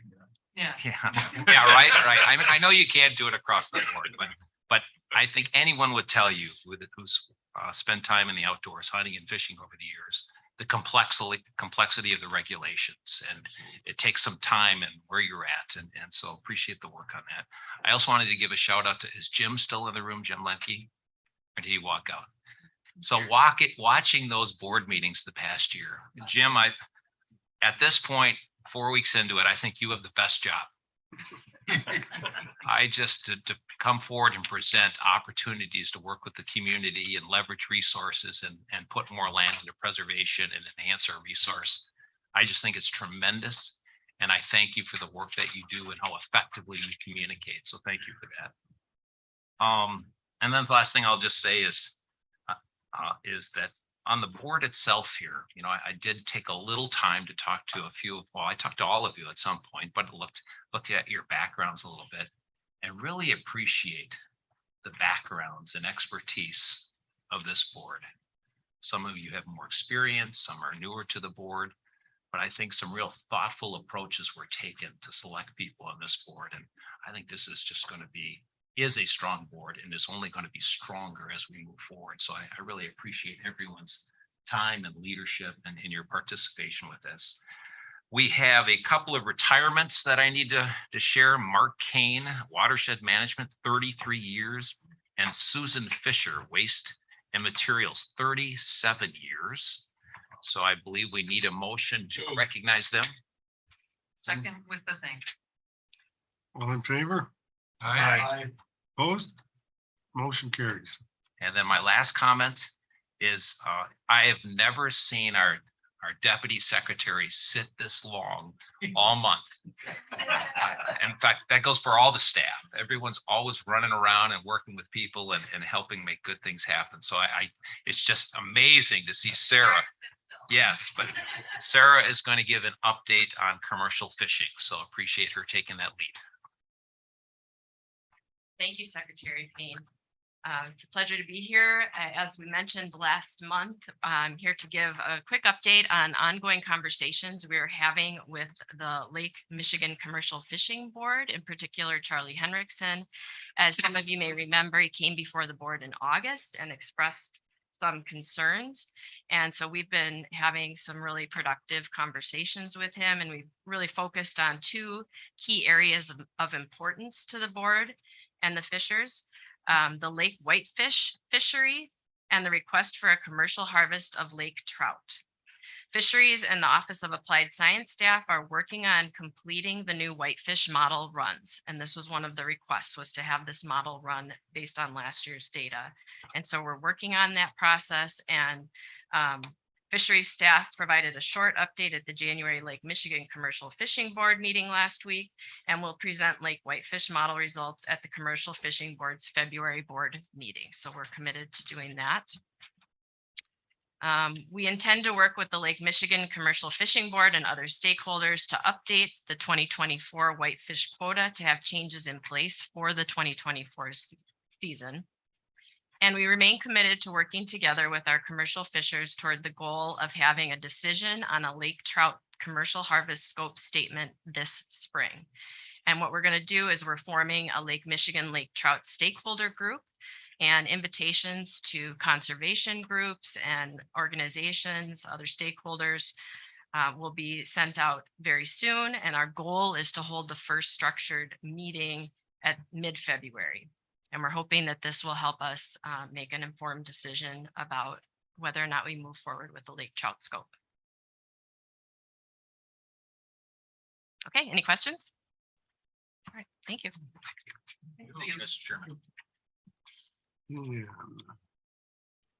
There's one more for you. Exit Department Secretary's real estate transactions. We just get a handout of that. Were there any questions from board members on it? No, I talked to Sarah separately about it, that we'll get update on the Pelican River Forest issue when joint finance gives us that. Okay, we are all good there. You want to request an update for February? I'm sure we could update on what we know at the time. Good. Yeah. Good. Sure. Thank you. Okay, board members matters. So it's time for election of officers. We have 3 officers, chairs to fill: chair, vice chair, and secretary. We'll start with secretary. Do we have any nominations? I would like to nominate Sharon for secretary. Sharon, do you accept the nomination? I do, humbly. You do? Okay. You don't know what you're getting into. No. We're gonna just do a hand vote here. I don't think we need to have secret ballots or anything. All in favor of Sharon for secretary? Aye. Aye. Opposed? Motion carries unanimously. Vice chair. Do I have any nominations for vice chair?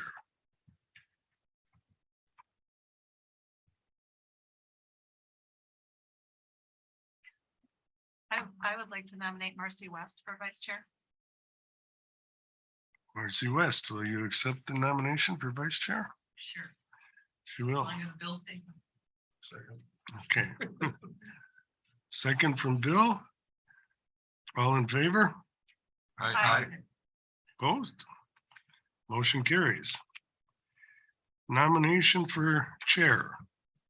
Terry. I'd like to nominate young Mr. William Smith. I'll second that. All right. All in favor? Aye. Opposed? Motion carries. Congratulations, Bill. Yeah. Don't have to be accepted. We don't care. You're stuck with it. Yeah, that was a draft. Yeah. Okay. All right. Congratulations to the new officers.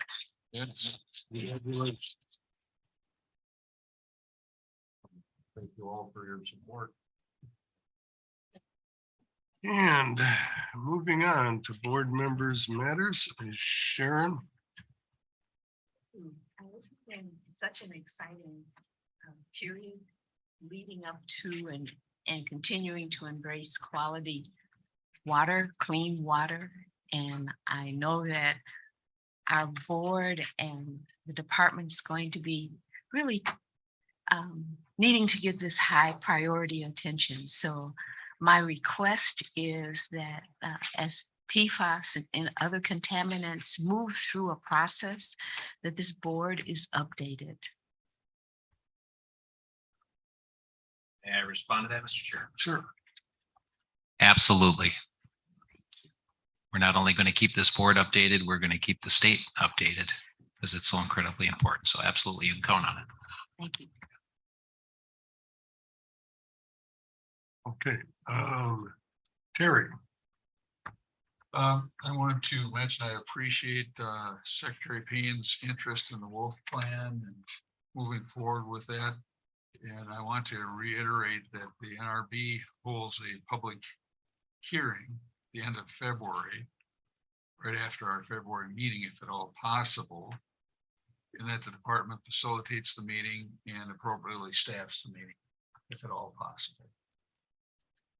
My second item is to thank Secretary's commitment regarding our friends at Crex Meadows and to move forward to resolve the problems that have been there for way too long. And appreciate your attention to that. That's just critical for our constituents there. So thank you. Quick response, if I may. Sure. I want to thank staff for how quickly they responded to Mr. Tucker and the other individuals. Again, I was very empathetic with a number of the things I heard today, so I'm glad that meeting's already been set up with them and looking forward to problem solving. There's always more to the story, right? So I know we'll learn more, but certainly I was very empathetic to some of the things we heard today, so appreciate that. And then as for the Wolf Plan in-person hearing, I appreciated your call last week. I've had some opportunity to talk to some members of the board as well as staff. And we certainly want to hear from people and give people as many opportunities as possible to be heard. We're collecting a tremendous amount of comments through February 28th. We now have the virtual meeting scheduled, as you know, that we shared earlier. And we are discussing internally whether or not we can potentially have an in-person meeting. So we'll certainly get back to you on that, discuss that further, but thank you. Thank you. Okay.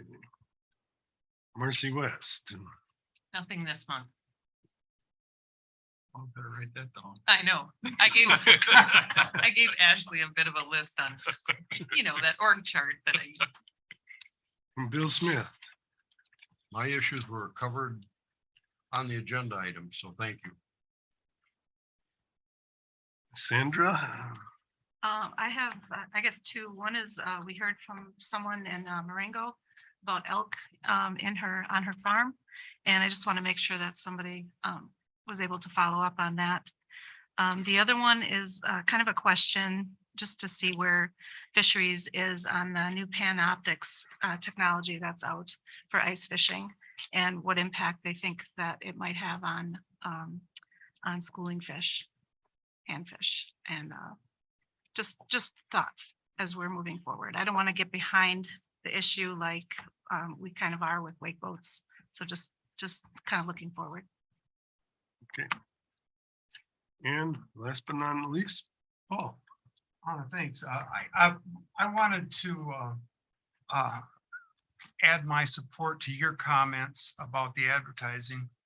I think negative ads are, my wife was a librarian and she tried to get kids to come in the library, and she said that she took down all the signs that had been up before that says, quiet in the library, keep the door closed.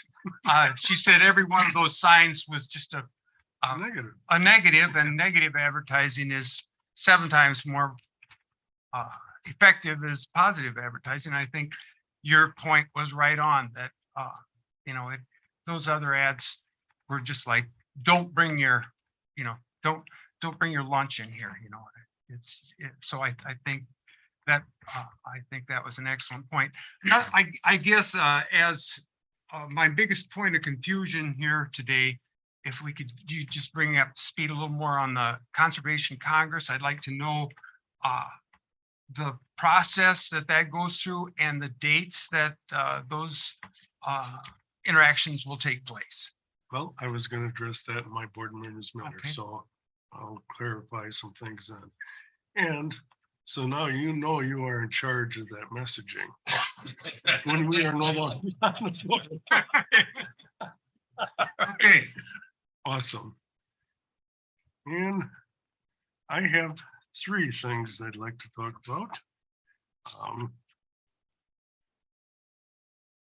One, for some time, this board has brought it up in discussion that a portion of stewardship money should go to habitat management and keeping our public lands maintained properly. So we keep buying more land and putting a bigger burden on the maintenance, and we don't have the money to maintain. So I'd like to, for the next board meeting, while the budget process is still going on, to have a resolution drafted up that all board members can see ahead of time and have it on the agenda so we can vote on that resolution at the next meeting. So that's the first thing. Second thing, I wanted to talk about that Congress stuff. I know things were kind of a mess during COVID. Everybody was responding any which way they could. And I understand all that. But the Congress is really valuable to this board. They're statutorily our advisory body, and it's in statute. So the communications between the Congress and the public, which is their first role, and then the Congress to the board and the department are very important that we keep those up. So I was really disappointed when I got a call from the Congress chair and said, we're not going to have our spring hearing meetings this year. They're not going to print ballots. His concern was disenfranchising those that are not computer literate, and I'm just barely that. And disenfranchising those that want to show up to the meetings and have those meaningful discussions.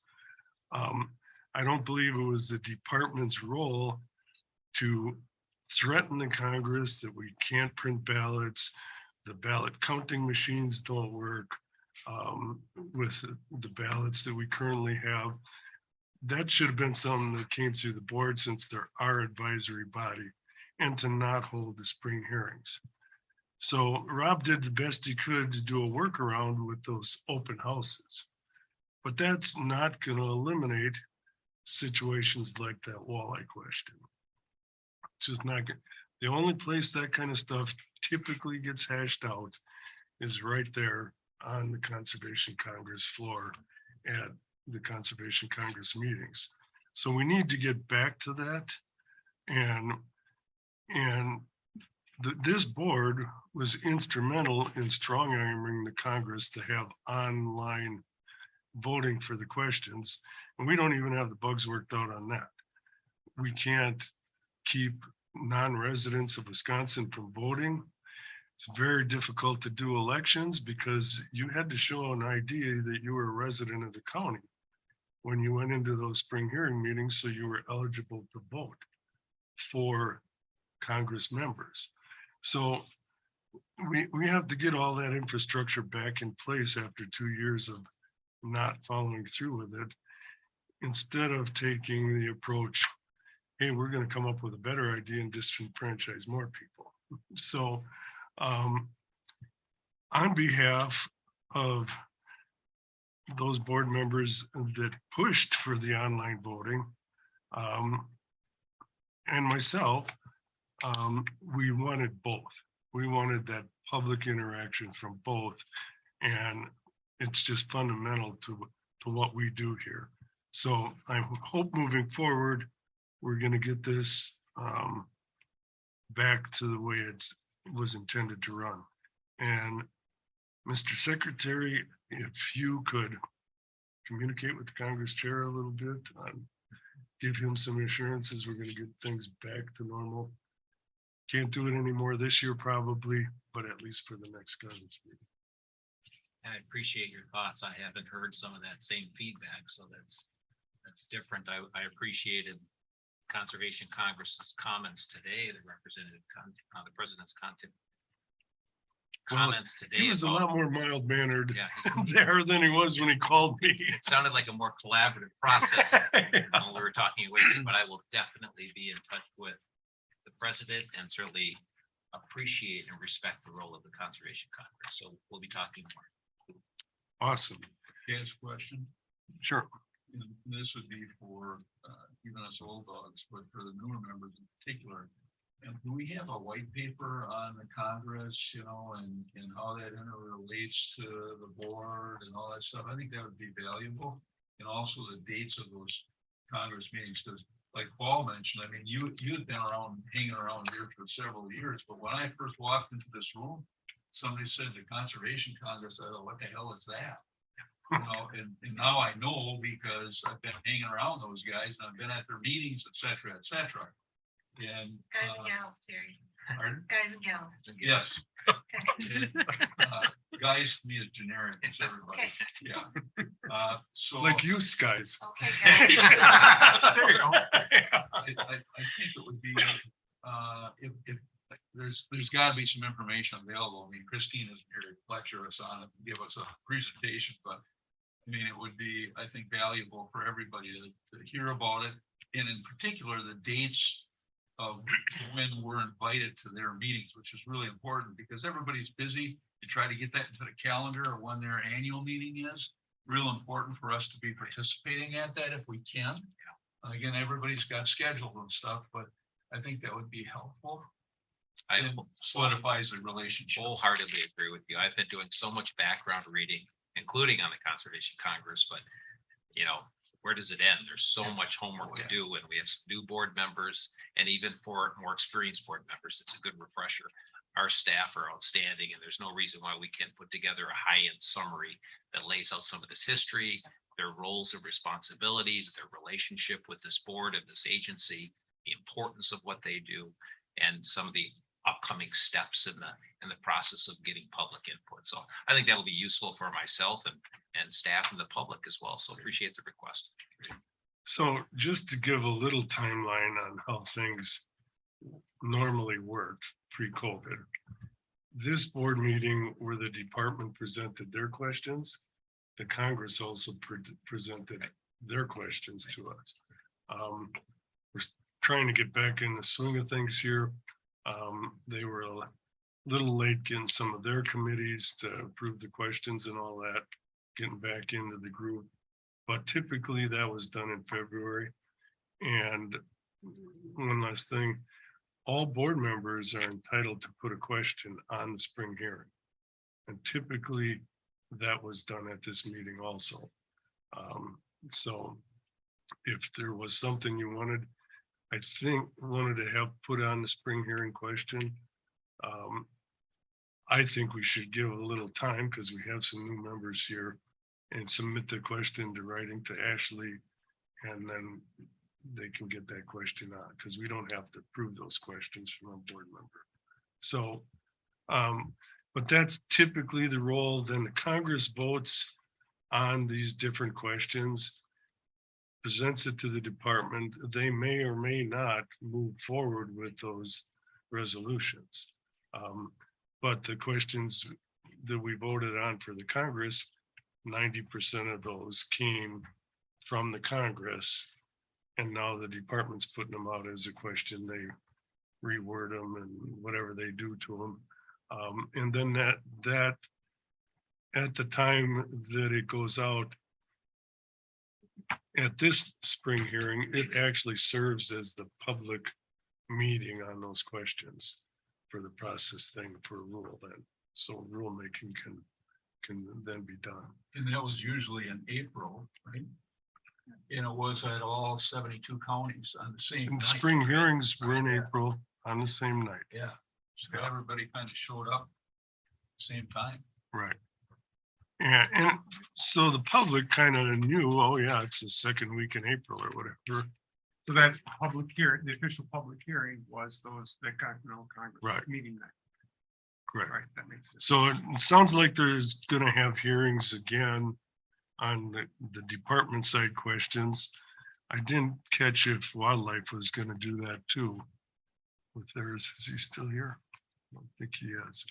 But I would suggest that wildlife does it because we didn't have that public meeting where somebody could show up. So that's typically how the process kind of worked. And feel free to pick up the phone and call. It's clear now. I Yeah. understand a little more. But they're a statutory advisory body to this board, is what they are, so. And we need to cherish that stuff, because we're one of the few states that has a system like that, where there's that much public interaction with the policymakers and that type of thing, and Congress has been around 100 years or something, so we want to keep that embedded in our culture here in Wisconsin and for wildlife management and the environment. So, all right.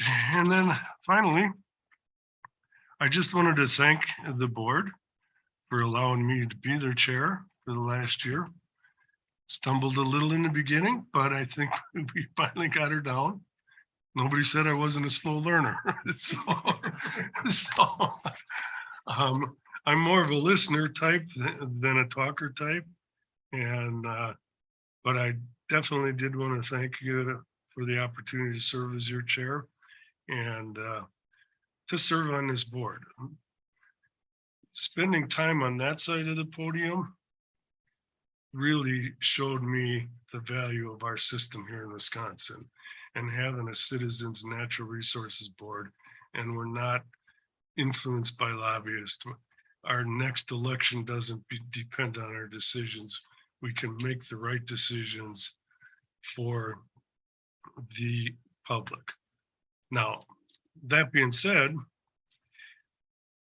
today there is almost a religion to the environment, and this agency and this board is not accountable to that religion. We're accountable to the people. So we are the ones that has to balance out. You know, it's wonderful to say we all want perfectly clean water, which we all do. I think everybody that sits on this board does. But what's it going to cost the public? We have to look into all those kind of things and find that happy balance that we can afford to do what our decisions are made here. Because if we don't do that type of thing, we end up with lead pipes in the water in Milwaukee for the last 30 years, and the problem's still not solved because the funding wasn't there to solve it. So that's the importance of this board. Is it doable? Is what we're passing doable? And I think it's really important for this board to understand that, and the public to understand that we are accountable to the public, not to the environment, not to the resources. We are accountable to the public. And so the public ultimately is going to weigh in and decide what direction we're supposed to go if we're listening. So that being said, do I have a motion to adjourn? Second. All in favor? Aye. Motion to adjourn has passed.